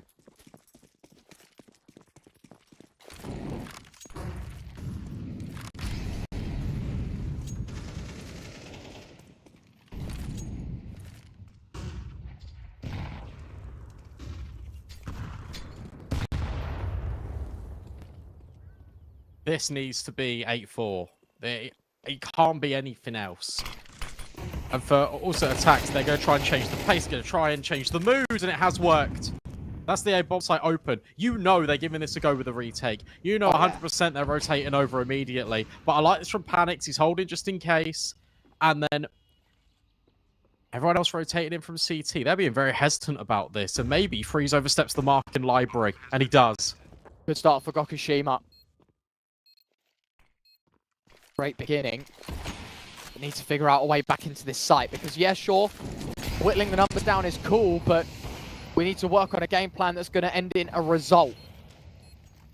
Ollie not going to get put out by the smokes. Boost, Gokushima. He gets M4 over the top.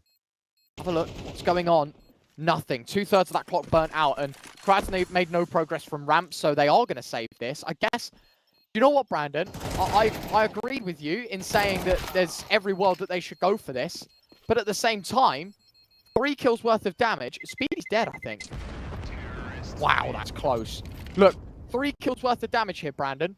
I am never saying no to that if I'm Forza, because we've got money to rebuy. Yeah, sure, we could have gone for all 5, even if we didn't win the round.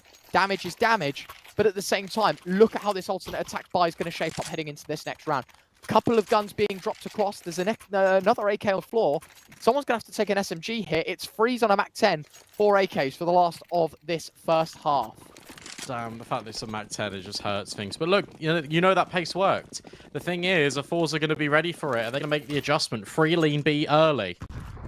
And that is exactly where alternate attacks want to be heading. Look at all this util. It's a barrage up Banana, and it's Tanir standing strong alongside the Flames of Crad. There's no way in right now for alternate attacks. Crowd will send another smoke down towards the half wall. And for Perks, he grabs the bomb. He rotates up, but Gokushima, he's that unknown element. They never knew about him, and he's found 2 more kills. This one's done. It's a 9th for fours.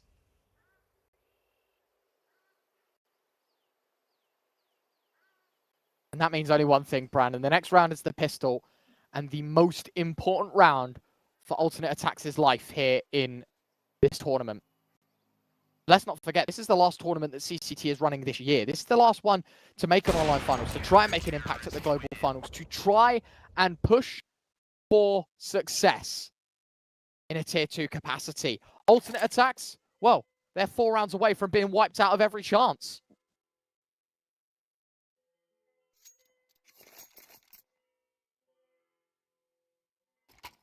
Gokushima is 17-1. Gokushima is 17-1, Ryan. That is a great CT half from him. The Counter-Strike he's been playing is immense.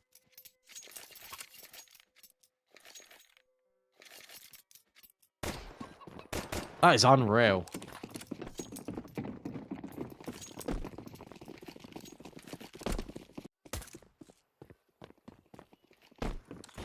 And Speedy's got the info, but does he have the aim? Because they are not going to stop here, Forza.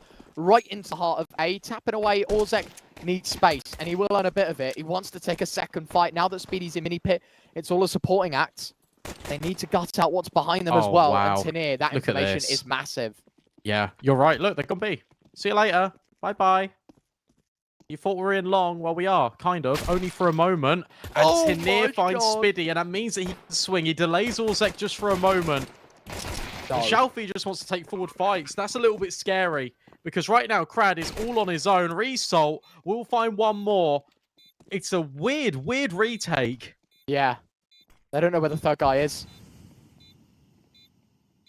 And I tell you what, Crad has played this one perfectly, because you mentioned he was the only guy on site. It was a bit difficult. What does he do? He hides Nubox. He waits. He knows even if alternate attacks run at him, he can buy the time. He can buy the space. And it will be Crad that wins the round for Forza. 10 on the board for the T side. 3 to go to knock out alternate attacks. And in the words of one of my nearest and dearest friends, Ryan Retro Bernard. Oh, no. Off camera, he said in the break, I look like a genius if Forza win 2-0. Well, could be happening. It very much is looking that way, mate. It very much is looking that way. I said Forza 2-0. I said it was bold. I said it would be a statement if it does happen, because we knew how strong alternate attacks' Inferno would be. And you even mentioned, oh my good God. He can't be stopped. Needs to be put on a leash. Not by alternate attacks, by Forza. A wild dog just hounding at this alternate attack side. But I did say, Brandon, you know, if it does happen, if it's a 2-0, a statement made about how good the Forza Inferno is. And you even said, you know, Forza's T-side Inferno is nothing to turn your nose up at. You know, you watched them before, not so much in 2, but in Go. They are a strong side. I don't even think this result can even be labelled as strong. This is, I can't even call it a life game. It is just, quite honestly, I don't even remember the 3 rounds that Forza have lost. He's still not died. 19-1. You lost the pistol, you lost the follow-up, and then you lost 1 round where they split A really fast.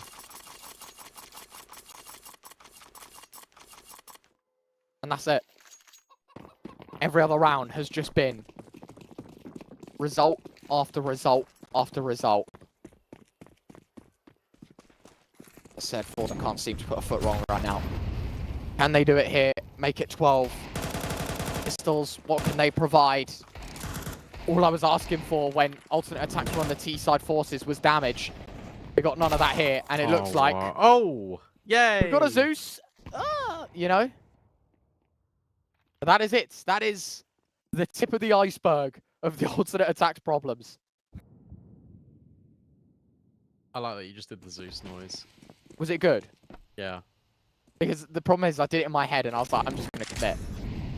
But I'm glad it was acceptable. Wow. 20-1, by the way. This guy is so good. Imagine this rating. You know the ratings are inflated in CS2? Yeah. What's this rating going to be? In a potential 13-3 game. I was going to say, we've played 15 rounds of Counter-Strike. Fukushima has killed 20 people. That has shot 20 people in the head. And he has been shot in the head once. He hasn't got 100% headshot rate, by the way. That's not me saying like he's bolstering that good of a stat. He was AWPing for half of the CT side. But still, he's blasted down 20 opponents. And he has only been toppled in a gunfight once. Where is he? Is he? Oh, he's down there. He's not going to die either. Neither's result. 12-3. Yeah, I think we just start packing our bags. I think this one is Dunzo. As good as could be, mate.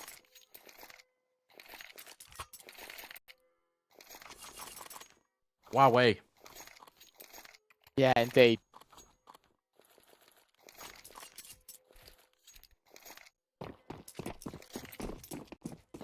Who is the invited team here?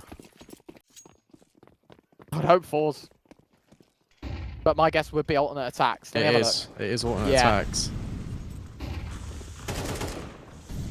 Anyway, map point, series point, quarter final point fours.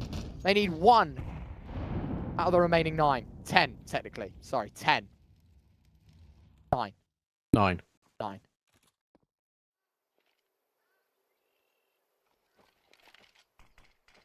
Maths was never my strong suit. Okay. Boost up. Billy extinguishes the flames. Look at how close these players are, and wildly enough, that missed nade does the damage on towards Perks. Orzek dealt with. Tanir is out balcony. He is in short. All spotted. Oh, no and he's way. even hit the balcony player. Spotted him on short. Second kill comes in. Freeze on the B push. Lacking anymore. That's what Forza will be asking. Who dare challenges us next? Perks against 4 to save alternate attacks from embarrassment. Their pick of the bunch. Their map that they felt strong in. And we did too. We believed that this was alternate attacks. We believed that this was going 3 maps. But a Gokushima performance. And to be fair, a Tanir one as well. 22-7. Book shut. Alternate attacks wave goodbye. It's Forza in the quarterfinals. What a game here on Inferno from Forza. Round of applause.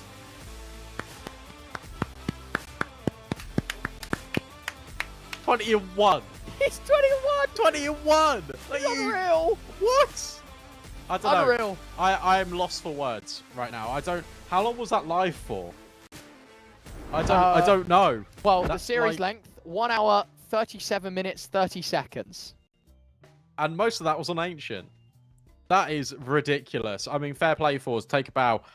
Alternate attacks still work to do, especially on Inferno. That was absolutely incredible. I mean, what a game. Yeah. We have still got, by the way, 2 more best of 3s today. I think that's important to talk about, right? And let's just discuss what we've got coming up, because it's a little bit of a wait now. About an extended break of an hour and a half. Saw Pomper, Sprout, Mouse NXT coming up thick and fast for you. But Ryan, unless you've got anything else to add, I think, well, Forza's work certainly done there. Yeah, and our job done too, Brandon. That's it for me and my face on CCT streams for the year. I think you're just about the same, right? Yeah, so, same now. There you go. A pleasure as always, Brandon. Couldn't think of a better person to sign off with. Thank you, everyone, from me personally for the last year and from Brandon as well. Yes, thank you very much, guys. We have got a bit of a break. I won't make it sad. We can celebrate the wins and move on. Forza to the quarterfinals. Alternate attacks eliminated. 2 more BO3s to see who else will be joining them in the next assortment of matches in 2 days from now. Tomorrow is the second half of those as well. So drop a follow here on CCT2 to keep up to date on the mainstream right now. Of course, we've got the online finals cooking up as well. So Counter-Strike everywhere. Big 0-0 Nation on the main screen. So if you're going to check that out, CCT_CS for us. We'll be back in half hour for more Counter-Strike action. Until then, have a great afternoon and evening, and we'll see you about. Take care. Bye-bye.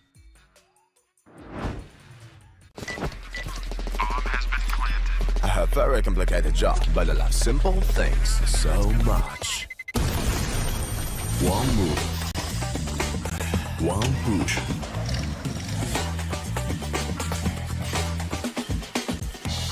One touch.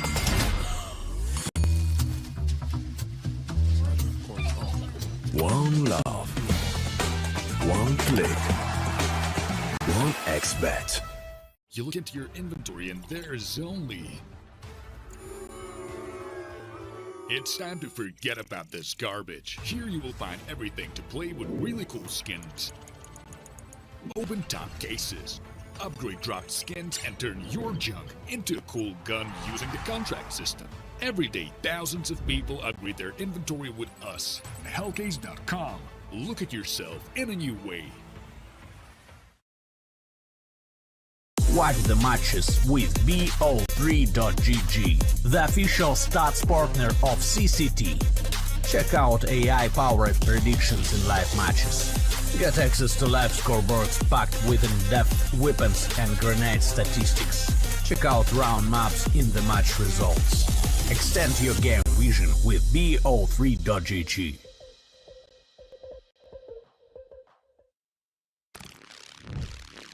Yo, what are you doing? Exhibit. What do you think? I'm a paperclip?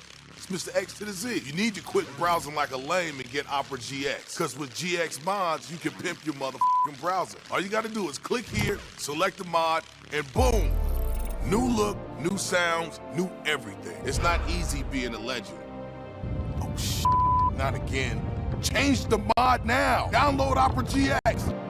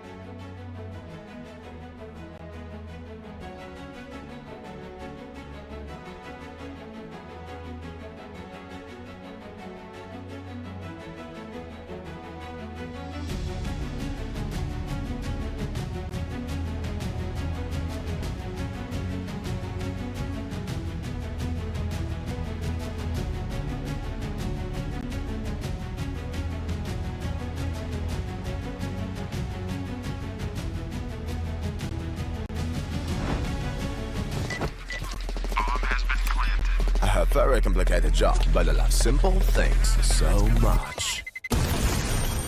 One move, one push.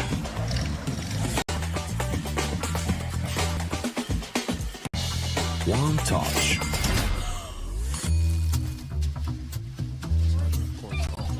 One love. One click. One expert. Trying to get the skin of your dream for a long time but can't get it in any way? On our website you have a unique opportunity to get your favorite knife. Users on our site can hand out skins themselves, and participants need to fulfill some simple conditions. For example, watch a video or buy a case on our website. After that, you automatically become a member of the distribution. Go to the user giveaways tab and do what you like. Hellcase. Watch the matches with BO3.GG, the official stats partner of CCT. Check out AI-powered predictions in live matches. Get access to live scoreboards packed with in-depth weapons and grenade statistics. Check out round maps in the match results. Extend your game vision with BO3.GG.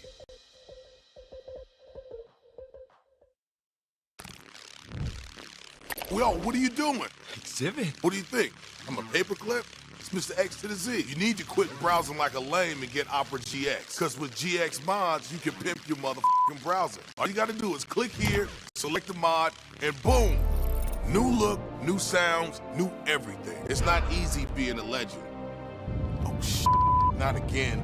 Change the mod now. Download Opera GX.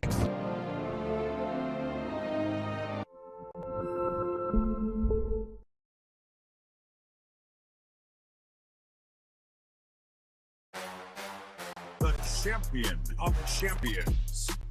Welcome back, ladies and gents, to another episode of the CCT podcast. We've got a ton to talk about, man. And there's just so much action. It feels like it's never ending. Hey guys, we have another interview for you today. Very special guest, Speedy. First, a funny thing, they also call me Grandpa in my team because I'm so old. What are your general thoughts on what might come for the next couple of months of CS2?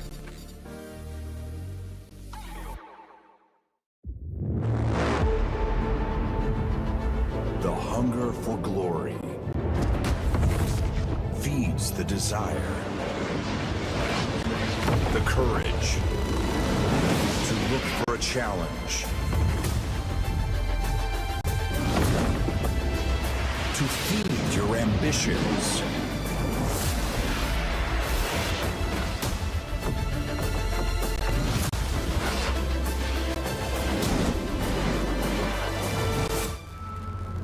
To reach for greatness.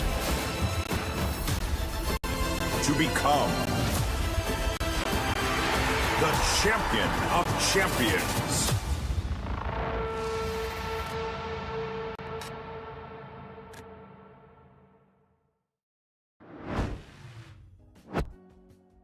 Hello, you beautiful Hyperia and all you beautiful people. We are here and we're going to be getting into the round of 16 playoff matchup. My name is Hayes, as I said, joined by the wonderful Hyperia, and we do have some entertaining games lined up, don't we? Already had some good action played throughout the day, and now we got a couple matches to lead the people forward.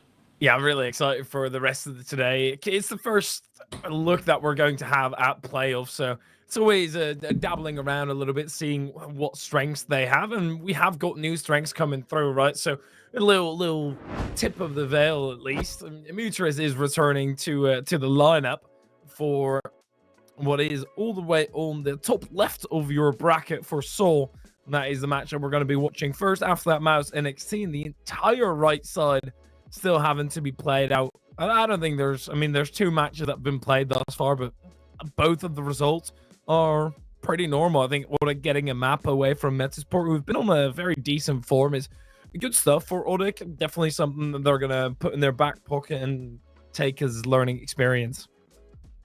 Yeah, absolutely. I mean, Four's also coming through over alternate attacks, as you say, kind of results as we've expected, I would say, so far. But very early days, lots of room for upsets, not to be mistaken, which I'm sure we will see. Team Space versus Bad News Eagles. Best we enjoy that team name because they are becoming guild soon enough. 9 Pandas against Legacy. Yeah, quite a few bangers lined up. The game we're going to be casting next is going to be Saw versus Pompa. And like you said, winner plays against Metasport. Afterwards, Sprout versus Mouse NXT.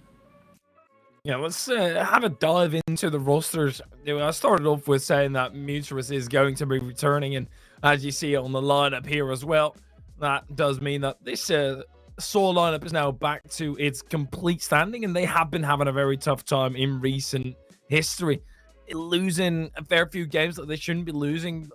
Not having Mutrus there definitely was a big hit to the team. They've had some decent-ish results, but overall, definitely going to be looking forward now that the captain is back to try and lead the ship in the right direction again. It's always tough when the main man is all of a sudden going away, and you might have a very good stand-in for a little bit, but you're usually not going to be able to live up to those standards. An incredibly strong Portuguese side, currently 36th in the world, as I did mention. They did have a tad bit of a drop-off. They've been struggling, but excited to see now that Mutrus is done with the fatigue, or at least hopefully done and recovered from the fatigue. Yeah, it is a peculiar one. You know, you got to wonder, because they made a big announcement about him taking a short break, and then it's 2 weeks. Hopefully the 2 weeks have been enough for him to get back to full strength. As you say, they did narrowly miss out on playoffs in ESL Challenger Season 46. And yeah, this is going to be looking good for them now to try and finish off in their CCT journey to make a deeper run in this playoff bracket. Let's have a look at their opponents coming into this match. Pompa, now previously, obviously, Let Us Cook, had Snacks a part of the squad before. Emmy was signed most recently. They brought him in as the IGL. They've got Han, the dangerous Orpa. I believe, according to HLTV, we will see Zedka in the server in place of Sly as well. And Zedka's an absolute beast. I mean, he also took an extended break from Counter-Strike, but I rate that guy so highly from the Polish scene. Yeah, it really seems like he's just not been able to find a proper team that fits him. His numbers are all right, but obviously spending some time on a go, and then more notably undefined. That was a lineup that everybody thought was going to burst onto the tier 2 scene, but yeah, they weren't really able to live up to those standards. But Yedka are definitely a great part of that lineup, not having played as much, so him getting a spot on this Pompa lineup, it does make it very interesting. Harn obviously still, and together with Emmy, the odd men out, because Beanox and Morels, they will be preferring to communicate in Polish, but well, thus far still an international lineup. Let's have a look at the Veto, shall we, to see what maps are going to be coming through. With the switch-ups, it does get a whole lot tougher, but we've got Nuke, Inferno, and Overpass as that decider. All right, well, Nuke historically a great map for Saw. It's been ingrained in their DNA for a long period of time. Not a bad map for Pompa either. Pompa just play everything though, right? They do have that 7-map pool, so they kind of have the luxury of banning their opponent's strengths as well. They don't want to play against Saw and Vertigo. That's their first veto.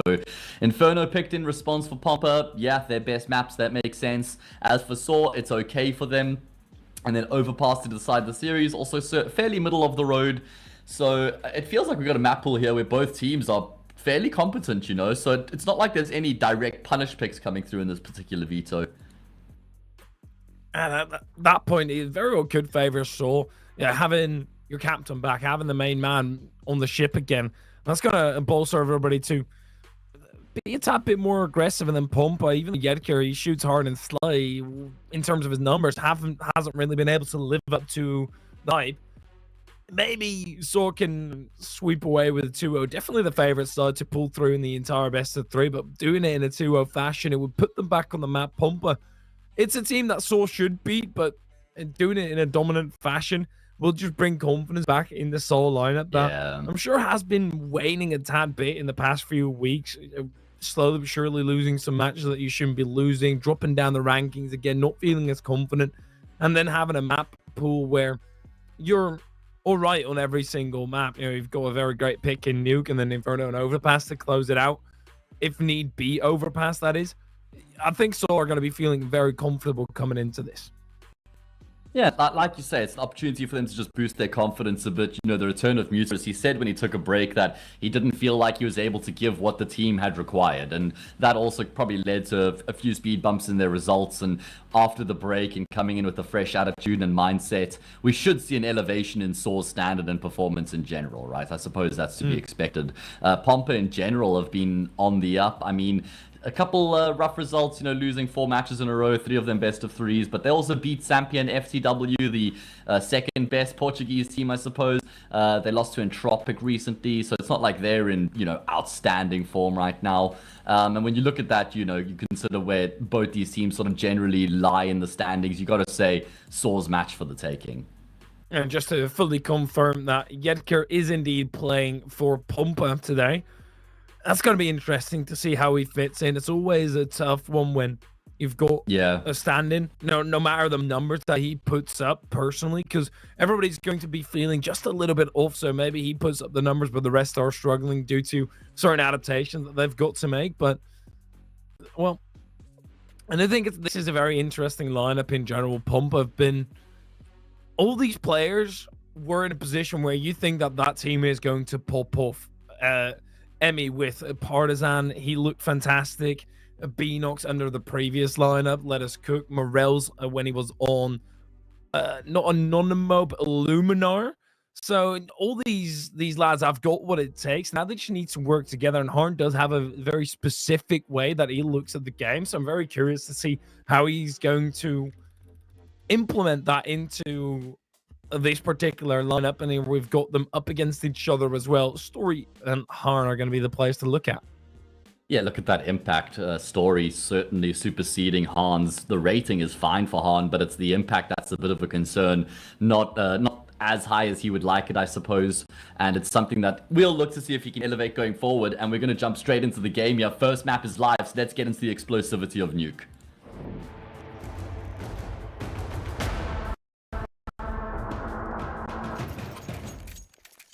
Here we go.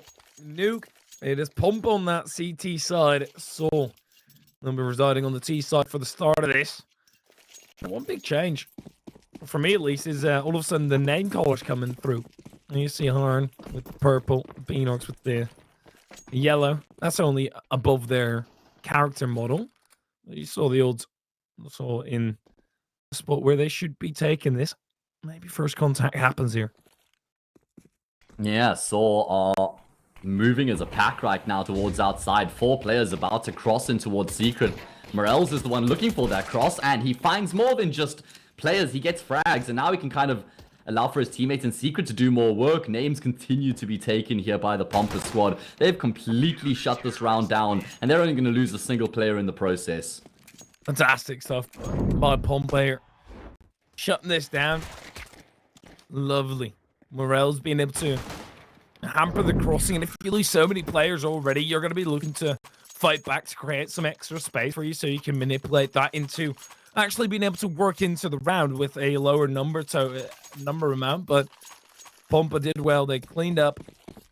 So since they don't have a bomb plant, they can't really buy into this. And the second round force buys, I was a decently sized fan of them. Absolutely despise them now. They just put your economy in such a bad position. You talking about T side in particular? No, mainly CT side. T side, I think you can still get away with it. With a bomb plant, 100%, you go. Right? Yeah. With a bomb plant, 100%, I think you go for it. But otherwise, without a bomb plant, it's just so bare bones. Yeah, I couldn't agree with you more. And I think also CT side as well, that force buy is almost non-existent these days. I have seen some teams go for it. But yeah, this is going to be a pretty clean round. Bomb plant denied, unfortunately, for Saw, their only chance of success. Not a single frag, and with that Pompa, we'll have a nice injection of cash coming into their bank account heading into the first gun round.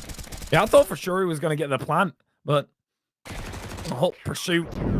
Great stuff by Pompa, because you allow that bomb plant, and we just talked about it, right? The importance of it, at least in the second round. But it's a very simple case. It's extra money, you can always have it.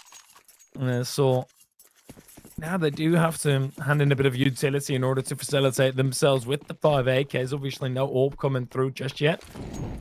Pompa on a bit of a bonus buy. I mean, let's go the MP9, but there are so many spots where you can use it greatly in Mutris. A lot of outside aggression here.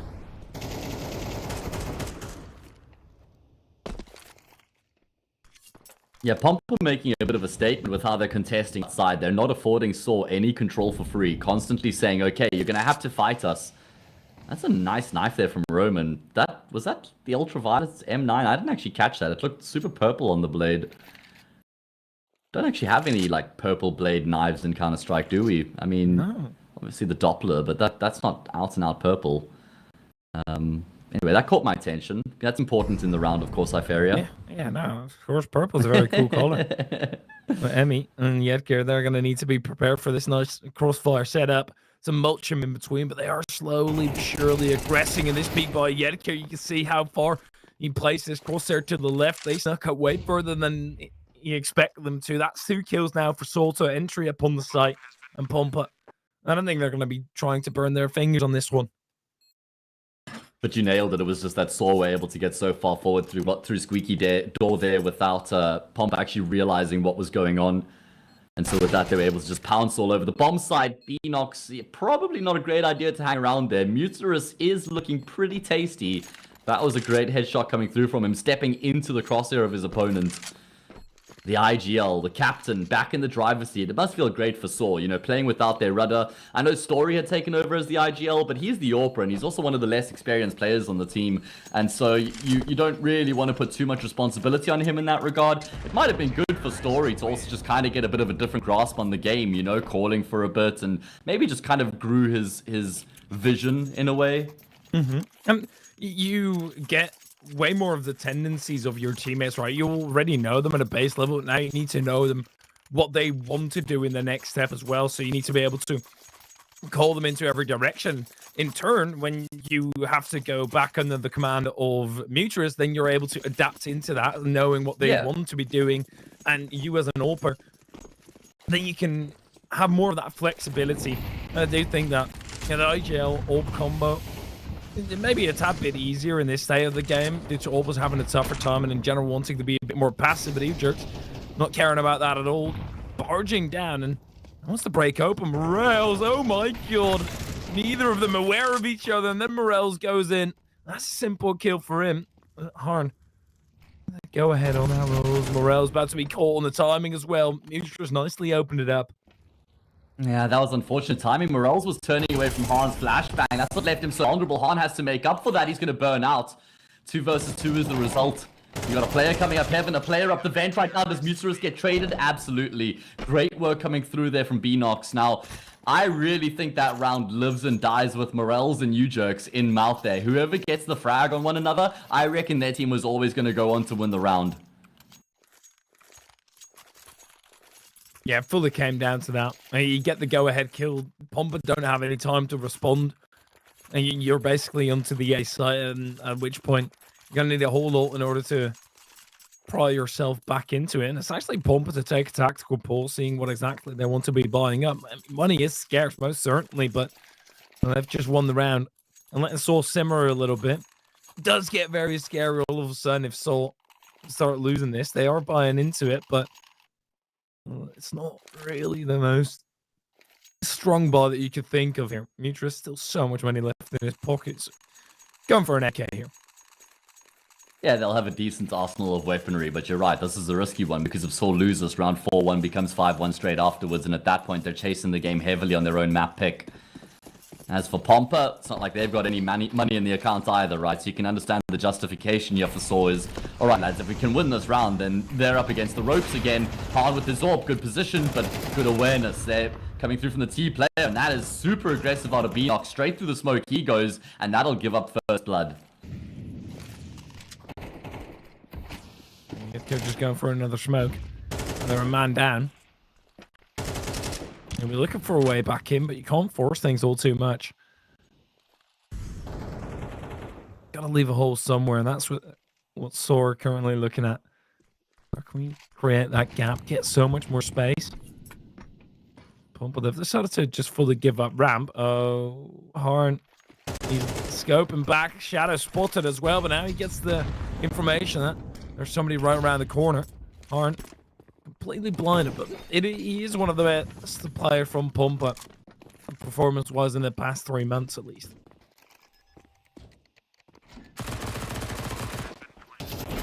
Bomb Blonde's undeniable And with that, the pressure shifts to Pompa, and you know what? That's just the end of the round. They want nothing to do with the retake. Makes sense. They don't have a kit, and they don't really have much of a position to go for the retake. Look like Zedko is still feeling out. He's like, guys, I'm pushing single door. Got a smoke here. I've got... wait, you're all saving? Oh, okay. I guess that's what this team does. Boring. No, I'm joking. Yeah, with the MP9, I do feel like you can give it a shot. See what kind of damage you can do. You have to be careful. If you don't see anything, you definitely can't stay there. This bomb does a ridiculous amount of damage nowadays.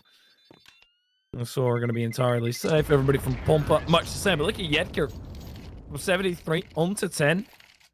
He was decently far away-ish. He was near secret. So definitely something that if you haven't played this map in a while to take into account. So getting another round on the board rather easily so. I mean, the fact that Pompa were saving, of course, and they want to preserve their own economy, it facilitates another buy into this round. It does get a little bit weaker yet again. 2 MP9s coming through this time around. Pompa are going to have to be playing close range.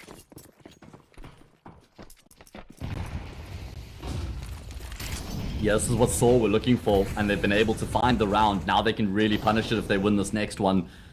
At least Pompa carried a couple guns through, so they can kind of plug the gap somewhat. Looks like Beanox is going for the aggression through that ramp smoke again. Off the back of a flash this time, they're going to be crunching in towards Lois. There's more avenues of entry than just him pushing through ramp. In the meantime, Saw, they're making moves towards outside. Look how much control they've been able to find. It's only Emmy on this part of the map right now with an MP9 as well. So even if he gets a kill, you expect him to be traded straight out. U-Jerks is heading in that direction. This guy's incredibly quick on the trigger. But Emmy will still walk away with the frag in 3/4 of another. Beanox gets a kill of his own. Round is alive for Pompa in the retake. Especially with the utility. They know of Roman's position as well, trying to clear him out before they fully go for this retake. But Roman, I love this. Just playing passively. Buying as much time for his team as possible. Was holding down the line. Now it does get scary. So, having a great position here. Molly coming through. This looks poised to be another Saw round. Pompa to just get go-ahead kill. So much time already gone that nobody has a kit currently on them. They're going to have to get a hurry on. They're not going for it at all. That sucks for them. Unfortunate, they get that opening kill, but they don't actually find a way to crack into the bomb site itself. Story will die to the explosion here, I think. Okay, he gets far away enough. 2 died on Pompa. Wow. That's insane. I was looking the wrong direction all along. It was Pompa who were the ones that needed to be more cautious. That's incredible. I think they increased the bomb explosion range by something like 60% coming into CS2 on Nuke in particular, and Pompa find that out the hard way. Oh man, that's an AWP lost. Look at how much of a difference that makes for Pompa. Yeah, because if 3 of them have stayed alive, then Han could have bought and they would have had another full arsenal of weaponry here pretty much. Yeah.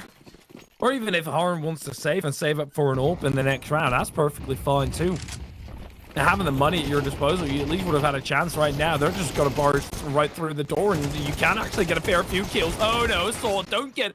Oh, this is all going wrong. Saw thought this round was too easy for them and all of a sudden Pompa with a very bad buy. They managed to pull through with 3 players left alive. Yeah, that's a disaster of the highest order for Saw, and I reckon if you gave them a chance to just run the clock back 30 seconds and say, guys, so if you play a full rush into an eco round, pushing A, this is what's going to happen. You know, what are your thoughts? You're going to have a crack at that? They'll say, yeah, probably not. Let's just slow things down a little bit, you know, get some control and info. And look what that's done to their economy as well, mate, because of the players they've been losing in rounds they're winning. That's brutal. And, I mean, that's why the rule of thumb is you're in an anti-eco round, just take your time. There's no need to just... you know, get complacent and try and finish off the job just because you've got superior weapons. Yeah, there's absolutely no need for it. You've got Mac 10 sometimes in those types of rounds to send that forward, have a quick puncture through if it doesn't work out. Okay, they've got Mac 10s. Who cares? Still, that could very well snowball, but now to run in towards the A site where there are so many angles through a smoke as well. That's just way too quick of a call for Saw. And they pay the hefty, hefty price of losing a round where they just had 1 A1S and some upgraded pistols on the side of Pompa. They absolutely were prepared to lose that round, carry over the A1S. Now that the gust of wind has picked them up, let's see how far Pompa can take this.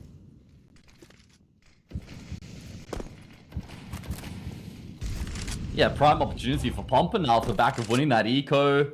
Then you win this round here, 5-3. Anti-eco for Saw, or excuse me, anti-eco for Pompa makes it 6-3. So a big opportunity presents itself now for the majority Polish outfit. I'm loving seeing Zedka again back in the mix, by the way. Like I said in the pregame, he took an extended break after playing for AGO, and there's actually been murmurs about him potentially joining 9. Of course, I think it was Minio who recently departed the roster, if I'm not mistaken. And, you know, of course, the Polish powerhouses. And Zedka's been one of the players on their radar. And that makes a lot of sense because he is just so damn good. And there's definitely a moment where he needs to show his proficiency. Story does exactly that against Morels, at least. Emmy. Now into the open. I'm going to have a quick spot over you jerks, but then gets overwhelmed in the aftermath. And yet, he might be very strong, but I don't think he's going to be able to hold on to this, especially when looking the wrong way. That's the tough part when playing behind those silos. There are 2 ways that they can attack you from, and there's no way that he can hold them both. Lovely stuff out of Saw. So when Saw do win the rounds, all of a sudden it's very convincing. They barely lose any player, but when they lose, especially the previous one, of course, it does just get kind of finicky. Yeah, it's peculiar, man. Like, Saw doing this on hard mode right now, and they're evidently having a great time of it. They could be making life a bit easier for themselves. And it's good to see their resolve, you know, after losing an anti-eco the way that they do, to be able to bounce back in this fashion. Han is 7 for 1, by the way. 8 round. Oh, okay. There we go. 7 for 2. I put the wood on him. He actually caught a shot there in that parting duel, which he got the frag, but enough damage was done to leave him susceptible to that bomb explosion. Only died once in 7 rounds preceding that, though.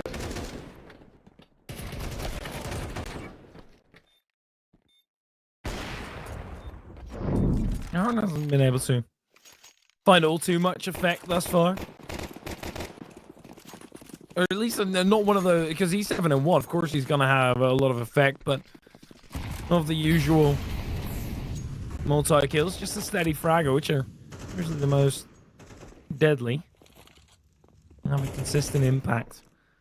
But Pompa, they're right back to some upgraded pistols. Even 2 USPs in there this time around, an A1S without any utility. This is all looking rather hopeless. But Alvario could have said that when they won the round like this. So yeah, they're taking more time. Yeah, it's good to see that they've learned from their mistakes, mate. Applying a little bit more of a methodical approach now coming into this next round. Not just running head first with their eyes covered into a stack. And Beanox is going to be calling for some assistance. Forced backwards, Saw get that control. Hunting a little bit now, baited into the M4. At least Emmy finds a frag, but he's taking damage in the process. And Saw will transition in towards the lower side from here, and they should be able to get across the line relatively scot-free. Yeah, it is most certainly looking like another easy victory round. Nope, no. Harold turns around the corner. The USP will be ineffective as well. Morales has managed to pick up an AK. You run away. You just join links with Emmy here. And get this saved over to the next round. Rather simple stuff. Yet again for Saw. It's losing 2 players and them having 2 weapons by the end of it. It's not the greatest outcome, but it's definitely one that you can be fine with.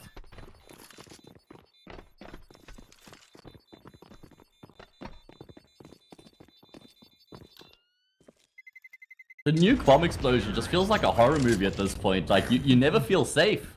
It's like you're just trying to run away from something that you can't escape, man. Yeah, it's so rough. Yeah, it's just a constant state of, I don't know what the hell is going to happen here. Kind of like when you're saving on Inferno or Ancient. Ancient probably a bit more so, because everybody knows that Inferno is stupid in terms of bomb explosion radius. Yeah, it's gotten quite insane, man. And I think it's something that should certainly be remedied. Valve, please nerf the bomb explosion range. And we do big, move into a big ground here. I don't think Saw have had the lead yet here on Nuke, right? pretty sure that's the case. No. Nose is in front now. And T-side nuke as well. That's a fantastic start. They're going to be able to cross as well. No exploding of the smoke screen here. So at least have a tiny look in. There is a flash, but not really going to have too much effect. And I do think it's very worthwhile to just expose all of them with a nade in between. Now, even if you just catch the one, you can take initiative now that that wall of smoke isn't as effective as it once used to be. Harn posturing himself in an aggressive position, waiting for Soul to go over towards the B bomb side. They've done a lot of that already. They are coming to a halt. It's a brave call. I had a lot of players in Secret and they were able to exec. They've decided to pull a handbrake up. Morels has been spotted though, and normally you're able to at least get a kill from that position, completely blinded up by the flash. He had to spray and pray. Not going to happen, and now the pressure will mount on that upper bomb side. Problem for Saw is this is just a one-dimensional hit, man. All 5 of their players are working together. They're applying a lot of pressure into that top side of the map. It's all by design though. Muterus is trying to fake it up, and there's only Han who's in towards the vent right now. And Muterus, how did he get down the vent? Are you kidding? How's he gone through mouth and gotten down the vent alive? And they're going to be able to get that bomb down safely as well. No. No need to worry. How did he do that? Is he a magician? Like, I need to see that again. Hopefully we can get a there replay. There were 3 players A there. Man, that's why you want the big brain power, mate. First day back. An hour ago that has been announced. I mean, at this point, 1.5 hours ago, but already pulling off standard plays when it comes to the mind. Yeah. Threading the needle, man. Yeah, I love those ones, man. Because obviously we have a very easy perspective of seeing it from the outside, but where both players are thinking that they're going for a big brain play, and well, both are, but purely due to them crossing each other, and it's going to come down to one of them looking around a little bit and then winning out the fight easily. I don't think we're going to be able to watch it back, unfortunately.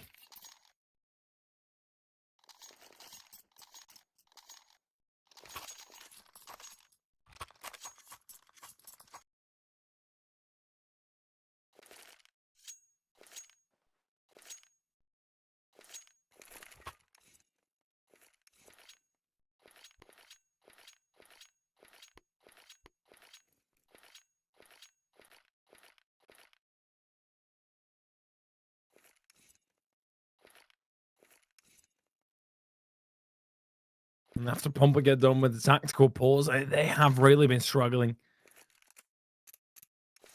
badly to gather up these rounds. Had a great influx all of a sudden. You know, winning one with just their 1A, 1S and some upgraded pistols, but then Saul also took that as personal offense. Started going at them, guns blazing. I think they're looking great here for Saul. Up by 2. As we near the end of the half. This is aggressive out of Pumper. Sorry about that, just had a disconnect from the server. Either way, I am here and saw our presence as well. Story is turning this one into quite an occasion as he's able to find 2 big frags, and they've realized where they've created the space as well. Duck diving their way towards Ramp. Story, brilliant awareness to catch the aggression out of Hut. His team had just come through there, but he was still privy that they might also be trying to track them down. And Morels has got a decent read here as he gets ahead of the game, pushing through and towards Secret. Yeah, okay, he might be ahead of the game, but the Story having an open, 17. This is actually an easy kill for him. Able to swing open the door, nobody watching it, and now they need to be careful. Sure, you're on the angle, but Story with this shot. All of a sudden, Morel's in with a bigger chance than you might have given him in the 1v3.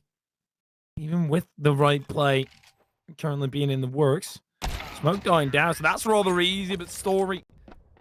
Well, it looked like Morels was behind the corner. There was still a pixel of him that Story could scope in on. Or perhaps not. Who knows with the CS2, but Pumper. A fantastic start. And apart from that, it's all just been disaster after another.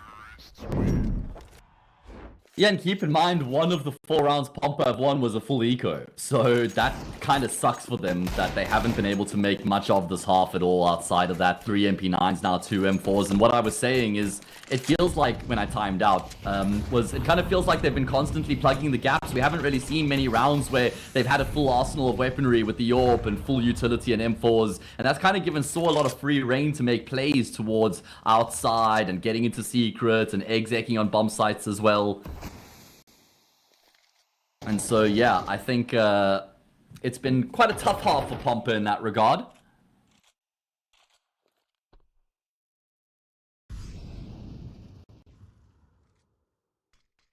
Especially mentally, right? You get a superb round all of a sudden. And then just like that, you fall down, you absolutely crumble, you get torn apart rather by Saw. Yeah, true. And even in the earlier stages of the round, they still trade blow for blow. Morel's getting the opening kill on Mutris. Off of the back of that, Saw has been able to gain a lot of ground on ramp, and they're going to try and squeeze an advantage out of it. At least Morel's able to get a kill back elsewhere and recovers an AK in the process. That does increase their firepower and certainly elevate their chances of winning the round here. Rosdos has that bomb towards ramp, and they're applying pressure on the upper bomb side as well. I think they're trying to sell a bit of a fake. They don't have much time here left remaining. They don't really have the resources either, especially since Story's been cut down. That was a Rosdos' supporting act. And he will get the frag back, but with 15 seconds, how on earth does he get on the A bomb side from here? He needs his teammates to clear it out in the meantime, and they've fallen in the process, and with that, the round will as well. Okay, sure, yeah, the round falls. Saw still 7 on the T side. A fantastic half out of them. Definitely in the driver's seat as we swap halves. Yeah, Arrows, this was just way too convoluted for Saw. Going into the final 15 seconds, everybody had to hurry, and Arrows was actually able to get that opener on towards the B site, but he didn't have anybody there to support him anymore. Now it's Saw. He can dictate the rest of this map and perhaps of this entire game, as they've been able to, now that they've worked themselves into it. Of course, Saw are gonna have to adjust back to Mutris for a tad bit. You know, it's only 2 weeks, it's not gonna take all too long, and they've shown that.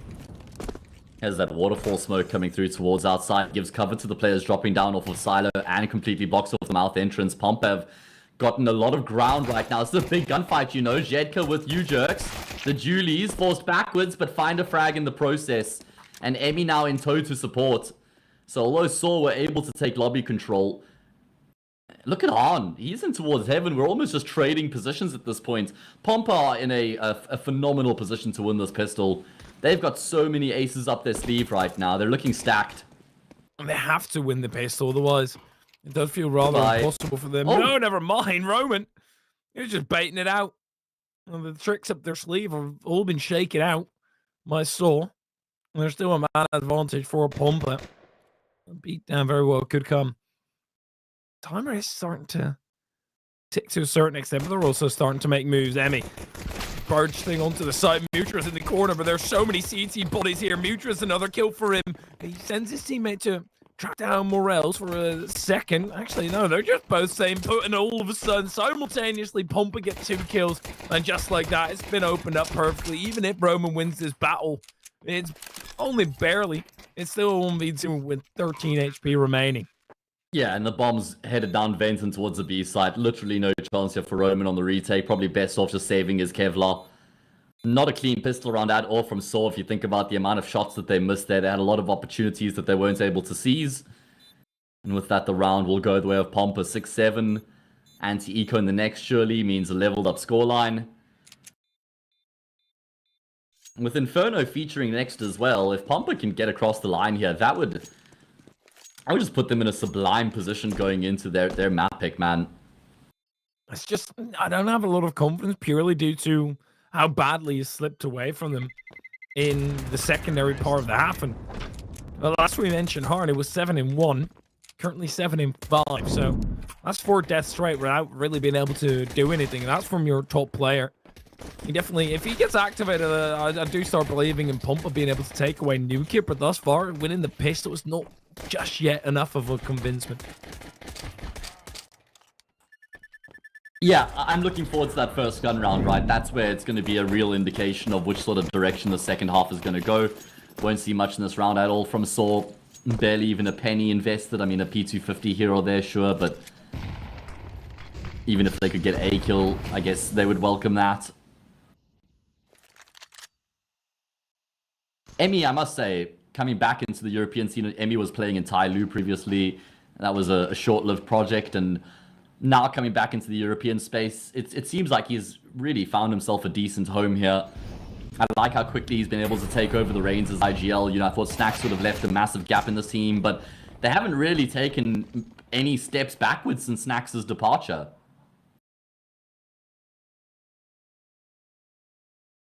Yeah, Snacks was also relatively new to the IGLing.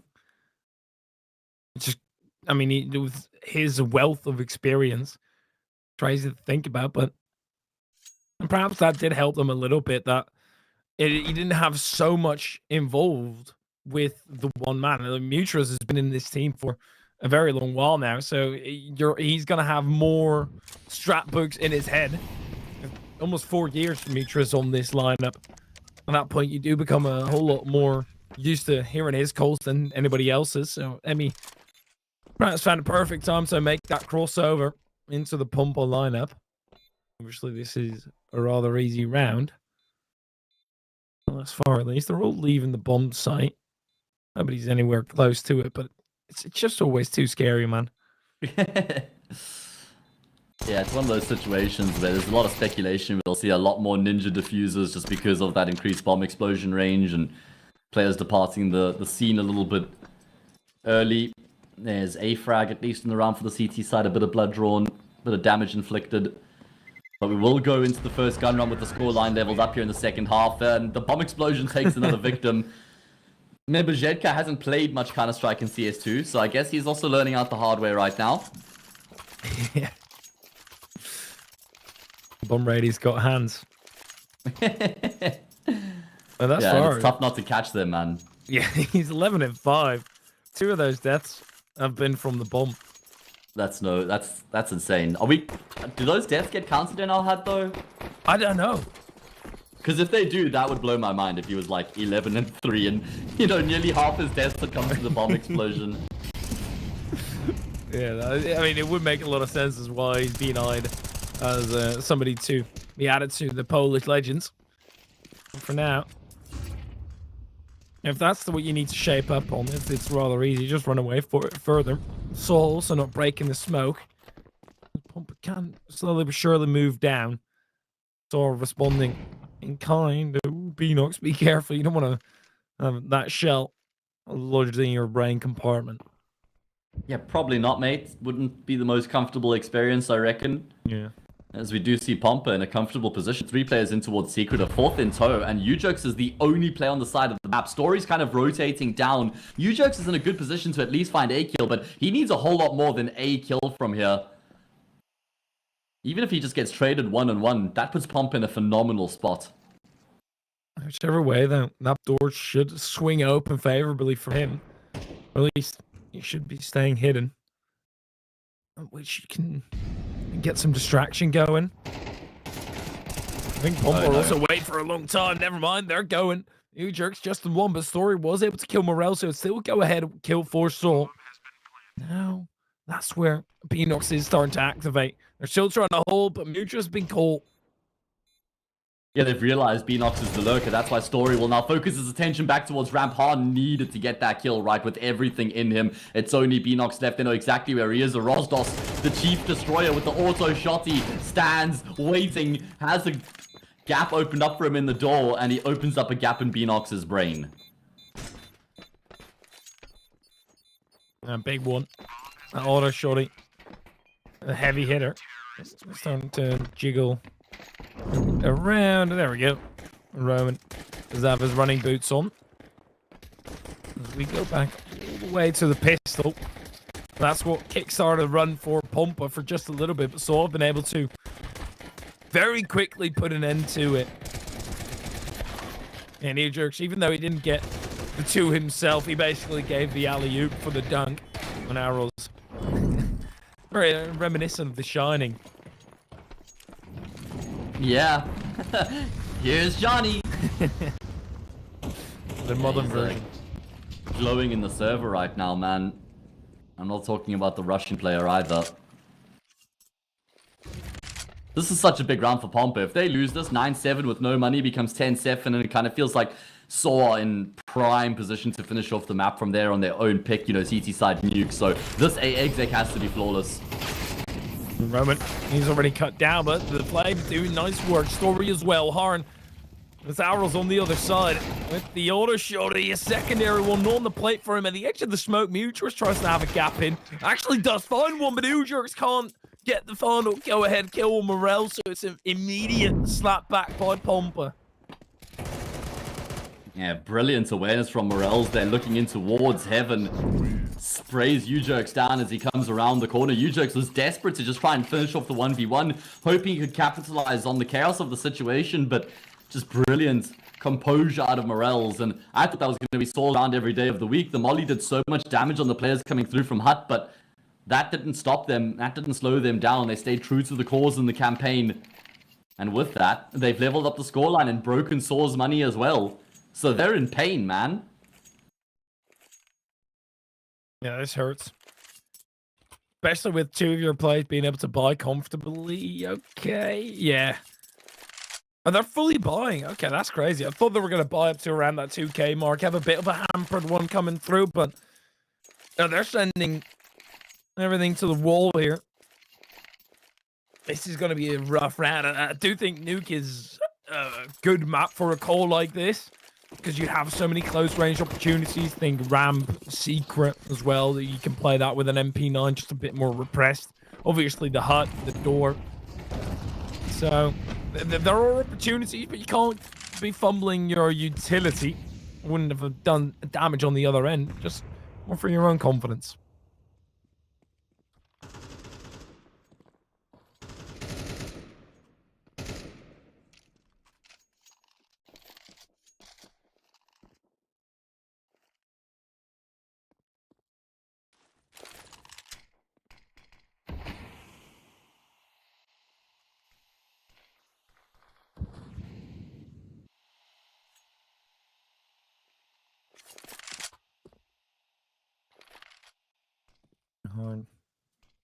Slow down, hey? They slowed things down quite a lot here. Happy to take their time. No blood drawn just yet, besides Story. 2 points of damage his way, won the way of Morels, and it's going to be a creep through the squeaky door coming through from the T side. Worked out phenomenally well for them as they blow the door wide open on A. Yeah, I mean, with that movement speed, but then Mutrus all of a sudden, MP9, that's 3 kills for him. They're trying to hunt him down. Ujurx still behind as well, able to catch him. Oh my god, Mutrus. Get a spectacular play there. We didn't see anything of. Let's see. Oh, he's just waiting in the vent the entire time as the run up from behind. He's able to retain his position as well. Fantastic stuff to fight it back for Saw. The frag that blows my mind the most is the kill onto Morels, I think it was, the player who was coming from T-spawn. He does a great job coming through squeaky door, but then he still has the presence of mind to pivot back and get that player as well. I thought that was going to be the kill that completely undid the round for Saw. What a beautiful sequence of frags coming through from the IGL. He's looking refreshed and revitalized, moisturized, and staying in his lane. Not really staying in his lane, I suppose. He's just all over, man. Yeah, he's the videos that are rather satisfying, but also infuriating to watch, where they like swerve through traffic at high speed. Yeah, the road safety, that's very bad. Ujurx, he's not going to be kept safe anymore either. Else will cover him to the afterlife, and Pompa. Oh, no scope by Story, but still, this is a tough fight for his spot, because there's another pistol coming his way. Oh no, there's no way, right? Yeah, Yedgar has that kill locked up easy, but then there's 2 in response for Saw. I like the way you weren't believing, mate. You're like, nah, no ways. He ain't getting another one off. Nah. And you were right. I wanted to believe so badly, though. I'm a big doubter. I mean, we are only, what, like 40 days away from Christmas? So it's getting to that period, you know, the miracle end of the year. Are you a big Christmas fan? I like the energy that Christmas brings to society, you know, but that like community vibe and the family getting together and being all jolly, you know. It's summer there right now, right? In South Africa? Yes, it's summer. Yeah, Southern Hemisphere, precisely. Like it's very weird to have a summery Christmas. Because one big part is always... And the Northern Hemisphere, it's like, are we going to have a white Christmas, you know? Or is it going to snow? And you just never have that vibe in South Africa, and I feel bad for it. But, well, I mean, we get to sit there in our shorts and shirts, and we have a braai where we put some beautiful meat on the open flame, and fair enough, have a drink, and it's a lot more comfortable than it is where you guys all cooped up inside, you know, windows closed and the heater on. So, I don't know, man. You should experience it someday. I'll invite you around. Yeah, I'm in. I think we'd win you over. Bad climate, bad weather. It ain't for me, man. It ain't for me. Honestly, the winters in like South Africa, especially around the coast, are just so gentle. You know, we're talking like degrees Celsius. The average is like 12 to 14, 15 degrees Celsius. The lows are like 10 to 12. So people here just don't know what cold really is compared to European winters, you know? Yeah, no, the cold here, man, it's absolutely disastrous. You know, the cold is one part, but then also the wind always, that absolutely destroys me every single time. Chill to the bones. Yeah. Recently had a 45-minute cycle. Beanox. Okay, yeah, that was actually very close. If Beanox gets that kill on story there, no, actually it was Mutrus to get the kill in the end, so there wouldn't have been a bomb plant. But Pompa trying to fight back, and they're running out of road here. Yeah, they are. 11-8. Saw need 2 more rounds here on their map pick, and that would seal the deal. As for Pompa, yeah, must-win gun round coming through for them. Lose this 12-8 almost certainly becomes 13-8 soon afterwards. Han has cooled off massively since I highlighted that 7-for-1 scoreline, man. 2 kills since then, died 9 times. And look at their utility, Dan. They are so light in terms of util here on this T side right now. Noise dropping down the vents. Harn does manage to get a kill. He's alright. Story. Simple stuff for him, or else was looking the other way. Pompa do have something to work with there, I reckon. If Beanox is able to squeeze that position into something. Yeah, problem is that their 2 players towards Garage were both dealt with, and they weren't able to get a kill between them. That flipped the round on its head. As you say, Beanox is in a good position, but how do his teammates join up with him? Roman just sporadically tapping shots every now and again. And eventually, as he goes for the reload, a player phases through that smoke. They'll continue to chain smokes in towards Squeaky. Roman has a smoke of his own. Don't know if he even needed to use it there, but he will opt to deploy the smoke screen. And now, Pompa, how do they get back in towards this round? They try and go down the vents. Roman's already 1 step ahead of them. The troll's under the bridge and the knife is out. Oh, yeah. The big club would dive it out. That is a different story. You give them some leeway to start shooting back. I do like Roman just throwing the smoke on the molly, not taking a risk, not trying to see whether he can read this perfectly. Because it's just so much more worthwhile to hold on to your life there. And if you... Because those smokes deploy relatively late. Here, Pompa go. Pushing forward, Saul. They've got some positions here to try and interrupt. Story being one of them. They now going on to the head of Getkir. Emmy. That's a quick first kill on Eel Jerks, and now they know everything that they need to know. Story will back down. He's scoping in the orb, would have been hurt by Pompa already. We do have 2 rounds in between the 2. Yeah, really well work coming through there from Pompa, the way that they actually recovered the situation. We weren't so sure how they were going to get themselves into a bomb site, and Beanox made his way back up around Secret, and they pushed him towards that A bomb site. Good innovation to boost up next to the vent there as well. They find the kills necessary and lock it down thereafter. So very well worked round coming through from Pompa. Good calls out of Emmy. That's a 9th round on the board here for the T side, and they keep themselves alive. When you look at the money for the CTs, yeah, they'll probably go in here, right? Muterus and U-Jerks can both buy themselves a gun store. You can drop a rifle as one player's gonna have to settle for an MP9 or a Desert Eagle, but it will still be a pretty decent investment. However, should Saw lose this next round, 11-9 becomes 11-10, and then we have a game on our hands once again after the anti-eco because already is 11-9, so it'd be 11-10 into 11 all. Yeah, can go very quickly as soon as that Saw economy is broken, which, well, it's trying to ruffle up the last few coins still left in the wallet. The Saw will spend his. The richest man on their side right now has got $50 to his name. There's at least 3 of them. But Saw are dead broke. And Pumpa and gunning for the throats. This is setting up to be a spectacular end of the first map. If it even concludes. This very well could go to OT as well. Pumpa, with just this one round, are in a position to tie it right back up. If they take away Nuke, the world is wide open for them when it comes to Inferno.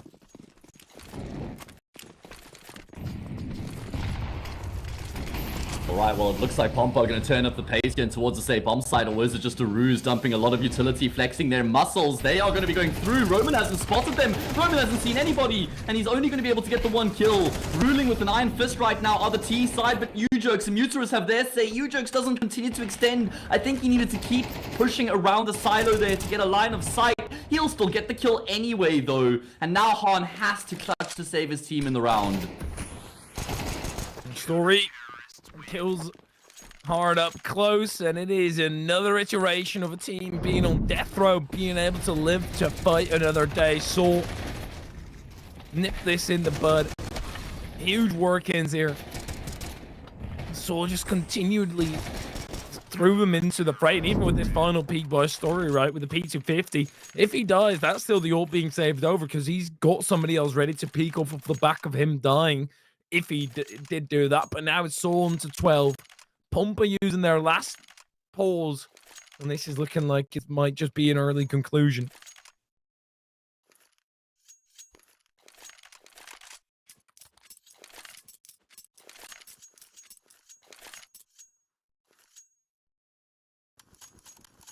Yeah, it's a really important round for Saw to win to maintain their position in the driver's seat as well, right? Oh, yeah. And now the investment looks a bit bleak. I mean, sure, there are 3 rifles, but 2 Tech 9s to supplement the buy for Pompa. And a great chance here for Saw to finish off the job. Map point acquired, and they've got 3 of them here on their map pick. It's the best one they're going to get. And you saw they will never lose the steering wheel in regulation time, that is. But going to OT from a position like this, knowing that Pompa have only got 3 rifles to work with, you got to close this one out right here, right now. Story. Yet again, I mean, if you do this in the position of arrows, sure, that's fine. You've got an auto shot, but you've got an AWP. Maybe it's best used somewhere else. You like that position now.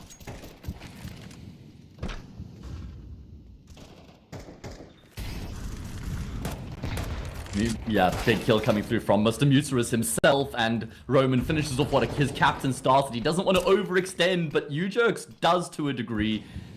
And that's a 3 versus 3. Good position for Pompa, but there's a push coming up the secret stairs right now. Emmy's considering it, looks back just in time, and that will keep his life intact. Unfortunately, B-Nox not afforded that same luxury.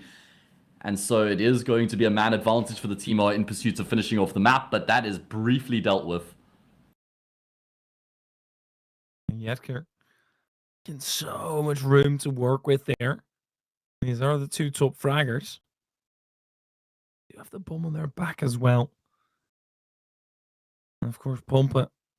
Oh, this is bad for Arrows. This is great for Arrows now. Yetker checks it, and Arrows is going to be right around the corner. Way closer than Yetker might expect, but then again, doesn't make a sound cue. Trying to drop down, and the bomb will at least get planted here. Did punched in. I saw trying to fight for a way back. Yetker caught. My God. Those auto shorties, man, they've got a lot of length. And he's going to stick the defuse. Emmy, can he get the kill in time is the question. Rounds the corner, the smoke is still in play. That's still the T-smoke, Hyperia. They use it to complete the defuse, and with that, they complete the map as well. Saw win 13-9 on their pick. Yeah, that's absolutely ridiculous. This from Arrows, man. It creates I love the commitment, honestly. Yeah. My oh my, I mean, it creates massive gaps in the smoke. The huge stuff by Arrows, and well, I don't like you, Hayes, anymore. You're not allowed to be on the okay, camera. Dan. Fine. God damn. Be like that. We're going to a break, and when we return, it's the second map. Yeah, you sit there, Dan. You sit there.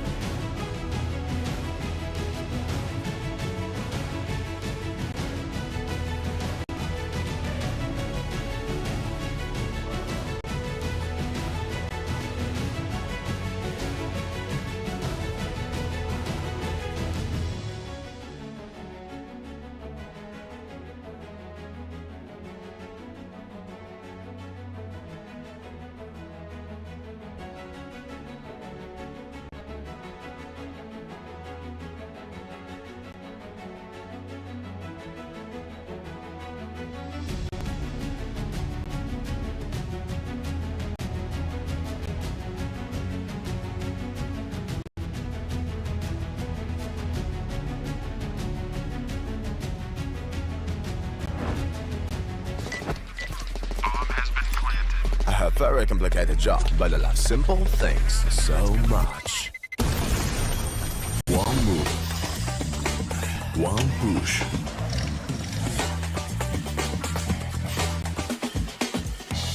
One touch.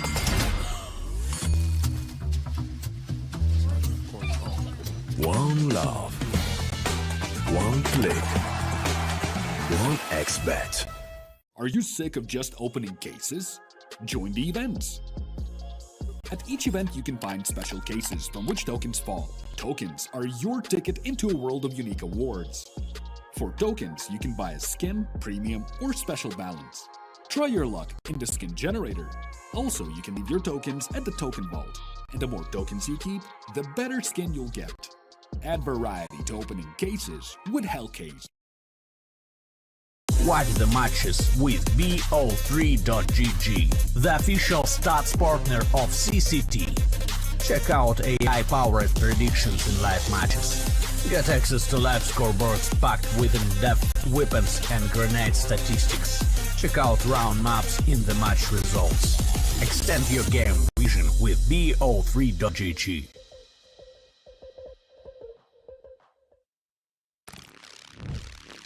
Yo, what are you doing? Exhibit. What do you think? I'm a paperclip? It's Mr. X to Z. You need to quit browsing like a lame and get Opera GX. Because with GX mods, you can pimp your motherfucking browser. All you gotta do is click here, select the mod, and boom! New look, new sounds, new everything. It's not easy being a legend. Oh, shit. Not again. Change the mod now. Download Opera GX.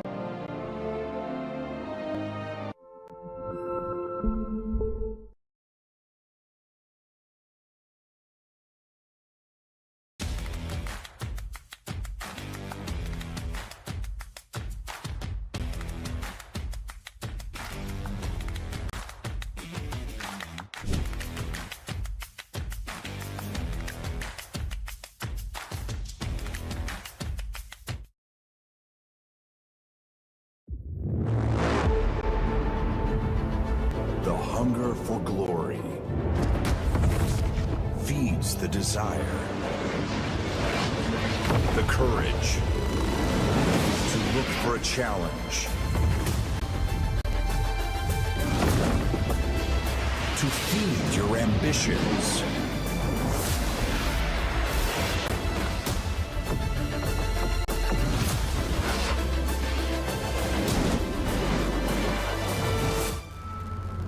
To reach for greatness. To become the champion of champions.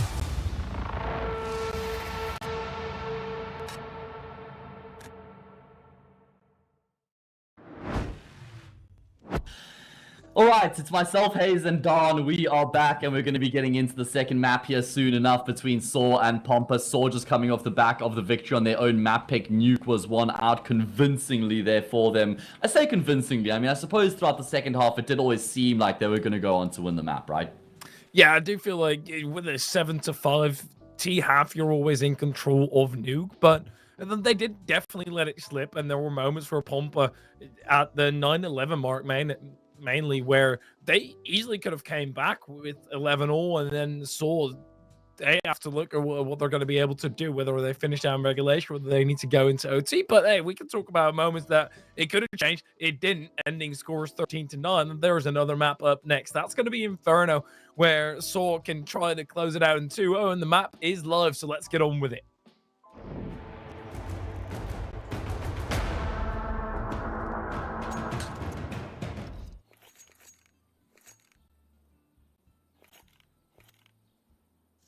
All right, well, here we go. Inferno, the pick of Pompa. They've got the stand-in Jedka, so you know it's not their full-strength squad. I don't think it's a stand-in because they weren't able to play with Sly. You know, Jedka's been playing quite a few games for Pompa as of late. And Saw, well, they are massive favorites here in the series, and that makes sense. Let's see what they've got in store for us here in the pistol. Big lean in towards that A bomb site, leaving Roman by himself over in towards Banana. He does have a lot of utility on his belt, but he also has a lot of players heading in his direction. Yeah, that's going to be tough. Usually, you're in a position that you just want to buy time. They're going to be able to throw the smoke. Pumper were very much looking like they were just going to go off of contact, and as soon as they had it, they would barge onto the scene, at which point the smoke really wouldn't have done enough for Roman. And they still don't care. Smoke is going to explode this, or the nade is going to explode the smoke, but Demetrius already lost his life. This is looking like a great start here for Pumper. Yeah, they've got everything going their way. They should be completely unretakeable. Look at how far Rojdos is right now. He's still trying to hunt for Beanox, and he will get Beanox here because Beanox is not aware there's still somebody wrapping around that part of the map, but he's done his job. And Saw can't wait for their teammates, Rojdos, to rotate through. They have to get a move on, essentially 2 versus 3 on the retake right now. Good peeks coming through, but now it's only Han left remaining, and there's no kits either. Han is cooped up in the corner. 2 players holding his position. Rojdos, he was the one who's rotated across, and you know what? He's arrived in time. Yeah, How have they won that? He did everything that he needed to do. They got the kill, removed the pin from the back, so they really didn't have to worry about that at all anymore. And then also buying as much time as he did initially in the face-off with Harn. That was all that he really needed to do. Harn needed to have that instant shot, because then he had another barrier in the way that would have been body blocking the diffuser, and it would have been very tough for him to do it on 1 mag, and you just don't have time for the reload. But we talked about this already. If you get a bomb plant, there's a very high likelihood that you buy into around like this. 3 Galils, and the Pumper have even opted for a weaker route when it comes to pure weaponry. A lot of utility now that they've got to work with it, though. Yeah, big round here for Pumper. Loses 2-0, becomes 3-0 after the eco, and at that point, Saw surge ahead. Is going to contact in towards Banana. That favors the T side, forcing the FAMAS backwards. Not ideal by any stretch here for the CT side. And the standard for Pump is, okay, we know we've got Banana. We know we've got them on their toes towards B. We're probably going to have drawn a rotation. Let's go back towards A. And they've read it perfectly. But Story is also kind of trying to stay 1 step ahead here. Throws a smoke grenade to flex the muscles over towards B, and then pads up the defense at A once again. So Saw do have the desired number of players over on the safe side of the map right now.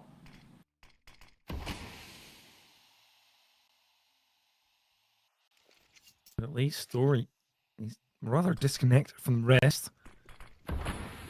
Arrows. We're going to be trying to fight for a way in. Neutra's getting that first kill, and that's where Arrows activates. This is why it's such a garbage site to try and take for the TN. They've done spectacularly though in the answer. Look at this from Pumper, 3 on the trot, and that just leaves Roman. Yeah, that does just leave Roman, and he doesn't have an Empire behind him either, as he looks to try phase through the smoke himself, and Han cross like ships in the night. I mean, there should be no way for him to win this without a kit as he's trying to find his way forward. It seems like Han has an idea. He could have come through here as well. He finds the kill on the first. Where does Han? How does he play this? Yeah, time's already ticked away too far. No way for Roman to make this one work, and Han will emerge as the smoke fades and Pumper get across the line. I think Roma kills Harn there in the battle that Harn was looking for. I reckon there would have been time on the clock. 10 seconds, sure, it's not a whole lot. But what happened here? That this got dismantled. Arrows facing, Mutrus out on an island by his lonesome, so they weren't able to play off of the back of each other anymore. No time for the cavalry to come through as well. And even though Saw had a spectacular start, it is Pump who managed to sneak it out from underneath them. This is an annoying position for Saw though, because you have to buy. That's basically a given. You're going to be held up by the technical pause first to maybe think longer about what exactly you want to buy, but you don't have a whole lot of options.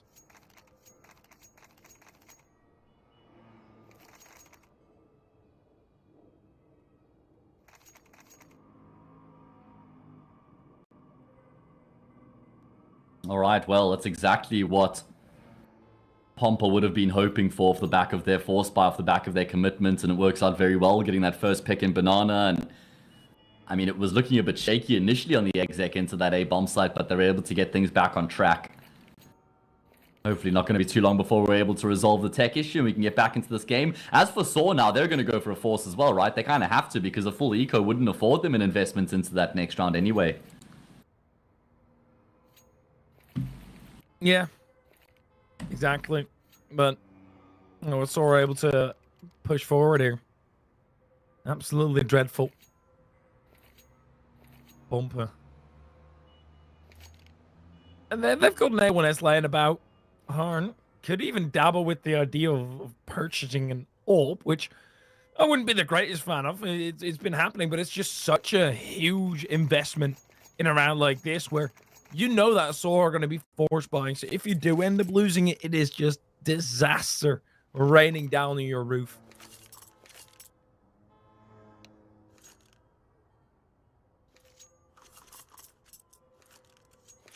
All right, tech pause concluded. Back into the game we go. Pompa going to be looking to make sure that Saw don't do to them what was just done to Saw by Pompa.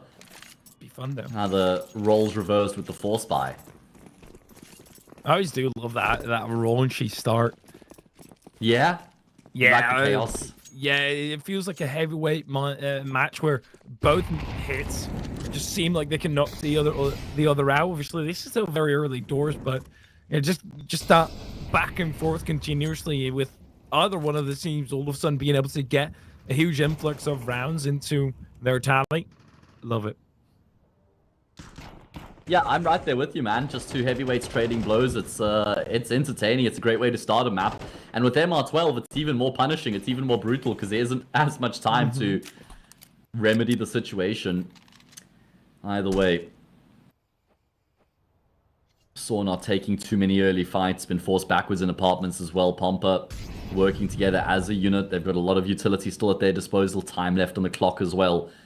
As long as they apply the appropriate amount of caution, they shouldn't have a problem. And Morels. Easy battle. I mean, would have been with them going in tandem. It's always what you want to be doing here. But maybe if Arrows can retain this position, Beanox, he is going to swing around the corner and be too focused on the corner initially. He's got to get away with it at this point, so should definitely start thinking about the save. Udrix was already doing that, but wants to just quickly go back and get that MP9. This is all that Saw are going to have in the next round, so you best treasure it. Yeah, the remaining three players carry their 4-star weapons through to that next round. It's going to be an eco for the CT side, and Pompa off to a strong start on their map pick despite the fact that they lost the pistol. Remember, guys, that this is a playoff matchup. Winner of this gets themselves into the quarterfinal. Loser is eliminated from the event altogether. And Saw have been invited to the stage. So, you know, getting eliminated in the first round as the invited team, that's always going to be a blemish on your record, man. Yeah.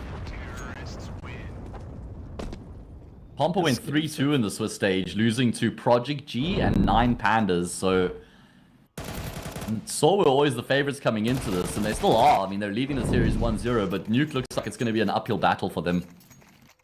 Yeah, I do feel like Inferno, rather. For Saw, in general, every single matchup has been uphill. Because they were in a position where they were challenging the tier 1 oftentimes. Right now, it's more of that bottleneck team that you have to get through in order to prove yourself that you're worthy of that tier 1.5/2 competition. Uh-oh, that's not the greatest nade. New Jerk gets away well there.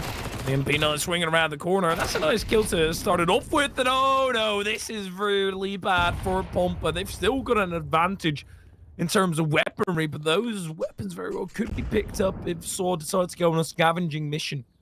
Oh, Story's taking up this position, and he hits the instant headshot as well. It's all falling apart at the seams for Pompa against the pistols. We thought previous round the force buy was when we could see the heavyweights trading blows, but Saw, well, they don't care what weight division they're in terms of their buy. Morels and Hahn look to recover, though. 2 quick kills coming back through for them. Muterus has been dropped as well. Erasdos only has a USP in the bomb site. Oh, man, but he's still able to get a kill anyway. Now he picks up the rifle. Hahn's trying to get the frag, but no, he will fail in his pursuit, and Saw have leveled it up. Oh my god. So it wasn't the force buy out of Saw, it was the scraps of the force buy pulling them through. But this kill by Story, huge, instrumental, even though he got dropped quickly thereafter. Otherwise, it would have just been an easy walk onto the site for Pompa. Arrows those getting very antsy at the start. And we're looking at this in slow-mo for Morels, but it really matters where Rostos is challenging from. It was scary that he was peaking as much as he did at the end, because all of a sudden you can find 2 individualized battles, but he saw right back on the map, and all of a sudden the hill gets a lot less steep.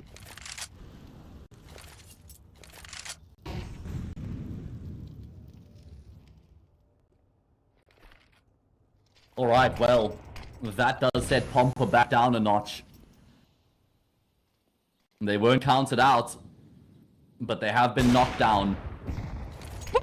Ooh, that was fast, son. Did he even catch a glimpse of him? Was that just a rabbit out the hat? I mean, he's lucky. Enox is lucky it only does 35 damage.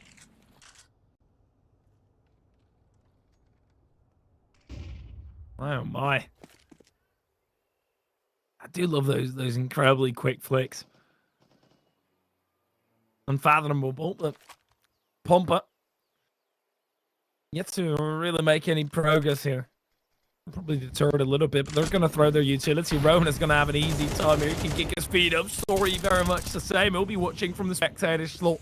User shuts Emmy down, and Arrows, he has to hold the line here. He does have a nice crossfire set up, but Mutras has to swing way wider than he initially anticipated. User just gets the one, and that's going to be Pomp on the site. Roman has to have a crack at this, right? He knows that they've done damage, but that fresh smoke is just going to make his heart sink into his stomach. I'm not sure if it's going to be recoverable here for him.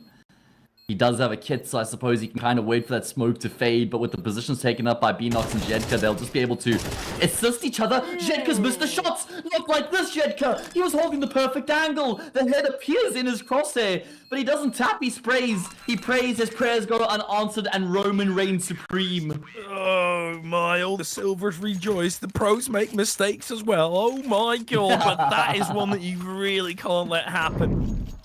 Well, of epic proportions here. We do watch back at that, but I want to see this shot from Yedka again. Oh, here we go. Oh, love that. 4x3 POV. He just plainly didn't see Arrowslos. Okay, hold on. How cool is that replay? Yeah, that's very sick. That is a massive shout out to our production team for giving us that POV. I ain't seen that one before, and I love that. What a cool replay. Production on fire. 2 days left of the contract, baby. Why? Why do you gotta do that, man? Oh, that's true though. I can't believe we're coming to an end of this whole journey. I wanted it to be there the entire way. There you just go. He might not have long left on his lease. He gets the hell out. Oh, look at Emmy. He's trying to get ahead of the smoke. They all are. Usually sprays down 2. How many can Roman get? The answer is none. But Story has rotated across. Thankfully, he gets a kill that maintains some sort of an advantage for his team, especially after the heroics off of Ujex's double. 2v3 Pompa haven't been able to get the bomb across, and they don't have a smoke for that cross either. Demetrius. This is annoying for Pompa. One of them in the promised land, but without the goods. I'm trying to lob it over. They finally managed that, but then Harn still needs to secure this. No, and Harn is as close as he did that. Nade will perfectly do the job. Story. I think I heard another up shot there, but it was Arostos to connect with the face of Morels and Pompa. Maybe make to sit down here. Tactical pause, so they're going to take a rest for a little bit, but not really great prospects for this upcoming round.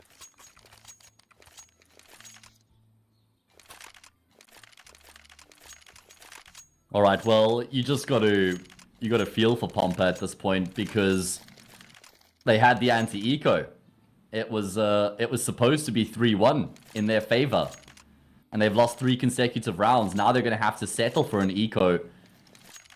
And it's fairly brutal what Pompa are experiencing right now, especially in the grand scheme of things. They're down 0-1 in the series. Have to win here on Inferno to keep themselves in the playoffs.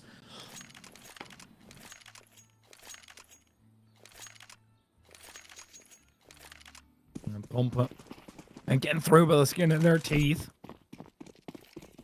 Now, those odds are turned around, but...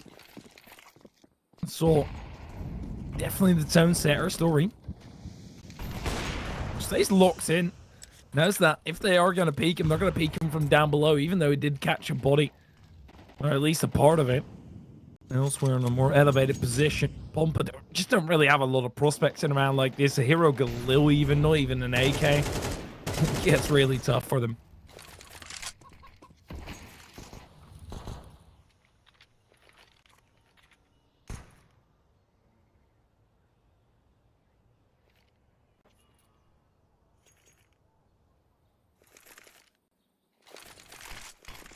Alright, well, let's see what they can do with said Hero Galley. Utility is good flashes, at least initially, but they're getting fragged left, right, and center. Morel's with that Galil, tries to phase through the smoke, but he's met by a hail of bullets. And that is the job done and dusted. And Saw are now going to build on their economy off the back of these successes as well, which is really good for them. Get an injection of cash, get that buffer. And the Rosdos finishes off with a triple. 5-2 the scoreline, Saw surging. Yeah, this is fantastic stuff out of Saw. Not really that prominent on a map like Inferno. I certainly haven't played it a whole lot. And when they have, they've definitely struggled. So perhaps this is a tad bit of a trick up their sleeve. Most certainly looking like it right now. Pompa, historically better on the T side. They definitely need to kick it up in terms of the engines. Because Saw, they usually have a dreadful CT side. So Story being able to start it off again, and there's a second man in the mix. Story now just backing down, pulling out the pistol. Sure, you still have that quick movement speed, but you at least give yourself some firing power if they do barge on in. Yeah, his thoughts is also he's got another teammate to fall back on the speed bomb side. I don't think Pompa are aware that there is another player there. 2 players set up in towards the top of middle as well, and Pompa heading in that direction.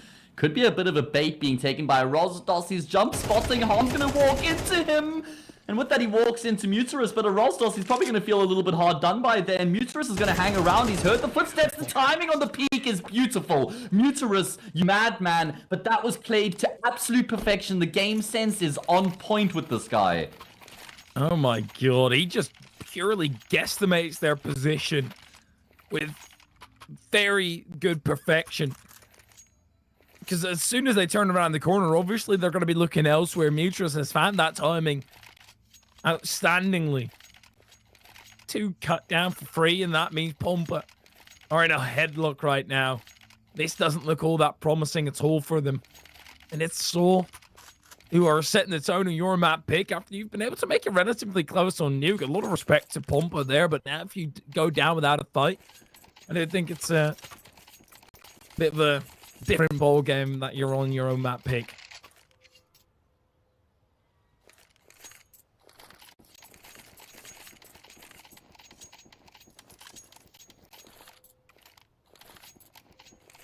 Alright, well, now Pompa are going to have to settle for an eco. They have got some utility to work with, but still looks a bit bleak in terms of the weaponry compared to Saw, obviously, who have now got the ball rolling. They've got the momentum behind them. They've won 5 consecutive rounds.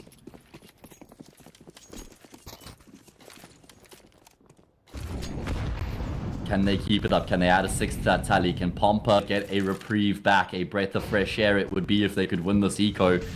And it's certainly an eco that's got a bit of a bite behind it. That max round loss bonus obviously means, you know, upgraded pistols, a hero AK on Han. I don't like that he doesn't have head armor. I will say that. I think when you've got hero AK, you need head armor on the T side. If you're going to invest the full $2,700 into the rifle, spend the extra $350 to get the head armor and enable you that much more.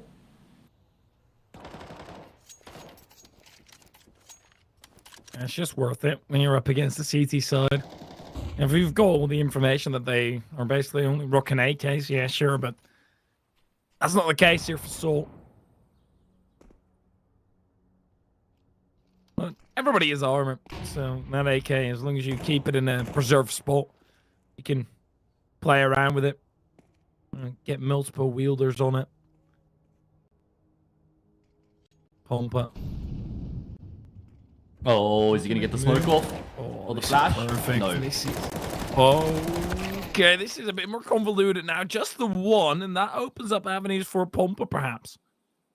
Yeah, Pompa just need to slow down ever so slightly to maybe sell the fake that they're going to go back towards B, and that's exactly what I was hoping for, because now Story's rotated across, and they're going to use apartments as their avenue of entry to try and get into A here. It's not a great setup for Saw. Rosdos is looking in this direction, but they don't have anybody on the site itself. Now Saw realize what's going on. Do they find themselves in trouble? Yes, the AK gets one. Another perhaps? Not in time, because Muterus has locked it down. Oh my, that's where you need this man back. 5 kills. I've been so instrumental for them winning the round. You know, when he called the players about to barge on in too short.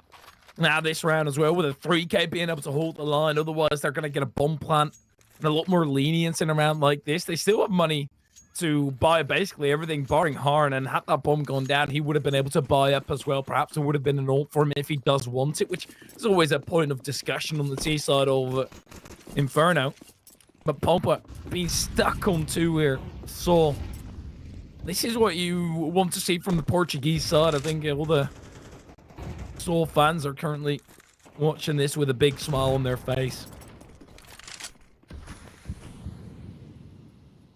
Yeah, absolutely. They're going to be feeling phenomenal right now based on what we've seen so far from the Portuguese outfit. Molly will force one forward in apartments. Emmy is top banana. This could catch Roman off guard, you know. And Ujokes has fallen back. Oh, they have no idea that Emmy is all the way up to half wall right now. And Emmy's hearing the jump spotting. He's getting all the info. It's just all about the timing on when he decides to peek. I mean, this is a round-winning position to be in. And there we go, he gets the kill. Thank God for that, because if he goes down, then their whole world falls apart right in front of them. Emmy drops the smoke, recovers more utility. And honestly, I wouldn't even mind see Saw just calling it a day from here in the 4 versus 5. I mean, I guess they've got some money to justify the retake, but there's still 2 players on A who haven't moved a muscle, and they've actually gotten a kill through the smoke. Yeah, I do think that they're going to have a look in at least and see whether they can fight back through the smokes. And they've just been able to find a kill and also delaying it a little bit. They get to rotate over. These rotations are so damn slow. There is somebody coming through with a nade, though. Arrows does. With the nade. Lining it up. Flash to come through first. And there goes the nade. Yetkir will try and start the plant. They don't have an elevated position here. They also won't be able to spray Yetkir down through the smoke. But they've got Pompa in a very locked up position. Nobody's coming through Banana, though. Story's rotating over towards that CT end as well. Oh, the T's blow the smoke open. Ujokes peeks back into it. He's able to find all the flashes. Great, the retake is underway. There's only 1 player left. It's Han seeking refuge in the smoke. The problem is with the AWP. How does he get a multi-kill? No, he's got the AK, but he doesn't have any health. And Saw have just navigated that retake to perfection. I was potentially calling for the save. And you know what? I was a bit worried because they delayed the plant by so long. I think they thought Pompa might have been going back to A. That's why they were so slow on the rotations. But they still win the round out convincingly anyway. Yeah, and that's why you stick around for a little bit. You know, the smokes are in the way. Luck goes both ends. And Harn, no chance that he ever pulls off that 1v4. Even if he gets the first kill, there was just so much time left. Quick smoke as well, all the way on the bottom of Banana. But yeah, there were kits on the pockets of Saw. There really was no worry for them. They all had to be killed if Harn ever wants to win that round. But Pompa, the screws are being put to them right now. Saw in a sublime position. This is absolutely fantastic. Really didn't expect Saw to be coming out swinging like this, especially after what was a tad bit of a labored first map. Emmy has got a pressed up position again, getting caught on the wall slightly. That's going to cost him some HP perhaps, with the fire ticking down and below his feet. Saw, such great map control. And even when they don't have it, they are perfectly aware of it. And it's all just a system that they're deploying at that moment. Mutra's been incredibly passive, and that's what I mean, right? He goes passive, and instead Story starts creeping up with the AWP. And Mutra's does now dive on out of there. And he'll start rotating back over towards B, where there is some action. But overall, the main story is going to be happening over towards A. All right, well, main story happening over towards A. Can he be the hero as well? The protagonist of said story is Story.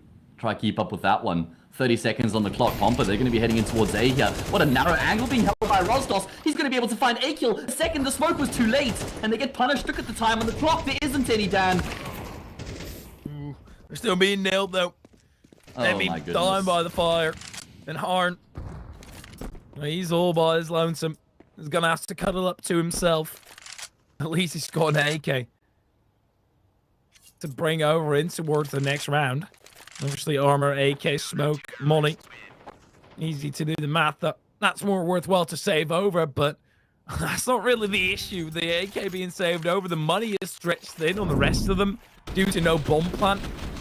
The headliner is still Pompa being stuck on 2 rounds and it's sort of obliterating them round after round after round.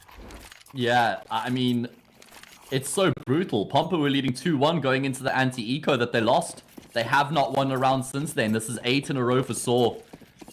In complete control. Think about that 1v2 retake from Roman as well when Jedka holds the angle and isn't able to get the frag. Things have just fallen apart for Pompa, and Roman now wants to inflict further damage. Emmy gets flashed by his teammates, but Roman holds down mouse button 1 and somehow comes away with the kill. How did that nade not do any damage? It landed in the gut of Harn, and I think that it bounced out right behind the wall. I guess it landing on Harn was actually a blessing in disguise, even though usually that means certain doom. Still, Pompa.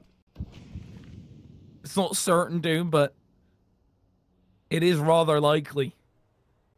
And they're going to be out of CCT with a 92. Even if they get this final round, sort of done everything that they needed to do in this first half. Man, I can't believe how quickly it's gotten to this point as well. That's the thing about MR12, right? Is how fast things can fall apart.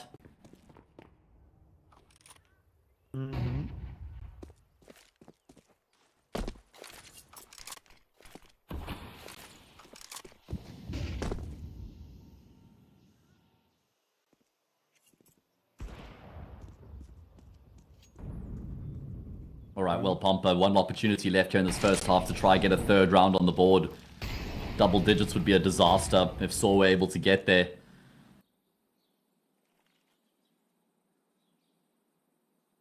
All 4 players in towards Banana they go. They've got the smokes and the molly. No flashes to 4-story back though, so he should have free reign. There will be the smoke that comes through. He's only able to land a leg shot. They've double... Okay, no, never mind. They're good, but that's a TK. That is not good. That's a problem, in fact. Yeah, Sword was caught for a second. Okay, well, that's a rather bad end to the half. Okay, no. You think there may be a chance. Muturis still looked like he was in a position to fully end this, but Beanox just fully made the mistake. He didn't realize that the timer was so low. He was just strolling towards the back of the site, trying to get the bomb down into a safe spot. Forest Oranges isn't as safe as it used to be. There is a tiny gap that they can shoot at, but still, you can't reach any other position, so I guess you're going to have to settle. He didn't. And that means exactly. Saw double digits in the first half.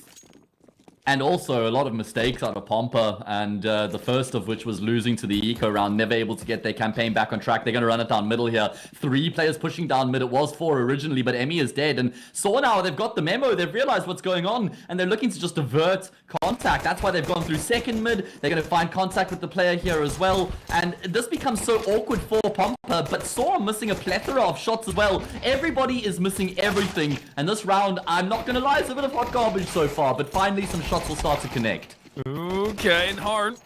That's huge, but now they've got all the information that they need. They're just going to waltz on over, and Muturis, I love this. Not necessarily the playing anti-flash part, but...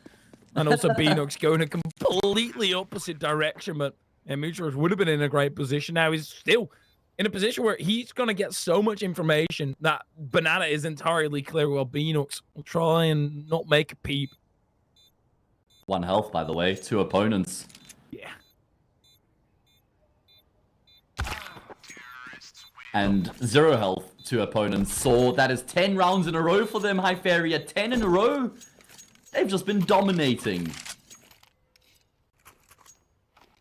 Yeah, this is ridiculous. I think both you and me, as soon as Nuke was relatively close, we're expecting this to be a 3-mapper, but the form of Saw coming through from this has been immaculate. Even on the map that they don't oftentimes play, winning the pistol basically puts them in a surefire position to at least get on match point, and well, with the force buy from Pompa, outright win if they manage to get this round. Oh man, can't believe how quickly this has unraveled. I said it in the first half, I'll say it again. MR12 is brutal in that regard. So little runway to get your campaign off track. 1 or 2 mistakes can prove to be so costly. And if Pompa loses this, then they might not even get a full gun round throughout the entirety of the CT side, man. Yeah. Yeah. Very rough start here, at least for Pompa. But as soon as they do then get those engines cracking on, maybe the fire's lit inside of them to get this the entire way, but it's going to be a long road ahead of them. I love your optimism. I love your optimism, Hypheria. At least there's one of us who has the belief, man. Well, they need something. They need something. So maybe coming from nothing is what motivates them to reach the top here. But realistically, they're just going to get squished. Yeah, does appear to be that way. So I just need to make sure they don't overthink the situation. No need to get too elaborate with your approach. Kind of trying to sell out a fake right now, but there's only this one player on the B bomb site, and he's flexed his muscles a lot, and Amy's now dead. And now they're pushing into the blender. They're pushing into 3 players. Could this prove to be a problem? It could be, you know. That's the bomb carrier who's left isolated. Rosdos has to hold down the line. 20 seconds on the clock here for Han. Drops a smoke on the C4. Galil in play. 15 seconds. So don't have the luxury of time. They need to move. It's the Mac 10 of U-Jokes, but he's so low. Han's repositioning is brilliant, and he could win this out for his team. The HE grenade to try and drop on top of Uterus. 5 seconds to find the frag, but it's Han who's got the job done. Okay, does this instill some belief here, Hayes? No. Yeah, it's annoying, but it is the correct answer, I'd say. Like, it's a huge round. It's huge for Harn individually, but realistically, as a team, it's good that they've got a round where things are a tad bit easier, because Saul have enough. Okay, they're actually going for the full buy into this. Okay. This is still going to be a rough one for Pompa. There's only pistols, but if they do manage to win it, right, Wolfson, Pompa are on 5. It's still not necessarily a conversation that we can have, but they are slowly but surely building into it.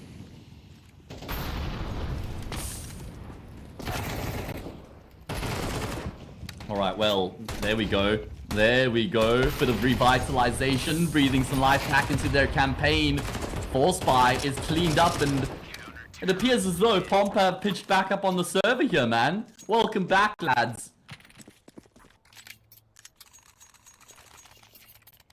Very quickly they could exit as well. They can't give them too much refuge or get too attached to them right now. Because even though it's a blossoming story, the conditions are harsh. And any gust of wind will topple them. Saul taking a tactical pause. I start seeing this so much more. I feel like in Go, everybody was taking the pause when it was the round at hand that they really needed to care about. Right now, you're not going to be doing anything here. You're saving up and going into that next round. There's so many teams that take the pause right here, right now.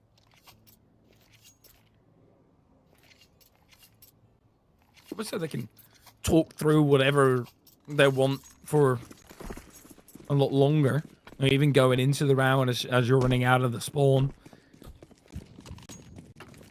Instead of having to lay out the game plan in 20 seconds afterwards. Absolutely, you get to kind of use this as a tactical pause in itself. It's why you'll even see some teams just like sit in spawn, you know, try and use as much of the eco round to discuss the plan going into the next. Either way, a single frag should be the only frag. Story dealt with 11-5 as we head into a big gun round in the second half. If Saw win this, obviously it's straight back to square one for Pompa. If they win this next gun round, then maybe they start to convert a few people into believers. Maybe. I mean, I can guarantee you there's already a few believers.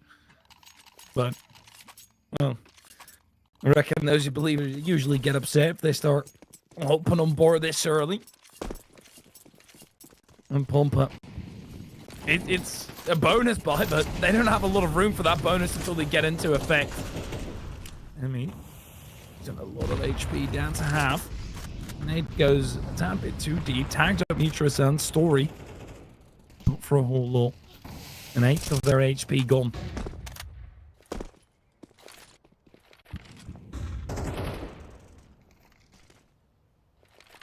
All right, well, good to see Pompa unafraid to make plays on the CT side of Inferno. That's obviously a major part of the defense. All Ujex, that is lucky for Beanox that he gets out with his life intact because they were rotating Emmy away as well.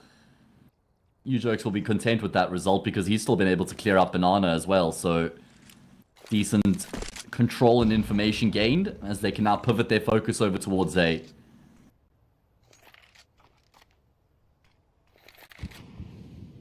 And it's going to be a bulk burst burst coming through from them as well. They're going to test Pompa's metal on the defense here.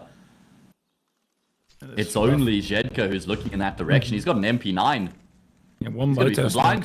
One motor smoke and they're done. Jedka indeed full blind. Aerosol C does still get caught, but Mutrus and Roman, they answer in kind. Morels with a little jump over the top of the smoke is going to find Roman, but usually that works out so much more in the favor of Saul because those long range lines get more convoluted as you have to spray through him.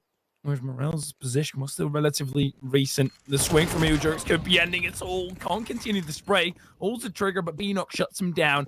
This is still Saw in control. There's a few bits of utility. I say a few.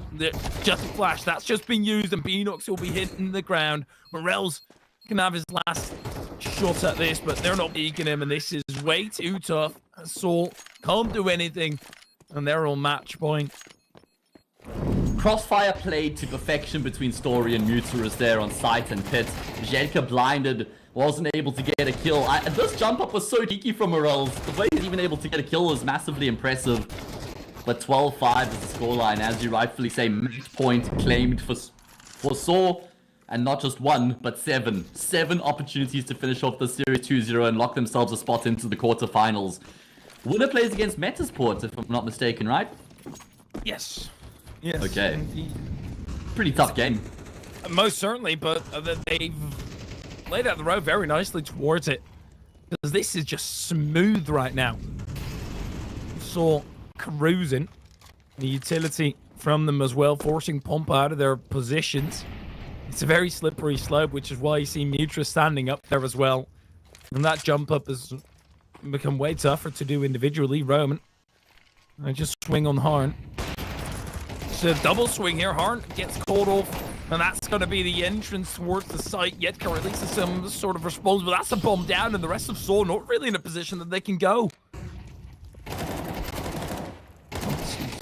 Rather old, but Story gets to go ahead. No. Ujurx fighting behind. Beanox, be careful, you can't die. He doesn't. Oh my god.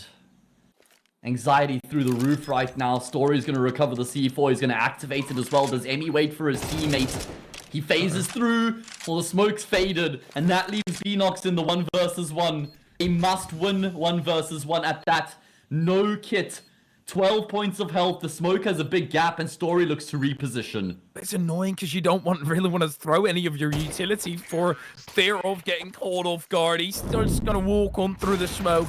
At that point, it's moreover the same for Saw. They are dominant. They are looking fantastic. And Beanox, he has to make some sort of play here. He wins out his bout. Emmy goes early doors. He just needs to wait there. The bomb is already planted. You're not going to be able to prevent that from happening. But Saw, incredibly dominant. They tower over Pompa with a 2-0 victory, not allowing Pompa to get double digits in any of the 2 maps. The problem is that Pompa were leading 2-1 at one point, Hypheria, and then they lost to an eco, and they only managed another 3 rounds across the rest of the map, and that's a huge issue there, unfortunately for them. Their run here in the CCT comes to an end because this is the last online CCT series, right? And that is the end of their journey and their campaign, eliminated in the playoffs, and that means Saul progressed through against Metasport, and yeah, comprehensive victory out of the Portuguese lads. Yeah, absolutely lovely out of Saul. Good to see them back to their former glory. Yes. I don't want to say former glory just yet, but at least good first start now that Mutrus is back on board, especially on Inferno. Nuke was still a bit of a rough one for them to fully get started, but once they were right, they were flowing through, and we do have more Counter-Strike for you for today. We've still got Sprout versus Mouse NXT. That's going to be the final best of 3 of today, so make sure to stay tuned, and we'll be back after a bit of an extended break.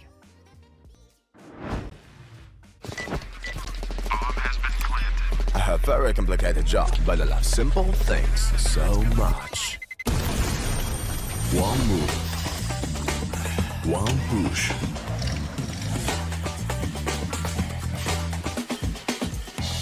One touch.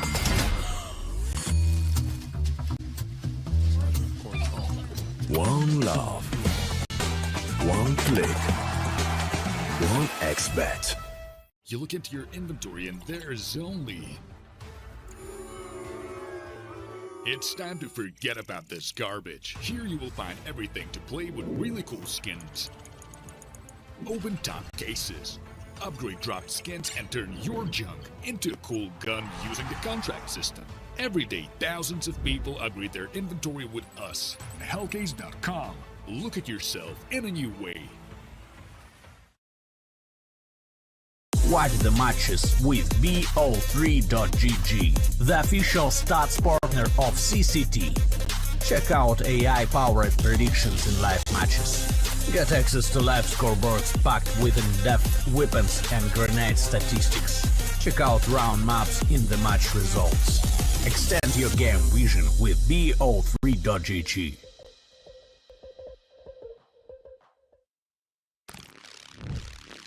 Well, what are you doing? Exhibit. What do you think? I'm a paperclip? It's Mr. X to the Z. You need to quit browsing like a lame and get Opera GX. Because with GX mods, you can pimp your motherfucking browser. All you gotta do is click here, select the mod, and boom! New look, new sounds, new everything. It's not easy being a legend. Oh, shit. Not again. Change the mod now. Download Opera GX.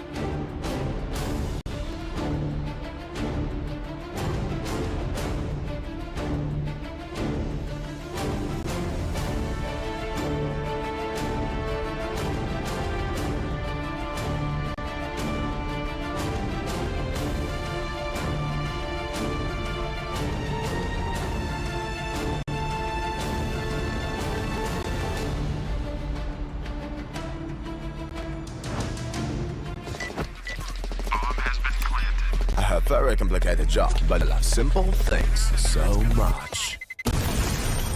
One move. One push.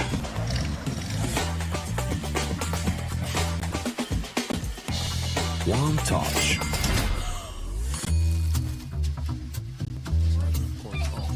One love. One click. One XBet. Trying to get the skin of your dream for a long time but can't get it in any way? On our website you have a unique opportunity to get your favorite knife. Users on our site can hand out skins themselves, and participants need to fulfill some simple conditions. For example, watch a video or buy a case on our website. After that, you automatically become a member of the distribution. Go to the user giveaways tab and do what you like. Hellcase.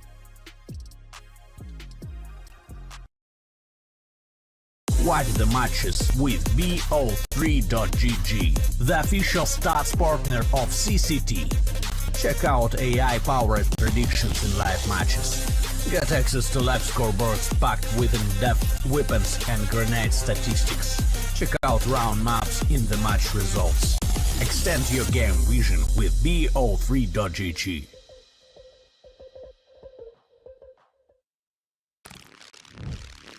Yo, what are you doing? Exhibit. What do you think? I'm a paperclip? It's Mr. X to the Z. You need to quit browsing like a lame and get Opera GX. Because with GX mods, you can pimp your motherfucking browser. All you gotta do is click here, select the mod, and boom! New look, new sounds, new everything. It's not easy being a legend. Oh, shit. Not again. Change the mod now. Download Opera GX.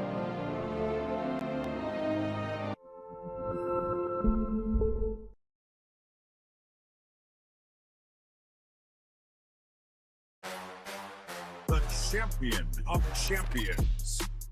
Welcome back, ladies and gents, to another episode of the CCT podcast. We've got a ton to talk about, man. And there's just so much action. It feels like it's never ending. Hey guys, we have another interview for you today. Very special guest, Speedy. First, a funny thing, they also call me Grandpa in my team because I'm so old. What are your general thoughts on what might come for the next couple of months of CS2?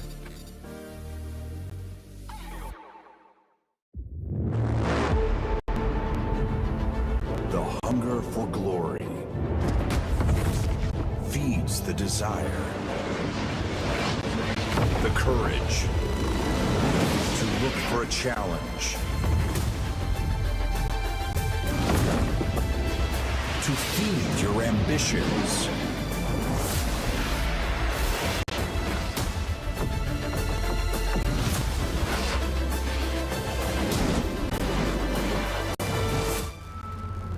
To reach for greatness. To become the champion of champions.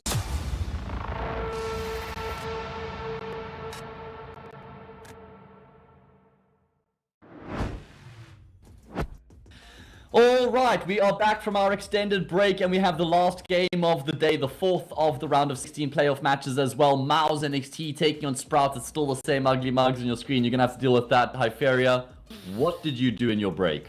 I made dinner, and I've still got a little bit of dinner left. I don't know. Yeah, would you like to show us? Ooh, there we go. What do we got there? Some mushrooms, pasta? Yeah. I made a pasta, bit of cream. and a bit of fake chicken, vegetarian chicken, bit of spinach. The spinach through your pasta, absolutely brilliant. You recommend that to everybody. Make sure to add a bit of extra salt though, because usually the spinach makes it very, very bland. But yeah, I think in terms of spices, we've got an interesting one coming up here as well to just get us back on track. Let's have a look at the bracket right now and see what matches there are still left in the first round. A whole lot on the right side, but there's only one left on the left side, and that's Mouse NXT versus Sprout.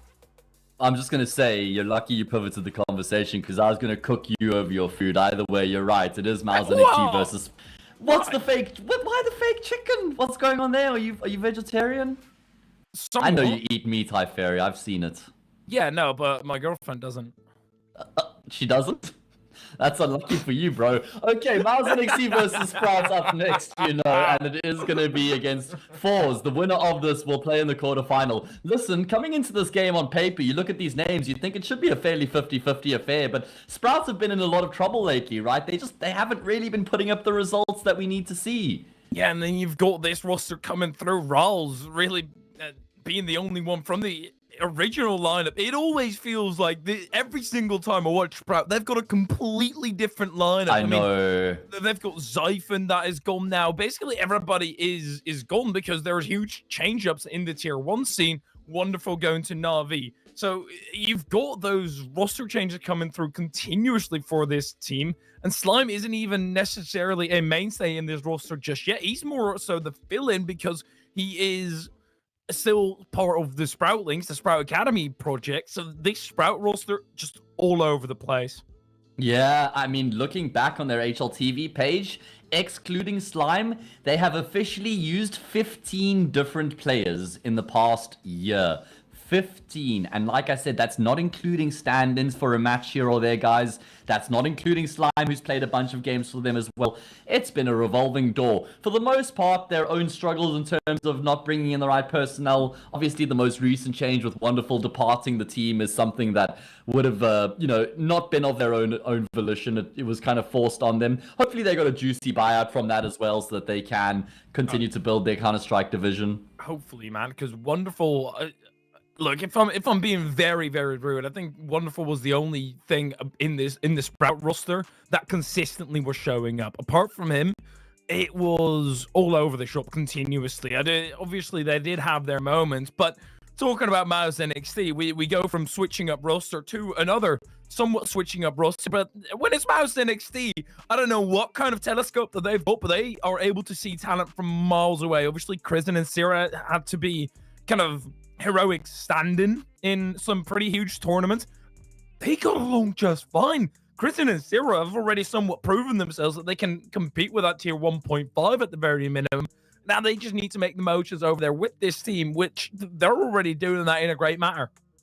I just need to know who the Miles NXT scout is, man, because these guys just keep producing banging roster after banging roster. They still have Coach Tobers in the mix, but yeah, PR, he looks incredibly clean with the rifle. Kristen's doing a great job transitioning into that AWP IGL role. Nitu and Sierra, like you mentioned, also very hot prospects. So exciting times ahead, and this Miles NXT roster claps pretty hard, man.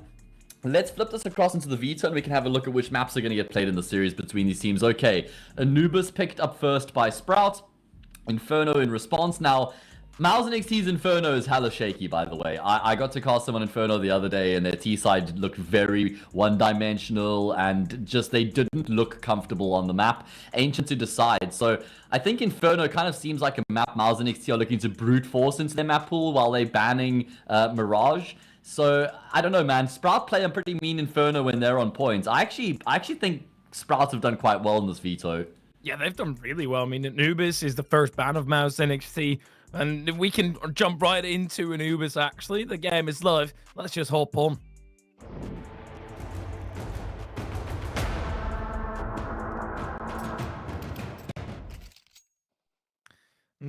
Just to continue my point for a little bit, that this Veto is absolutely lovely. This is the first ban of Mouse NXT. Then you go on to the next map where it is still very shaky and a strong map for Sprout.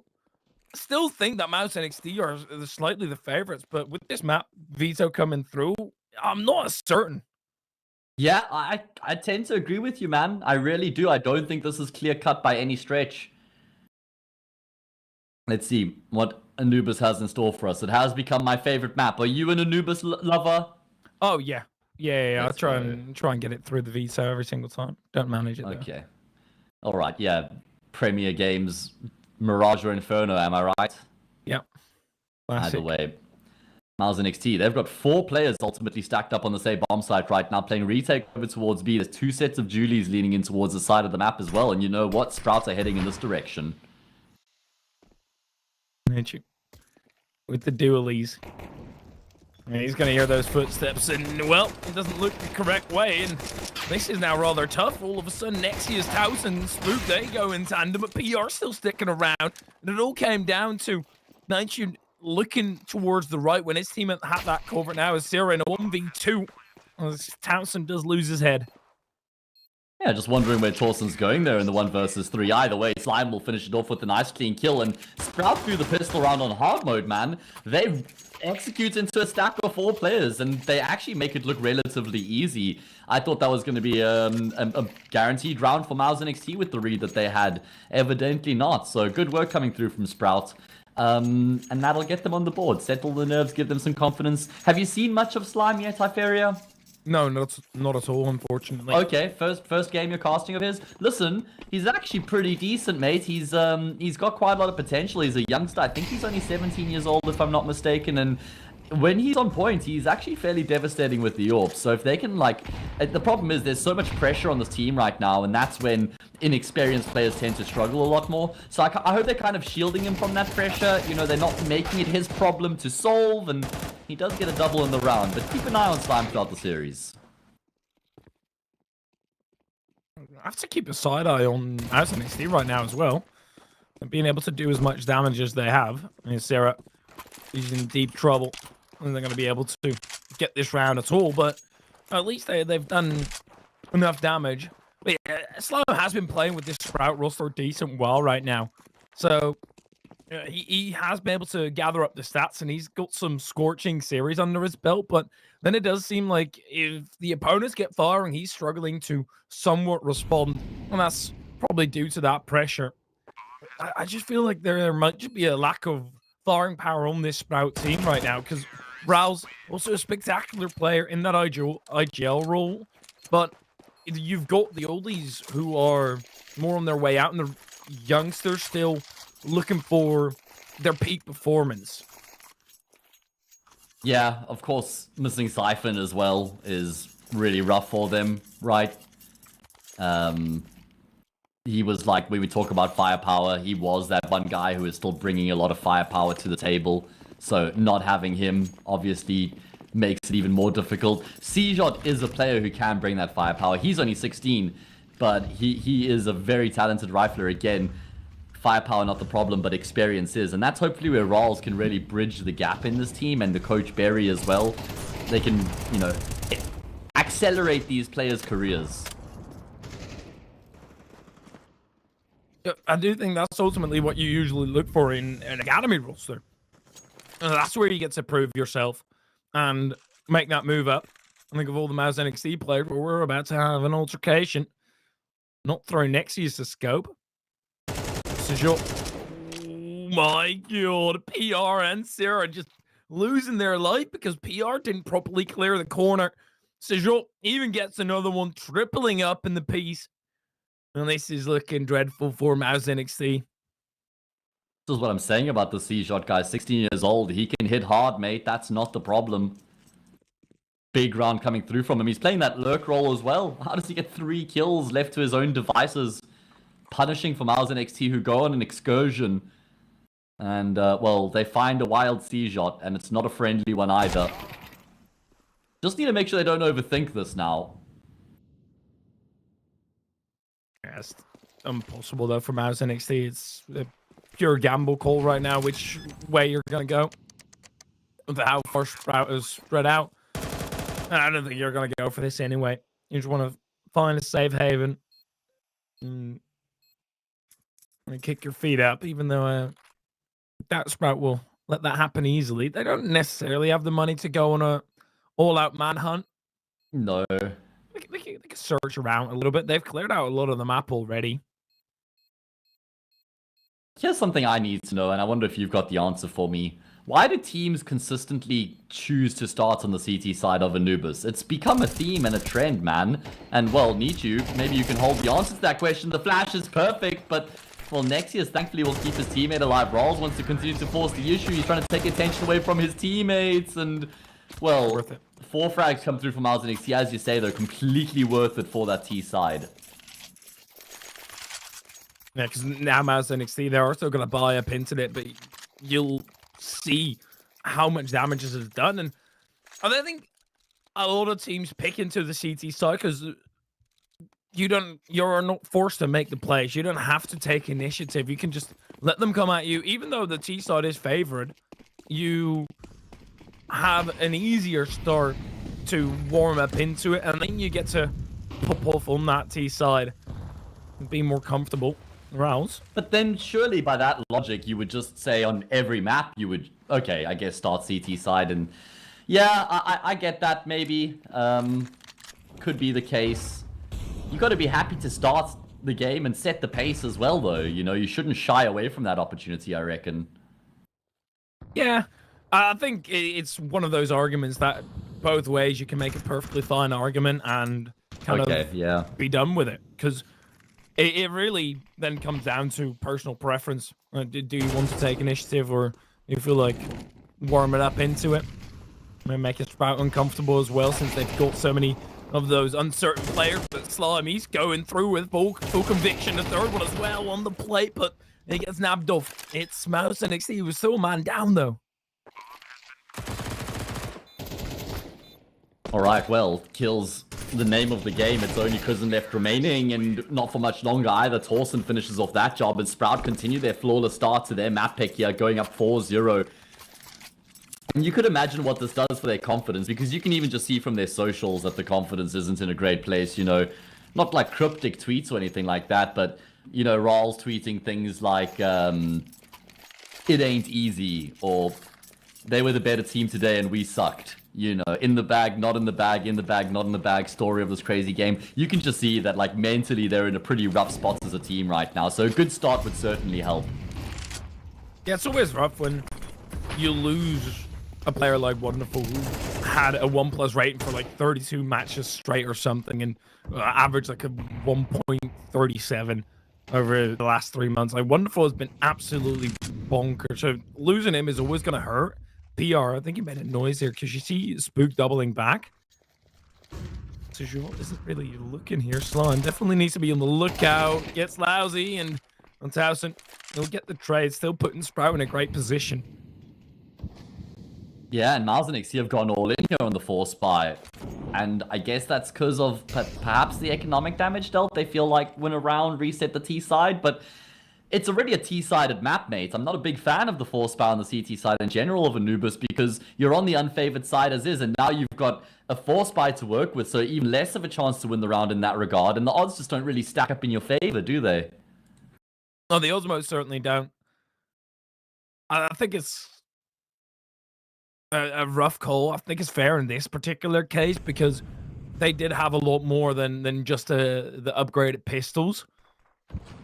And with max loss bonus, yeah, you can then next round, if you do end up losing, which currently does look like the case, you can at least buy up armor and pistols, get it done and over with.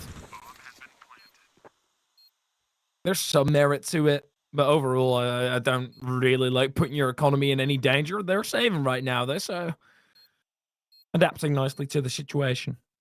Yeah, I mean, at least they'll carry these guns through, drop a couple weapons, and have another full buy, but literally nothing accomplished with the Force. And yeah, Sprout are off to a blistering start here. Good opening kill from Rawls in towards middle at the start of this round as well. And now they've got the wave of momentum behind them, man.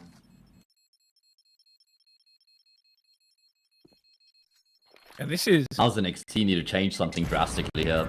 This is not what I expected at all. I thought Sprout were going to get pummeled here. Maybe not on Anubis, but I still expect a better out of Mouse NXT. They are on the CT side, sure, but they are struggling the entire way.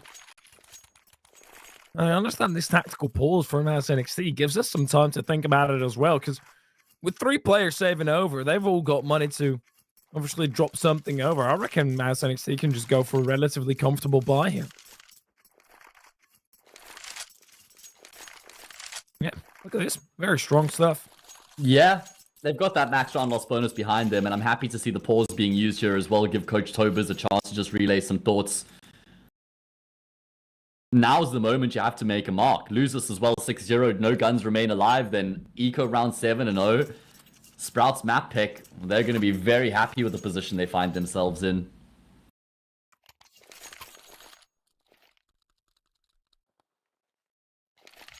Yeah, what's the minimum bar here for Mouse? What they need to reach on the CT side? I'd say, honestly, 4. I think anything less than 4 is game over in the first half. Yeah. They need to hurry up here. Too many rounds left. This is the halfway mark of the first half. Quarter of the game. Very defensive. Mouse NXT, they've taken some nice initiative, also pushing outside of B.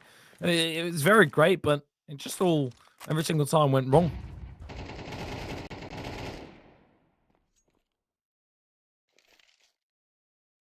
Yeah, big executing towards this B-bomb site being lined up right now. Rawls is going to be the tip of the spear coming through from Dark. Wall of smokes being deployed here as well. But Mouse and XT have got numbers. Rawls is burning out to that molly. He took so much damage. But PR, he wanted to finish off the kill because he heard Rawls ticking down. And he gets peeked or steps into the scope. And Sprout don't have to commit here, but it looks like they're going to anyway. Nitu's making moves in the meantime. But Rawls is still in the corner and he has been found out. Chris now getting a kill, making things so much better here for Mouse NXT. Sigil gets uncomfortable, tries to force the issue, but instead gets pushed back. Towson, okay, hold up a second. He's individualized 2 battles now and actually was on the verge of getting a 3rd one. But he just looked the wrong way. Mouse NXT that finally get one on their plate. I managed to push back on Sprout. Look at what it does to the economy. That really tells the tale that Mouse NXT have been able to keep it really close at least.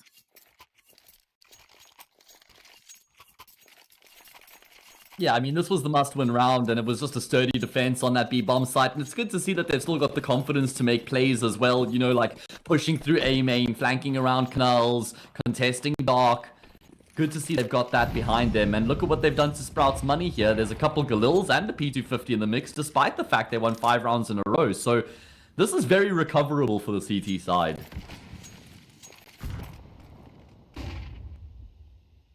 Yeah, it can snowball quickly. Next is gonna puncture through. I think spraying through the smoke as a CT has been nerfed quite a bit. Obviously, with the tracers coming through, you can locate them somewhat. Well, not the tracers, but at least the gaps. You can still fire back at them, whereas in Go, it really was a case of, I don't know where the hell these bullets are coming from. I'm presuming through the smoke, but I've got no clue where Nexius. This is very aggressive, and I don't really like it, because that means an A1S now. Open up for Sprout. Yeah, it's a kill that certainly has opened up the map for Sprout as they now pivot through cameras in towards A. Prison gets a kill, but it has to be traded. My goodness, how's he found the 2nd? Surely not a 3rd, and he does get shut down. Spooky gets in on the action as well, and with that, it's actually advantage restored for Sprout as they lock down the plant. Slime trying to go for the drop dash. Spook the other orb. Also not able to hold the line, and then it's just Rouse with a galley and 46 HP. Just in a defensive angle. But playing time won't be the case here. You won't be able to pull that one off. They've both got kits. PR already getting vision on Rouse, and it's a very short-lived 2v3 for Mouse NXT that they pull off flawlessly.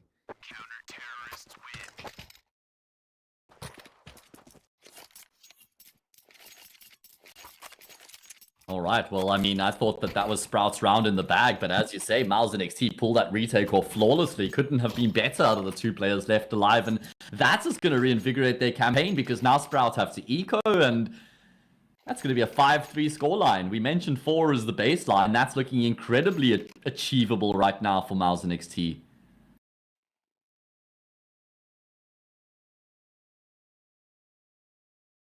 Technical pause. That sucks for Mouse NXT here. I mean, it's a position where I'm presuming Sarah disconnecting purely due to when he was playing with Heroic, he was continuously disconnecting as well. Just his game was crashing for no particular reason. There's something in his config or whatever. This takes a wind out of the sails for Mouse NXT. You know, you're able to get 2 rounds, push back. At least Sprout don't really have money to buy up into this, and it does seem like internet issues is the issue right now. Okay. Well, hopefully something that won't take too long to get resolved. I always like to play a guessing game as to why we have these tech pauses. Normally it's the bathroom break. I guess that's also just like an easy excuse. You can never really contest that one, you know. Hey man, got a shaky stomach, need a bathroom break. I mean, who's gonna say no to that, right? Yeah. Fair enough. They've gone for the force buy here on the side of Sprout, which is a pretty bold decision. They have a few counts of round loss bonus, so an eco would have led to a buy in the next round, but they don't want to take their foot off the throttle. I mean, I can understand if the previous rounds were shaky, but as NXT does feel like they've got enough economy to come a loss. PR probably was hoping for more there with 3 players dropping down right into his lap. As that sends Sierra trying to get aggressive, breaking the smoke now, playing at the edge of it. Nexia's got some vision as well, but that actually went against them. The Sprout, they're going to be able to get onto the site. Even with this bomb plant, if they end up losing, it's still not enough money to fully buy into this. Oh man, Sprout need to proceed with caution. You can see they're getting a bit edgy. 3 players coming through from CT, 1 coming through from Connector. They have a single kit amongst the 4 remaining players. That bomb is ticking. They have to get a move on as they start to close the gap. But Seashot through the smoke, he's just also trying to take the attention away from his teammates right now to give them space on the site itself. A kill comes through. It's a 10-second defuse, and there's no ways. I mean, that was certainly a Hail Mary play. Sierra's going to look to retreat back through Dark, but the round will go the way of Sprout. 3 players left alive, all of them being able to fully upgrade into it. Towson means safe as well. I don't know why I was stressed. Still felt like we were on any of the later 2 maps that we're going to be playing, Inferno and Ancient. Ridiculous bomb radiuses. Radii. But from us NXT, a tiny tech pause. You get back into the swing of it. You lose against the force buy. That's got to feel like a slap to the face. Yeah, that's so true, man. I mean, we were just hyping up Miles NXT's comeback. They fight back and to lose to the Force is a brutal one. And, well, they're not going to force back in return. I appreciate the resolve here. Settling for an eco. But that means 7-2 gifted here to Sprout. What do you think Sprout are happy with as a halftime? Not saying is enough, but what are they going to be happy with here? I think considering the outlook and the prospects of this round going in their favor, I reckon they're looking at 8 that they would be happy with. The 7 is basically a guarantee, and then you've got 1 gun round. You can't bargain for all too much here because Mouse NXT are still going to be vying for a way back in. And at 8, you've done your job, I'd say. Yeah, I think 8 is definitely would be a point that they're happy with. Yeah, obviously, they're pros. They're going to set the bar at the absolute max and of try course, to but it's gun like, for that. But not in terms of what's enough. Like, what would be like more than enough? And I think 8 is that level. 9 is like you've locked in the map win in the first half. Yeah, you've done really well, and you need to fumble the bag big time. From us NXT, I don't know whether they're going to go for this. Because, sure, Nature doesn't really have anything. Neither does Nexia's. And Nexia's let's go down fighting against Sejot. You will, of course, try to crunch down on Sejot. He's able to take down 2. That's fine. He can save over that weapon. Maybe try to get Nature in a comfortable position to catch somebody off guard as well. It's seemingly not going to happen.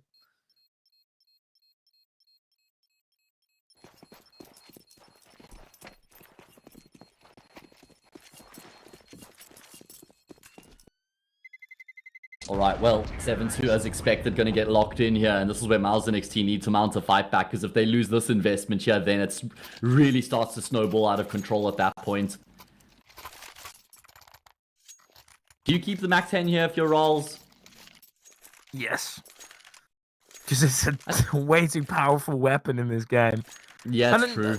On top of that as well, I reckon you don't really mind it as being roused because you can just run through, be the first on the scene, have a lot of movement speed, throw off their aim, and have the rest of the young guns to actually hit the shots while you just wreak havoc. And look at the lack of head armor on 3 of the 5 players for Miles NXT right now, but there's also lack of a slime on the server as he gets slinked away by Nexius through the smoke. Yeah, rough.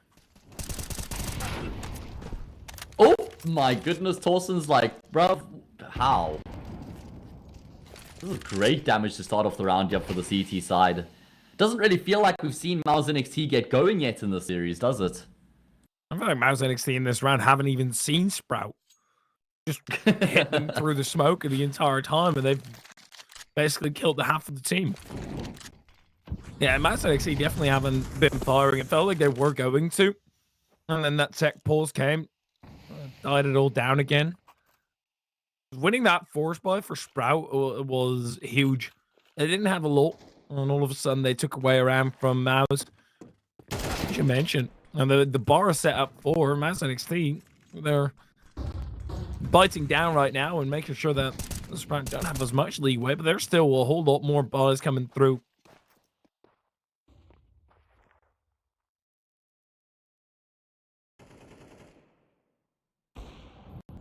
Great round.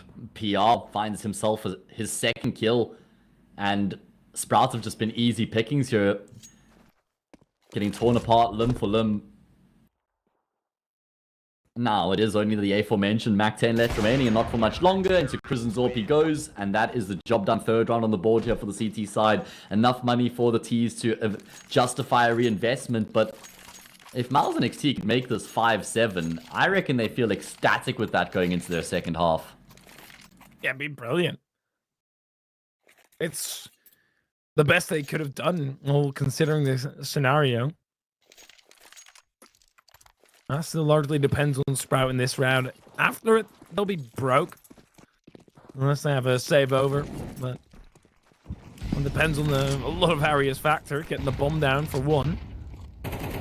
This is aggressive by Mouse NXT. These were the initiative, but they're just not hitting their shots. Prison, the AWP shot the second time around, then swaps to the Eagle. Okay, the pocket AWP, just as accurate, lands it in the brain of Spook. Brings it back level. Prison now gets the go ahead. Oh my, okay. Looking very good for Mouse NXT right now, and they're not done just yet either. The remaining Sprout players on polar opposite sides of the map here.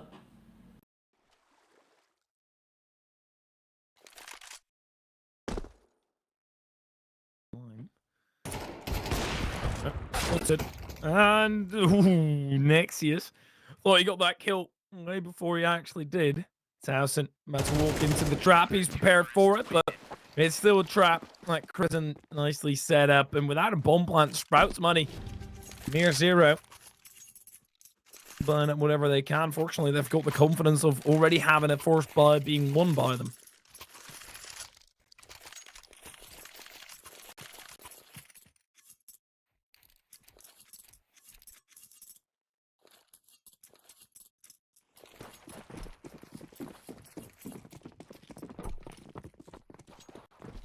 Alright, well, here we go.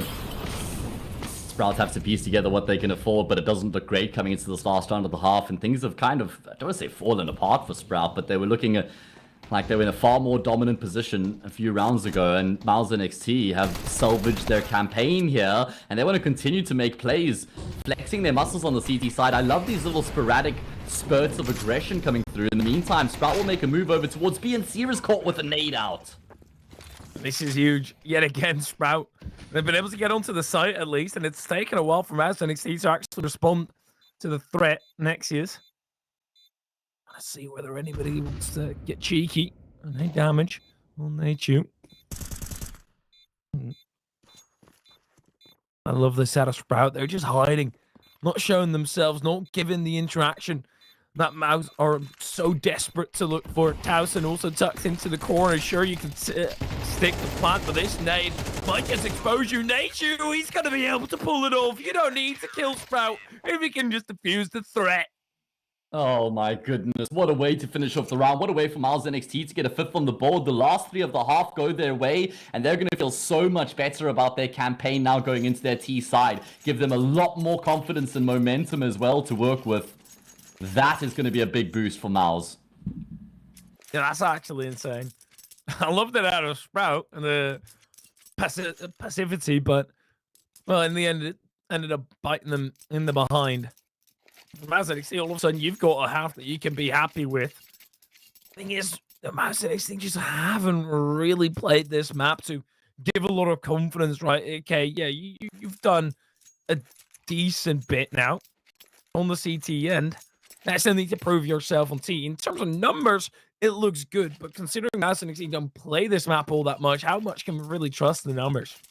Yeah, that's a good point. T side in general, they've got the momentum behind them, and I think they've got a pretty crafty T side as well as Mouse and XT. They work super hard in terms of their coach and their identity. They've got very talented players who can hit super hard, and that certainly always bodes well for a T side. Let's see, what do they have in store for us in the pistol here? Quite a lot of utility. There's 2 mollies and 2 smoke grenades here. Certainly going to be an exec, and it looks like it's going to be over towards A. But Sprout, they're on a mission of their own right now. CTs on this map, they love to get aggressive. Cloud9 also does it with the new roster. Massively, they're just going to move into the A side. Okay, you show a lot of presence over at mid. We'll just go a bit of a wastage there as the flames get extinguished by their own smoke. But Nexius is getting all the information, trying to hold the line, but it's a very tough line to be holding when there's this many CTs coming at you. Towson able to get to Slime now. Around the corner, still trying to look for Nature at the knife out. Is able to do a lot of damage, but Crizzen in a tough spot gets killed. And just like that, it is Sprout. Now, Crizzen's tried so hard there to isolate some gunfights and not end up in a situation where he got peeked from both of the players. But Seashot pushing through the molly like that was the perfect play to make so that he could join up with Spook and not get isolated and segregated by that Molotov. And that's a really good way for Sprout to open up their account on the CT side as well.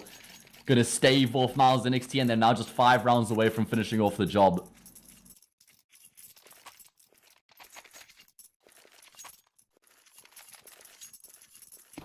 Huge retake for Sprout. They're going as a team as well, so quick to call it. It's easy to split up there. Flash almost works out, but I don't think that's where Spook wanted it to be. That's dangerous. Out into the open, then going back and dropping the bomb. Oh my god. Okay. All of a sudden, 3 kills land all in the name of Sprout, and the 4x4 mouse is fluttering off.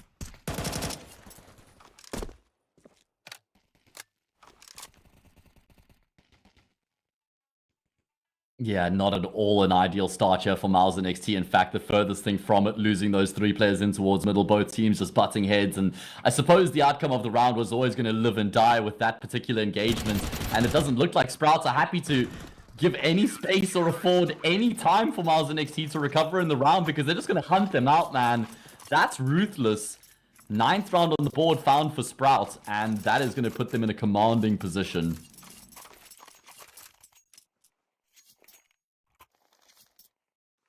Especially with how they've done it as well. Force Mouse NXT to just sit down. Absolutely no shot that they were ever getting that round. And Sprout, I don't even really have to bargain for that double digits, for those double digits anymore. I'm just going to be able to get it outright unless there's some utterly ridiculous deagle shots. Slime needs to be a tad bit careful that he doesn't overpeak. This saw the deagle and the angle. Hopefully shows restraint here. Oh, that's a huge nade.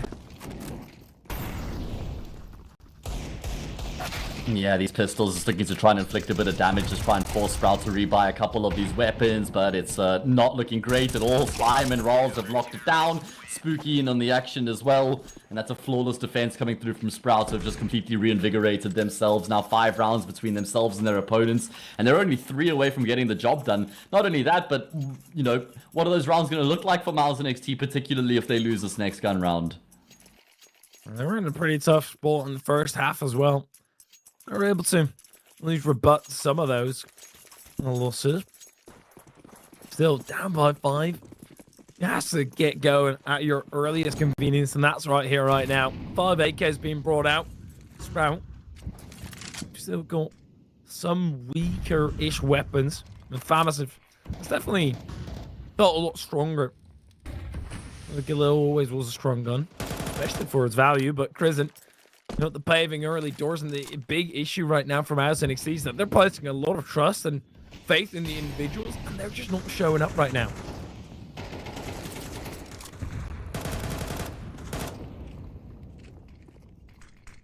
Yeah, hopefully they'll be able to now, but the problem is they've already lost their captain. Krisen's going to have to call the rest of this round from the sidelines. Torsten with the early aggression finds the frag, or I suppose shuts down the early aggression towards B main. Now Miles and XT have a decision to make. How do we get ourselves back into this round? What's the approach going to be? Killing Ralphs would go a long way here. Still have to take care of Sejot, but there's usually somebody around that corner, but Sejot does a lot of damage on his way out, even though in terms of absolute numbers, this is still... Oh my god, Nexius just killed Spook. Nexius being on 9 HP, one flick away from death. Fine. Ooh, almost cap spotted. This is just a great position for Nexius to be in. It's a huge off angle. Forced him to check Slime, making some noise, but Nature, excuse me, went looking elsewhere. This is awkward. Yeah, this is very awkward. PR is going to be look to try and deny the defuse. Slime's never going to complete the 10-second. That was bold. Nitu and PR will combine to finish off the job, and that's a great recovery out of Miles and XT. It's not like they had any options available once they lost that B main player. They kind of work around in towards A, but they still make it work with aplomb. It's very close. With gritted teeth, they do manage to make it through. That's NXT. However, they're not done with this action just yet. Sprout delving deep into their pockets, and they find a whole lot. Up, and the rest on M4s. Up over at mid. Oh my god, that's somebody spotted and realizes it. Towson quickly vacating the premises. Doesn't want to take that risk. Yeah, understandably so.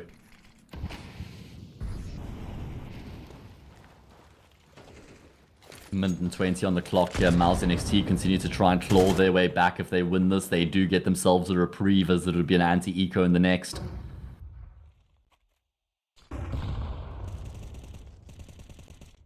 And they're going to just kind of flex their muscles over towards A at the start of the round. They're hoping through the sets of utility they've thrown in A main that they would have forced anybody present backwards and then drawn a rotation. And they have actually kind of drawn Spooky to lean in towards that A bomb site while he watches middle. That means B is hella vulnerable. I mean, look at Torsten and Seashot. They're both in towards dark right now. I don't think there's a flash for Nichu to peek off of, but he is the flash. He doesn't need any support. Seashot trades. That drops the bomb, you know. He goes further.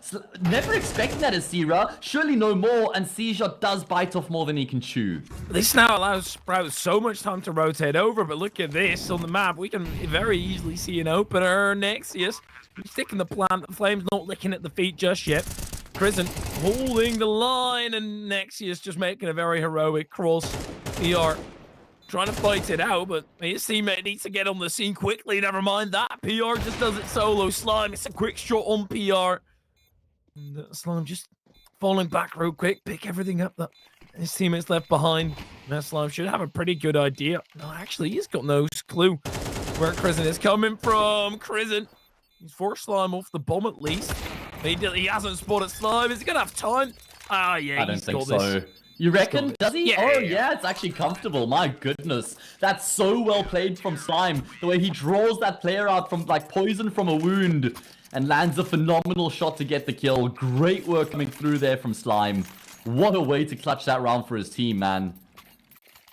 A bit lackluster, though, I have to say, from the clutcher, because you're able to shoot through the smoke. You've done that. You've actually tagged him. Wasn't able to spot him, but you decide not to continue the spray due to being afraid that he's going to go around.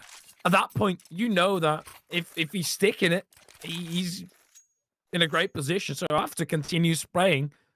And if he then peeks me, well, I'm still in a relatively safe spot. I feel like that could have been played better instead of trying to look for it, but nothing to take away from Sprout. We've done great yet again.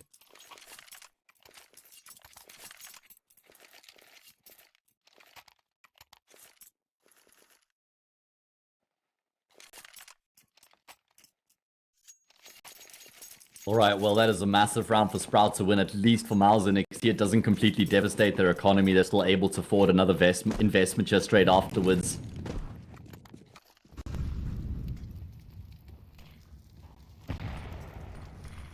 But it is a must-win round here, obviously, for the T-side. Spooky's able to bypass the players in middle. Sierra's wondering, how has he dropped behind me? You have the angle, and they're going to continue to aggress here as well. This is ballsy coming through from Sprout right now. And I love it from Sprout, though, because you show aggression. You do a ludicrous move by dropping down from the bridge. The last thing that they're going to be expecting is you push more after it on the same exact spot. All of a sudden, you have that cataphract going through, trying to open up the lines, catch Mouse and XT lacking, and also just wreak havoc in their voice communications. Sprout, up a man. Mouse have got a big decision to be making here. Have a crack at this. Money ain't looking that great. Sprout looks so good on this map. Mouse and XT, quite the contrary.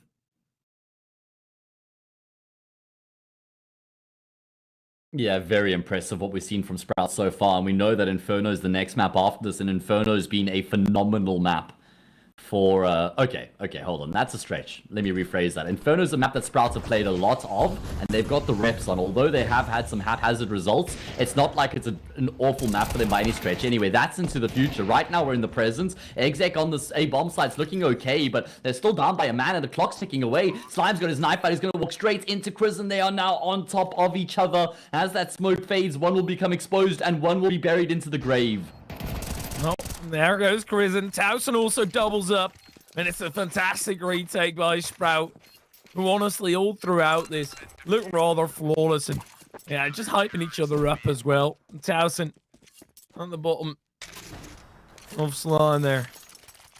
Lovely stuff by the Sprout. That's the most important part, because it's crazy that Towson has to be one of the ones to invigorate the players like Sejot and Slime, because they're a bit newer on the block. Towson is still incredibly young as well. Yeah, that's true. It's a group of very young players over in the Sprout roster, which is an exciting prospect for the future, but it means they need to be given that time, right? To find their footing and be guided by Rawls and Berry, the Danish duo, incredibly experienced individuals. He's 18. So much experience between them. He's only 18. Towson is and 18. Sejot is 16. Slime is 17. What's Spooky? 21? Yes, around that age at least. 22. Okay, I see. 5 versus 4. Not the start Miles and XT were hoping for here on map point.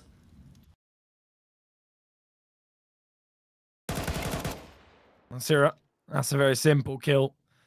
And that's now that Sprout have already got the initiative. Them trying to take more. Miles gave up his life. Lovely work back for Sprout directly afterwards. Slime also pivoting over. Slime on the AWP, man. They say AWP is tough in this game right now. Not for him, at least. I like the attempt at a Sprout. Try to distract him. Done a lot of damage, but Slime, he's razor thin on the margins, but he gets it spot on every single time. Quad kill, job done. Nexius is the last alive, but not for much longer. Torsten will come through to finish it off. What a result for Sprout. I mean, they had an amazing start to the map, didn't they? But it kind of slipped away at that, 5-7 halftime scoreline. Miles and XT would have been pretty content with that, but they just never got going on their T side. Yeah, absolutely ridiculous, but this is exactly what Sprout needed in order to kind of work into this series. They've been having a tough time, but this roster didn't really look at all like they were having a tough time. So I don't know what they've been up to in the past few days, but it is looking fantastic. Thing is, the job's not done just yet. They still need to go through Inferno, and that is Mouse NXT's pick. That's only going to happen after a tiny little break, though, so make sure to stay tuned, and we'll be right back.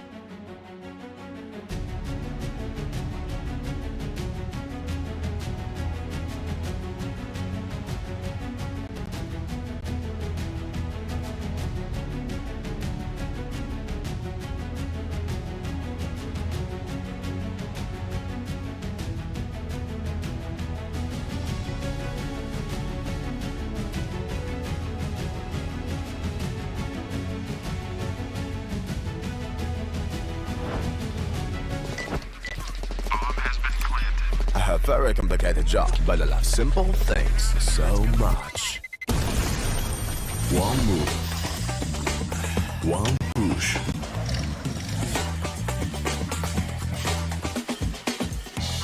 One touch.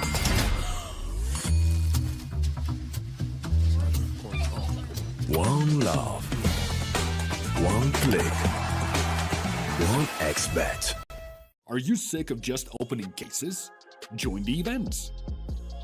At each event, you can find special cases from which tokens fall. Tokens are your ticket into a world of unique awards. For tokens, you can buy a skin, premium, or special balance. Try your luck in the skin generator. Also, you can leave your tokens at the token vault. And the more tokens you keep, the better skin you'll get. Add variety to opening cases with Hellcase. Watch the matches with BO3.GG, the official stats partner of CCT. Check out AI-powered predictions in live matches. Get access to live scoreboards packed with in-depth weapons and grenade statistics. Check out round maps in the match results. Extend your game vision with BO3.GG.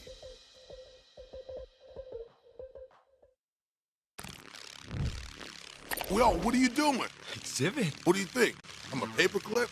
It's Mr. X to the Z. You need to quit browsing like a lame and get Opera GX. Because with GX mods, you can pimp your motherfucking browser. All you gotta do is click here, select the mod, and boom! New look, new sounds, new everything. It's not easy being a legend. Oh, not again. Change the mod now. Download Opera GX.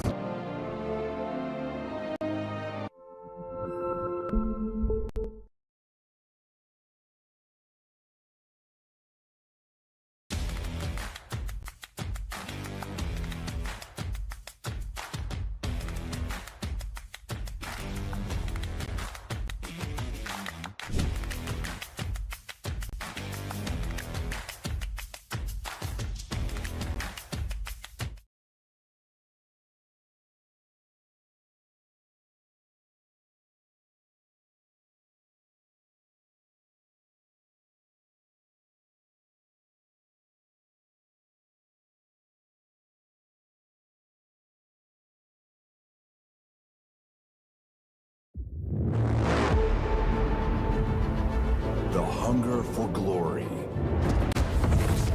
feeds the desire, the courage to look for a challenge, to feed your ambitions.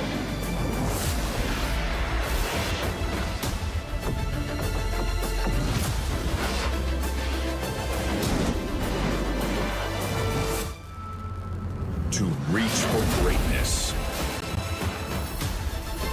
To become the champion of champions.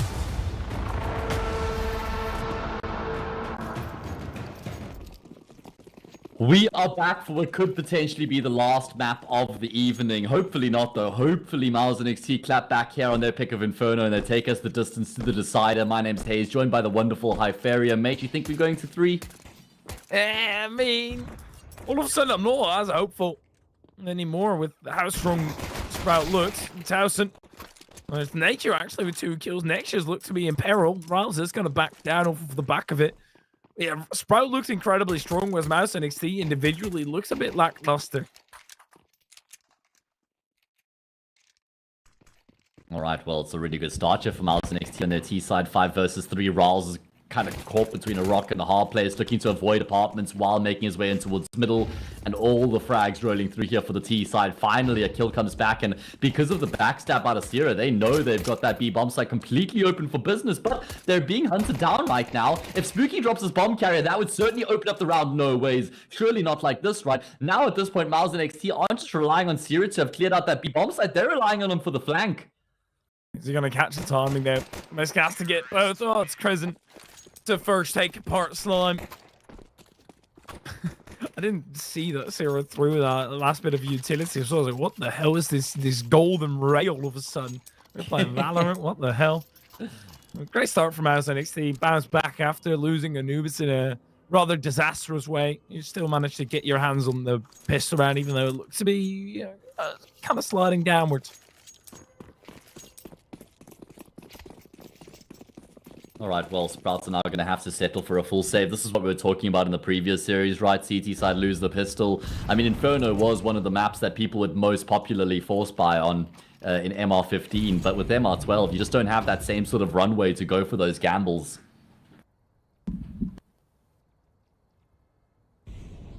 Yeah, there's really not a whole lot of strategy attached to a round like this. And there's strategy, but a lot of it balances on pray to God that it works. It doesn't. Which is the usual case.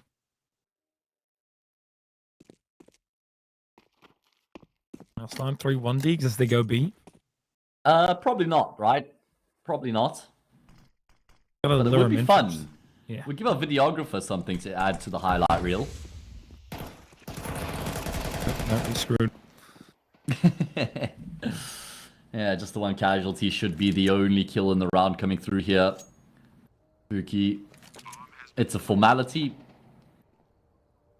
Sprouts have played a lot of Inferno in the past 3 months, by the way. It's a map that they've even picked in a bunch of series that they've played as well. They've played it, what, just looking at the numbers here, 28 times in the past 3 months. And they've won it on 16 of those occasions. So Miles and XT certainly have their work cut out for them right now. Yeah, it's a very interesting decision. This entire veto, we already spoke about it for a little bit. And definitely favors Sprout. Sprout played this map a ton of times. Fairly well in it. We'll yet to see whether Mouse XT can continue this streak of getting the secondary on the board. That's basically it, given as you win your first round, as you win the pistol. But that thing do get a bit more convoluted because Sprout, especially with saving over that Galil, all of a sudden they are going to have more money to work with than initially thought.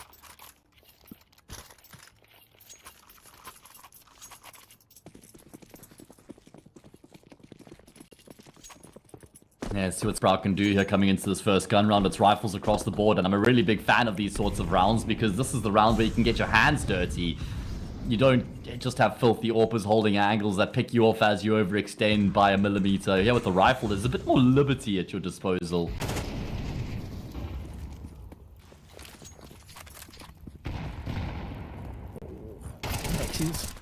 And decides to go aggressive. He's lost so much HP anyway. Does fairly well against Spook. Still Sprout that. Make the first step and fully complete it. That's an XT. They do have all the banana space now to work with.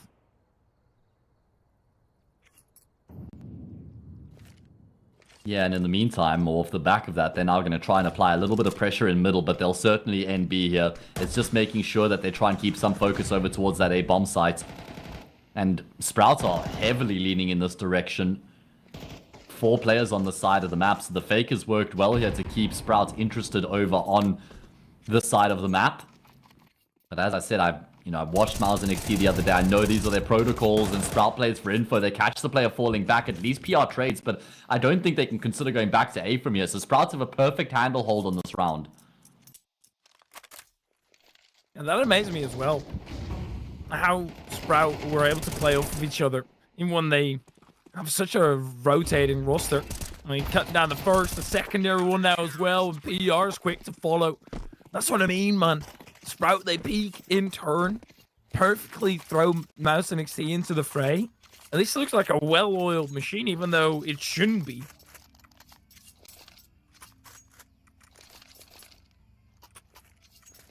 Yeah. It's true, with all the turmoil they've had, it shouldn't be so waxed, but you could imagine, it's still a really strong group of individuals, and they're working super hard at the moment to get their campaign back on track, representing an illustrious organization. It's a matter of time. It's just about cutting down the volatility. You've always got those honeymoon periods, right? So perhaps it's that as well. A little to lose type of mentality.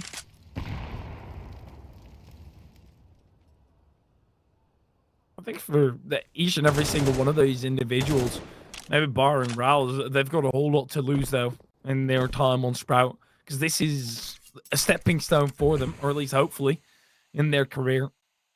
To really prove themselves. At least in the first map, someone was able to do that spectacularly.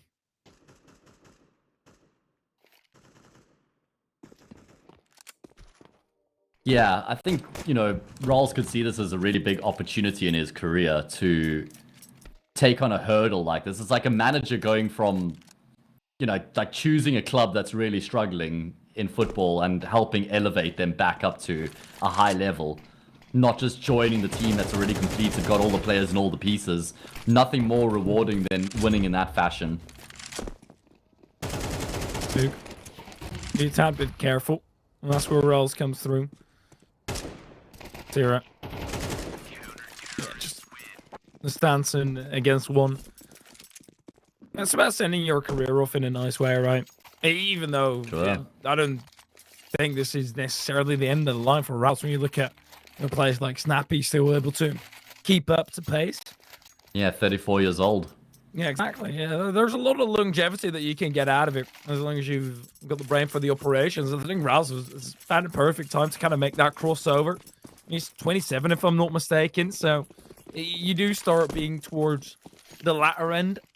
You can't really be that same fragging power because the youngest have just got a quicker reaction time. Mario. Crimson just tries it. Why not? Why the hell not? But yes, Rawls now making that crossover, able to get the experience necessary, and then in a few months, probably not like a year, he'll be a fully fledged IGL.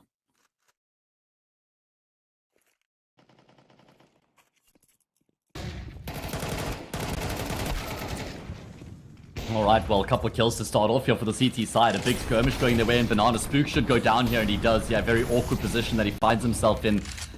Mouse and XT wouldn't know for sure, though, that there was still 2 players over towards the B site. And look at C-Shot's position.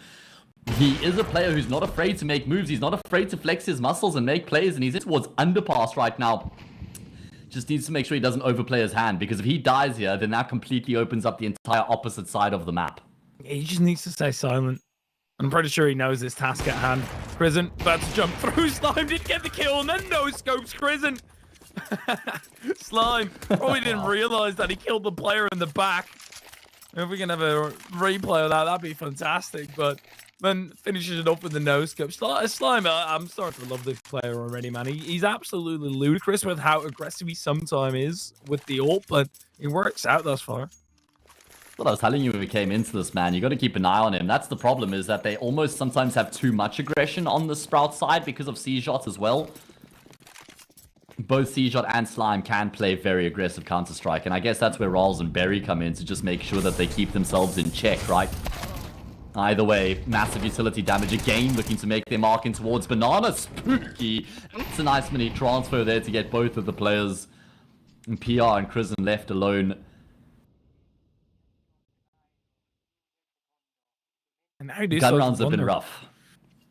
Now that the rounds have been rough, why was this picked for Mavs and XT? Because what some of the top teams do, right, they use these types of tournaments, especially the earlier stages, to kind of try out a map, see whether it works, what they've been working on, whether it actually plays out like that as well.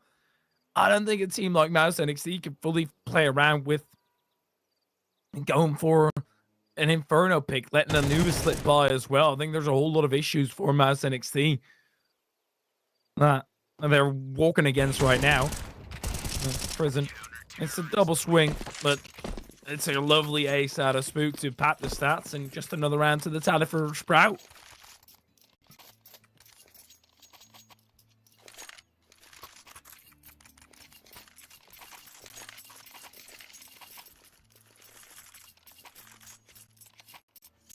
All right, well, 4-2. There will be another gun round here for Miles and XT to try to make their mark, but lose this round at your peril, Miles and XT.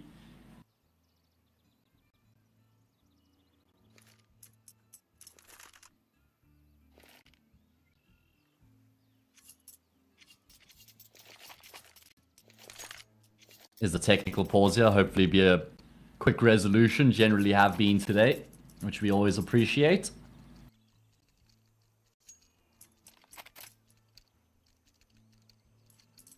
I mean, Miles and XT, we haven't seen a huge amount out of them in the series in general, right? They were very slow to start on Anubis. They kind of found their footing towards the end of the half to recover 7-5 from 6-1 and then never got going on the favored side of the map, the T side. And Garen Inferno, once again, a slow start coming through from them.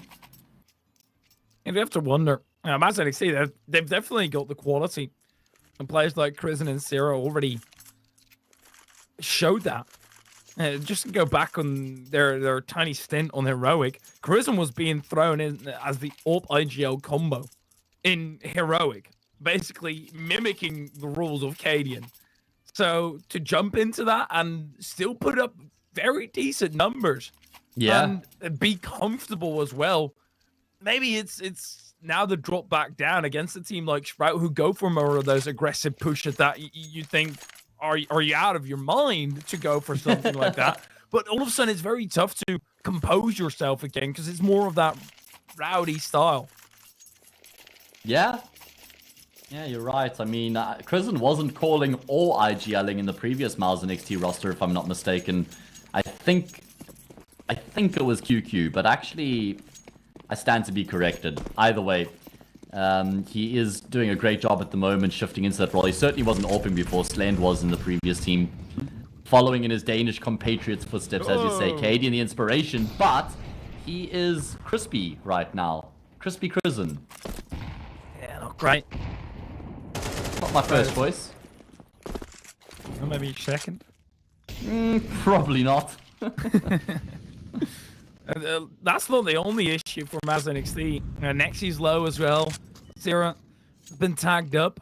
All of them are kind of walking with a limp. And Sprout, they're perfectly fine. Huge nade just connected though. Slime can't make that pivot over, but perhaps his aggressive positioning and peeking in the way that he did could tell the position of Spook. It doesn't at all. They managed to locate him through the smoke.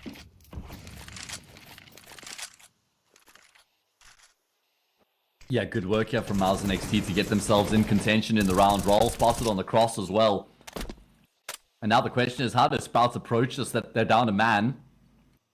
It looks like Miles and XT are going to group up as the 4 remaining players and head back towards A. And you know what? Rawls has said, lads, let's go for the gamble. You two stay A. I'll try hold down B. You got Torsten, who's got a line on middle, and Cjot, who's getting back in towards the site. So this could go wrong very quickly for Miles and XT. And Maz also know that they don't have as much time left over.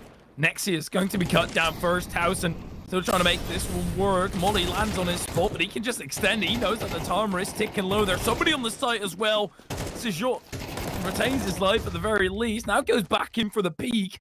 Of course, Maz and NXT, they're going to have to stick that plan. Rouse will be coming through, but this is looking rather tough for Sprout to retake. It's always that A site. That's such a pest. Has to wait for his teammate. He has to wait for Rawls to get in on the equation as well, and he has actually bought enough time. Rawls and Cjot both have kits. There's a smoker on Rawls as well. Where's the second player looking? Is anybody looking towards short right now? Could Rawls come through and get the kill? Oh, need to use Dink, but a Dink of his own with the AK will lead to the fatality of Cjot. And now Rawls is just charging forward. Finds the frag on the first. The bomb's planted for default. Can he stick the diffuser miraculously? No. Not gonna happen. Vital round 1 by Miles and XT. And you know what? I think Cjot needed to get into the bomb site there. He couldn't have stayed so far back just outside of library. I think it was a perfect showcase of why that A site is so damn tough.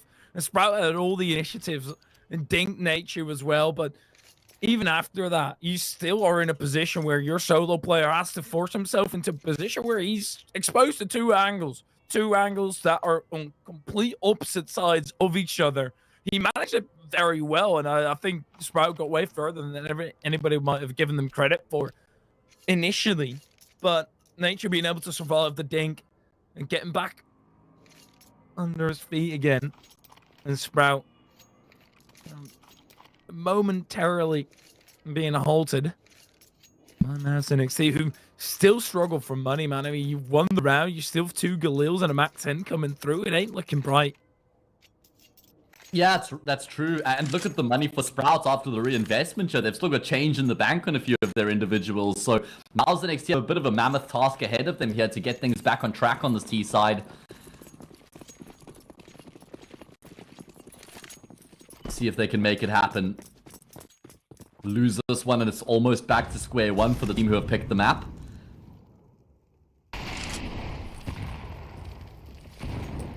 Oh, Nave's doing so much damage. Rolls is lucky to be alive. He throws support utility of his own. Nexius is bypassed. Spooky gets exposed to 3. Throw your smoke, lad. My god.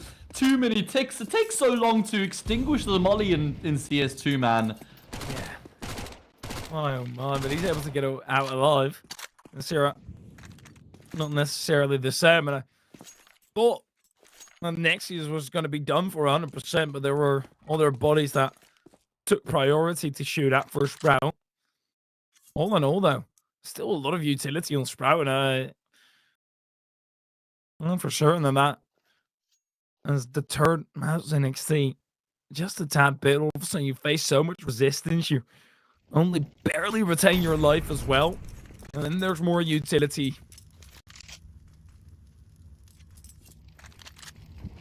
Yeah, Sprouts have gone for a huge gamble stack, man, and unfortunately it's not the correct call, and they've left Slime, the rookie, with all the responsibility on his shoulders in towards mini pit with the AWP. Not a great position to be in. I'm not sure why he's looking here right now, because they had C-Shot who was towards Archers, and he's actually going to make his way up lane. He's coming in towards contact with PR, who's actually got a boiler, and this is so much false information for Slime. He doesn't realize he's actually being wrapped around through this A bomb site right now. And I guess Mouse NXT have found the perfect antidote to the defense employed by Sprout.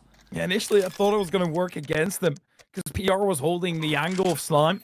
And now they realize, oh, shoot, we were dead wrong. Now you save. I reckon you can wrap yourself around the side like what Slime's doing right now. He's been very quick and he's actually looking for a way back in with the shot on PR. And that's now an all sword of the sun. Yeah, it's definitely the end, but the save isn't as great anymore for Sprout now that they've lost the up. They'll be able to get another one up and online now. I mean, they were going for the retake there, and as soon as Slime died, that's when everybody turned around and headed back for the B bomb site. Yeah, Slime has to hit that shot. If he does, then the retake actually looks very doable, and it was a bit of a poor miss coming through from him, unfortunately. Scoreline leveled up by Miles NXT. Great read as they wrap their way around Archers on towards A and level up the scoreline.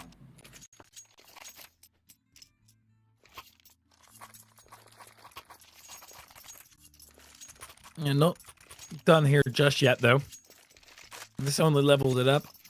Sprout have been doing a great job at maintaining their economy.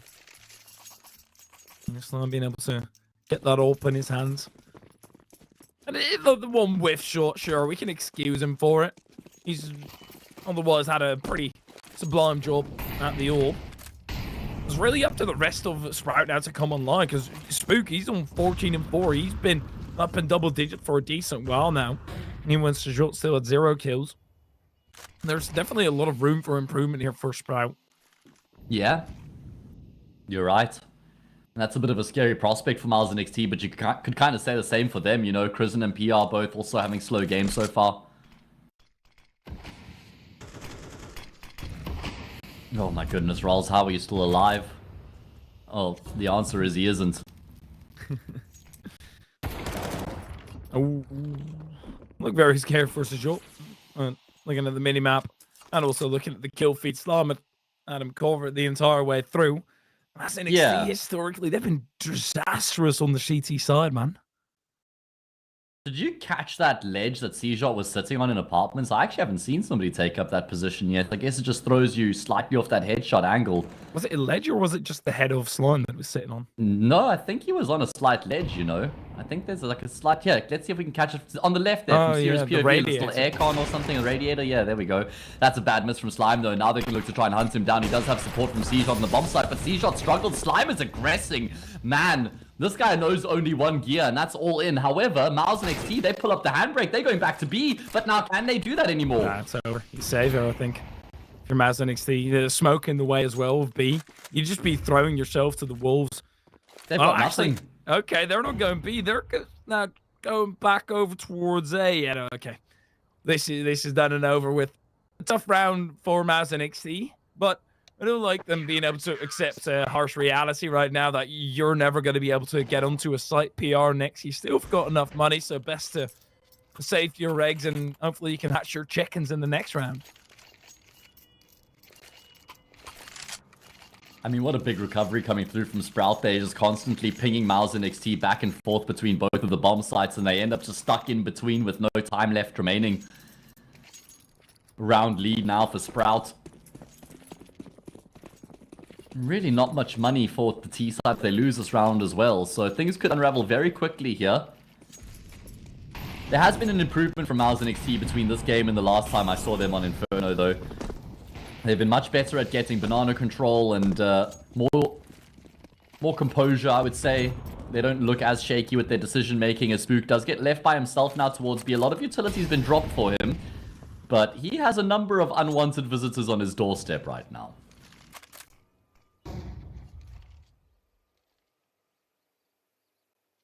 I don't think those visitors care whether you let them in. I'm going to try and barge through the door anyway. That's NXT. Oh, Raul's already took some chip damage, and then they've got blown to smithereens. Next, he's making that advancement, catching his boot with his pants down. Towson, easy pickings for him. He even has that spray. No, never mind. Nothing.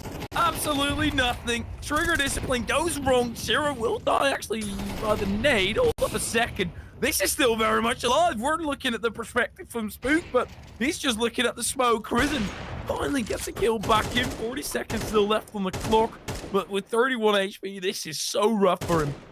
Yeah, I mean, I thought Kristen's spam through the smoke there might just yield him the kill. C-Shot's on a backstab right now. He's holding the angle. Kristen's aware of the potential. Does he peek deep before he recommits to B? No is the answer. But he has to start making a decision. He has to start closing the gap because he needs this bomb plant. And you know he wants that frag on Spooky before he commits to the plant. C-Shot now starts to edge his way forward. So the door starts to close in on Kristen. 9 seconds left. Spooky's played this perfectly, man. Hasn't given up an inch to Kristen, who now has to commit to the bomb plant. That's when Spooky emerges. And how have Sprout recovered that so quickly and easily? Yeah, absolutely ridiculous. It's the individual showing up right now, man. And well, also Spook being 18-4. We're 10 rounds in. So just slightly that's incredible. Under 2 kills per round. He is having an absolute stormer. A 30 bomb. Yeah, definitely on the menu here. That's only if Maz and NXT are able to push this one forward, which in this round is going to be a tough one to crack the code with. They've got a Galil and 3 players with armor. Nexius. And there's a nade in his pocket. I mean, Spooky's just been ruling banana, like you sort of infer there. That's just where he's been doing so much damage, right? And, well, he's added enough to the tally. Should go down here, and he gets overrun by the Tech 9. This could go quite south here for Sprout, although Torsen, he's basically the insurance policy right now. Yeah. You break through, one of them backs down. You walk into the back of the site thinking everything is clear, and Towson make sure that they're in for a rude awakening. And look at this PR calling as well. A is clear. I'm on A site. So just peeks mid, and it's over. Look at his awareness. He's got a Galil, but okay. And these are the moments where I think Slime overdoes it, because you've got that AWP. You just want to retain it. You've got enough money, but actually, it's a final round and a half next round. It should be all fine. Yeah, he could just get drops and AWP. I'm not sure that was why he made the decision he did. Yeah. It kind of felt like that was just in his play style, like go for the peak, try and finish off the job. And that's where I certainly agree with you that there's sometimes just a bit much from him, and he needs to know when to reel it in and when to go for those aggressive options. Because, for example, the no-scope in apps as well, swinging wide to try to go for a no-scope shot. It's those tiny things. Otherwise, I'm very much starting to like him. Then again, you would rather have a player who had this insane mechanical ability and just needed to sort of learn how to wield his weapon and his powers than somebody who, you know, didn't have that fragging power that you needed to teach how to be a heavy hitter. So let's call him a rough diamond. It's so much easier to tone it down than to crank it up. There we go. Well said. Excited to see for what he's got in the future. But right now, Mouse NXT, they've got the diamond power as well. But they're being the brightest one out there right now.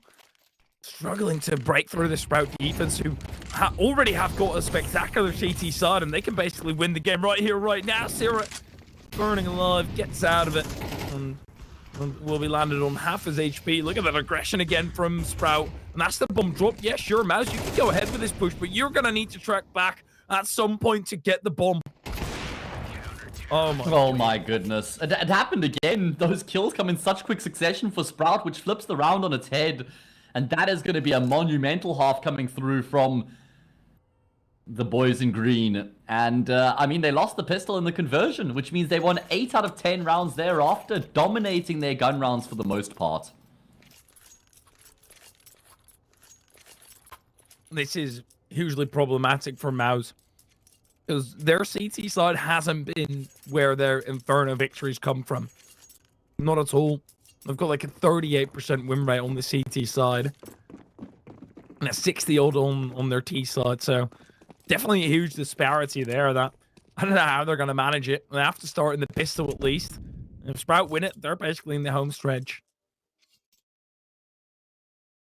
Yeah, for sure. If Sprout win this pistol round, you got to say that's got to be game over, surely, right? Shop closed up, and guess who's in banana? T side, CT side, he rules the roost. Okay. All right. Yeah, that was a bit much there. That, I guess, trying to create a bit of a diversion. Now that he's gone down, it's going to be a smoke towards Moto. Flash over the top from Rolls, and 3 players out of apartments, and no one to play catch on the other side. This is quite scary for the CT side, you know?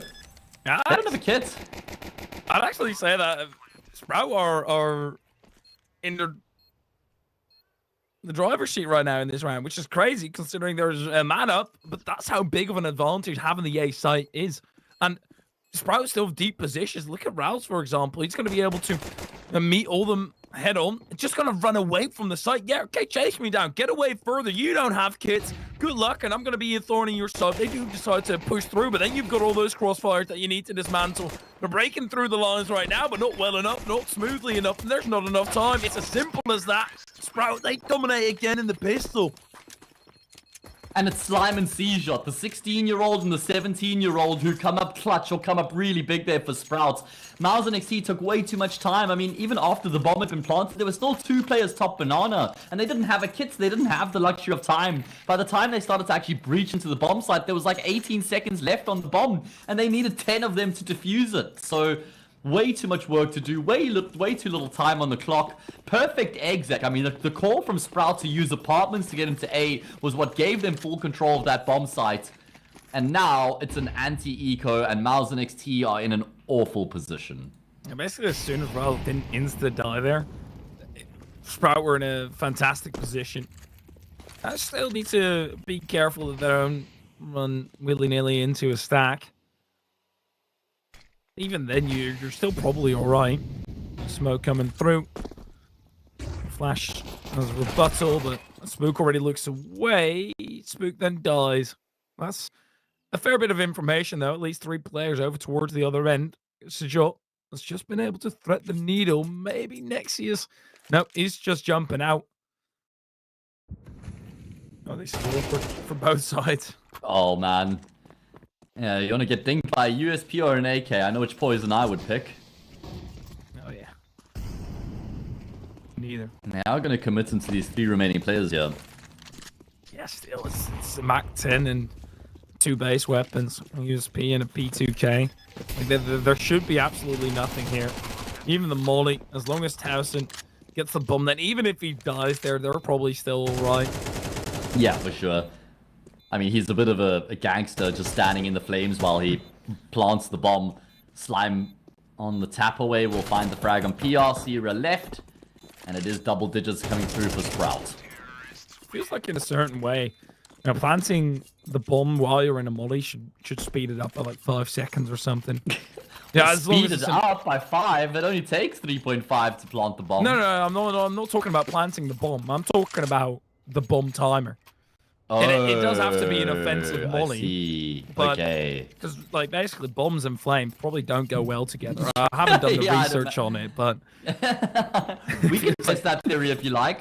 Yeah, not in my house, at least, but Oh, yeah, man. I'm willing to put it to the test. Maybe there's an embassy or something. Come on, this guy.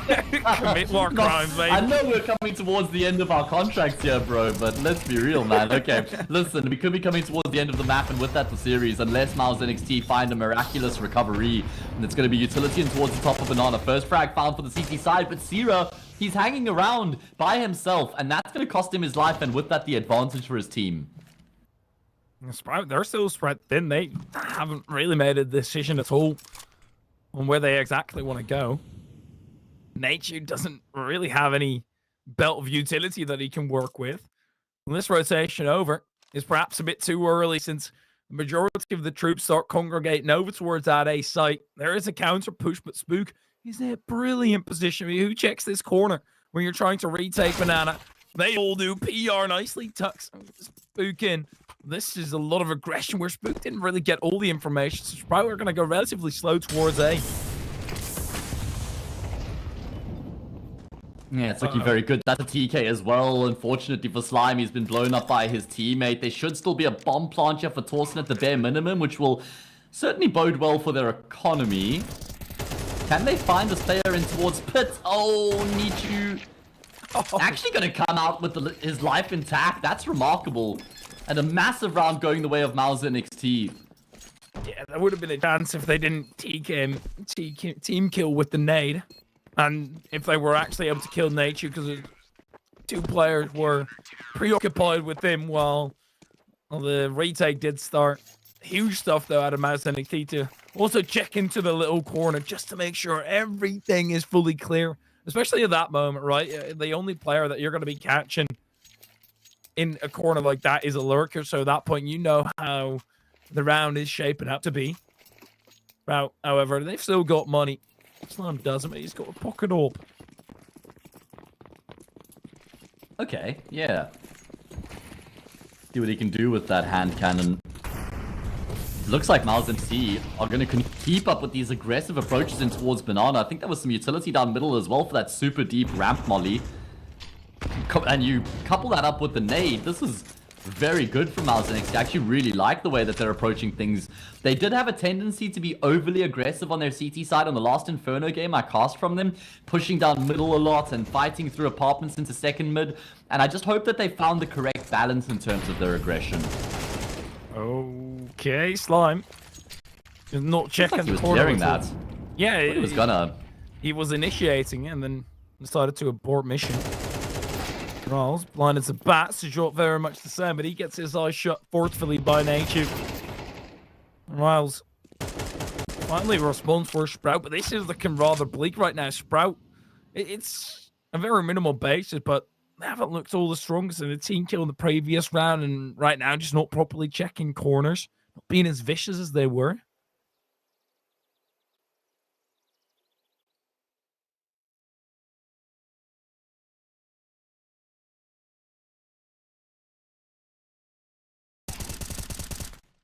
Okay, well, that's an easy kill coming through on your Torsten left, and it's not going to result in much. So here we go, Miles NXT. Ball rolling on their CT side. Their map pick fighting back in the series. They want to see the lights of Ancient.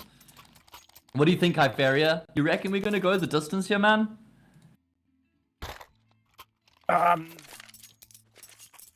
In a tough spot here, because Sprout haven't looked strong.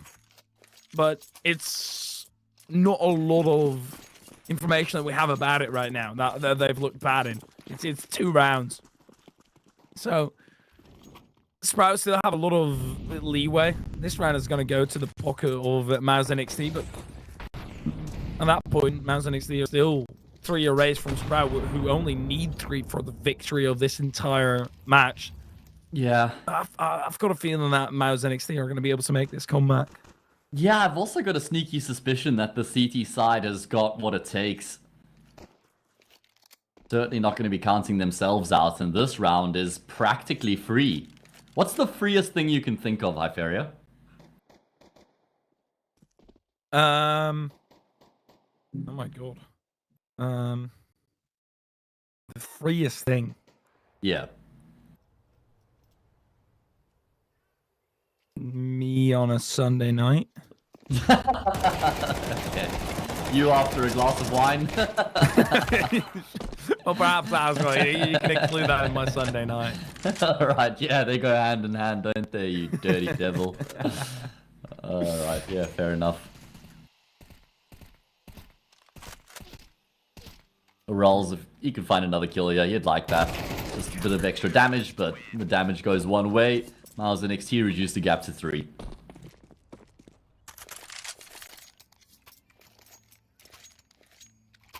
And now we get into the thick of it. Sure, we've been having fun. They're probably not having as much fun as they were. Well, Spook, that he's been able to kind of continue the carry the entire way, but it's always that players are popping up, and then as soon as they have switch, that's where they all of a sudden do start struggling, because you're forced into, well, either defending all of a sudden or taking initiative. And Slime loves taking initiative though, and also taking nades, but we've talked about this, sometimes he overdoes it a tad bit, and considering there was nobody close for the repeat, that was overdoing it. Look at this in Banana though, they've gone through the bottom Banana smoke and they've got the kill on PR as well, so this is a big headache now for Miles and XT to deal with, because they're already down by a man and they've been forced back into the B site itself. Sprouts have free reign over the map at this point, and they'll know that this is where Rawls does some of his best work as an IGL. He'll know and understand the opportunities that present themselves. And look at the call. He says, lads, you need to go through apartments right now. He knows on that extremity of the map, that's where most of the space would have been created. They've left Torsen towards, or it's actually Spooky here, excuse me. They've left him here to try and maintain some sort of semblance of control behind half wall. That molly in apartments is a perfectly timed one, but Spooky reapplies the pressure to keep 2 players at B. That's a nuisance. Sprout going for the exact same play yet again over towards the A side, just barreling out of apps. Nate shoot on the site, trying to hold on, trying to hold the lines. Spots one, actually he's able to go down Towson. Shijol nicely deals with that before it can really get out of hand, and now Mouse and XT, they probably have to let this round go. I don't know. I kind of feel like feeling it out wouldn't be the worst option. I guess they only get $1,400 when they lose. They're guaranteed a full buy in the next, though. You've got the AWP on Crizzen. I guess you're also concerned about the flank from Spooky on the opposite side of the map, so they will just settle for the safer option and carry the 2 guns through. But that is a really big round for Sprout to win, just to maintain distance between themselves and their opponents, right? Yeah, Sprout, they've just, all the arguments that we made for potential comeback, Sprout have just put them to rest, at least for a tiny bit. Good start. Everybody surviving as well, nobody getting caught. Mouse and XT, they're on the ledge here, and their balance ain't looking all that great. But shaky. If they lose this one, it's game over. I mean, I guess they've got a little bit of money, so at least they'll be able to afford another dip into the pockets, but that's not the focus anymore. They need rounds on the board. That's the only currency that matters. Oh, this is where they get aggressive. They smoke halfway down middle. They push into second middle. They force fights, but this can go south so quickly.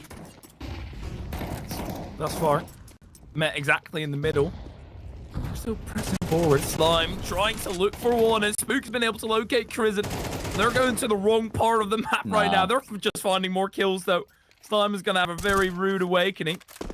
But it doesn't really matter. Actually, this is a tad bit of a nuisance more so than anything, because they still have to get that bomb. They're in such a great position. I mean, this would do really good for Miles and XT's PR image if he was able to win this round for them. CJot has the smoke and he can't block off CT, and PR, well, he's getting flanked out here by said player. So it should just be a matter of time. Good patience out of Sprouts as well to try and find him out. Oh, okay, he's actually got the kill into CJot. That could... Oh, but he doesn't realize there's still a flank towards B anyway, so at least the plant will come through for Sprout. So they've done all this without planting the bomb. Yeah.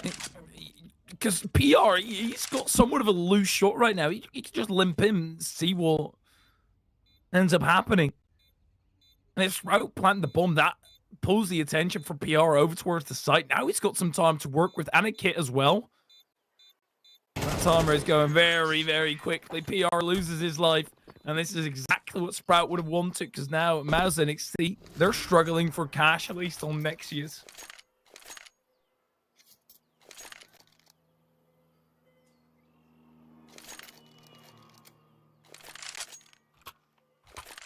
Yeah, this is a big problem. Obviously, Miles and NXT now up against the wall map in Series Point. You see, that's what I was talking about with the aggression that they have on their CT side. And I don't mind that approach, but I think when you're chasing the game 11-7 in such an important gun round, I'm just not convinced that that's the best percentage play to go for when so much is on the line. You know, giving those fights to Sprout so early on, the entire round lives and dies with that early skirmish. There's no way to sort of walk away from that 50-50 and still keep playing through the round.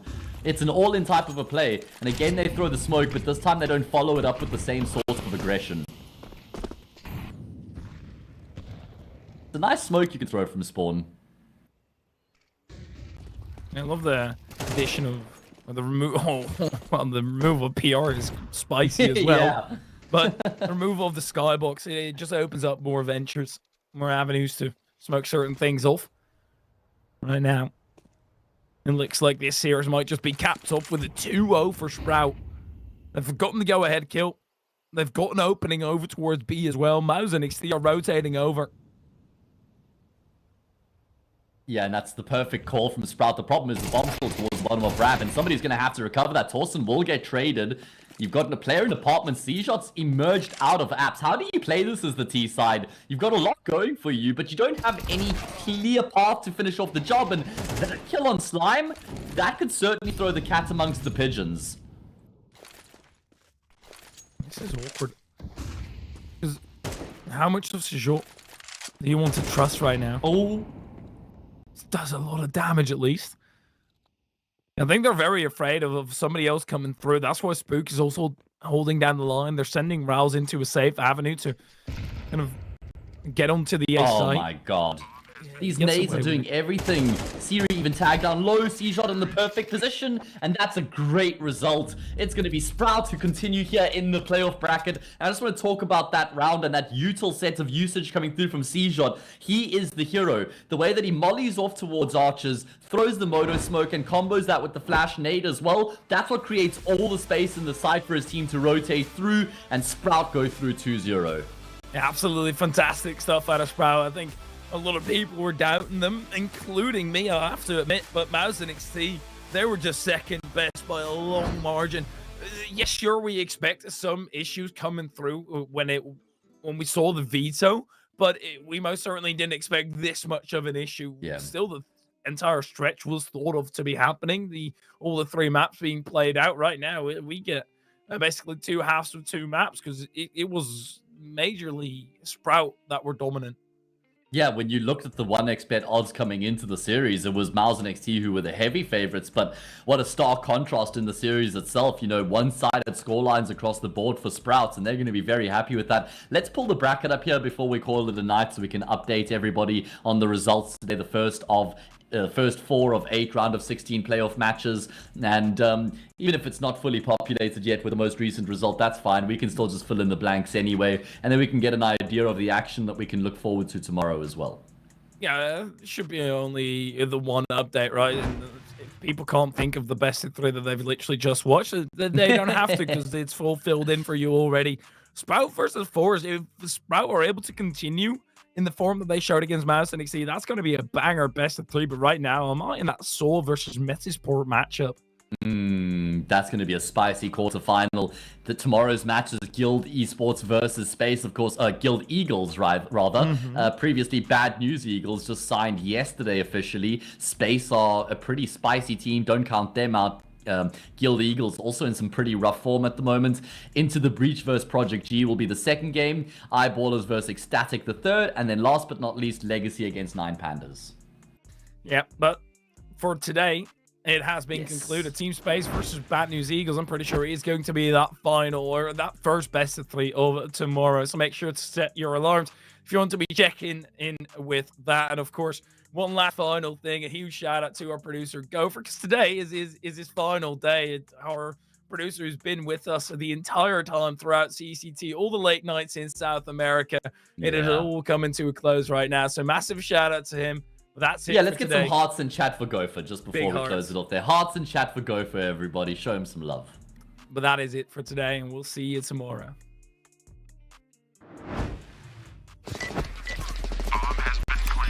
I have very complicated job, but I love simple things so much. One move, one push.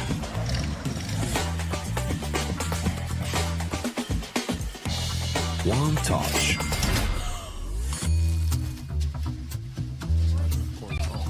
One love. One click. One XBet. You look into your inventory and there's only... It's time to forget about this garbage. Here you will find everything to play with really cool skins. Open top cases. Upgrade dropped skins and turn your junk into a cool gun using the contract system. Every day, thousands of people upgrade their inventory with us. Hellcase.com. Look at yourself in a new way. Watch the matches with BO3.GG, the official stats partner of CCT. Check out AI-powered predictions in live matches. Get access to live scoreboards packed with in-depth weapons and grenade statistics. Check out round maps in the match results. Extend your game vision with BO3.GG.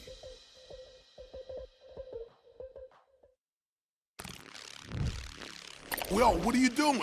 Exhibit. What do you think? I'm a paperclip? It's Mr. X to the Z. You need to quit browsing like a lame and get Opera GX. Because with GX mods, you can pimp your motherfucking browser. All you gotta do is click here, select the mod, and boom! New look, new sounds, new everything. It's not easy being a legend. Oh, shit. Not again. Change the mod now. Download Opera GX.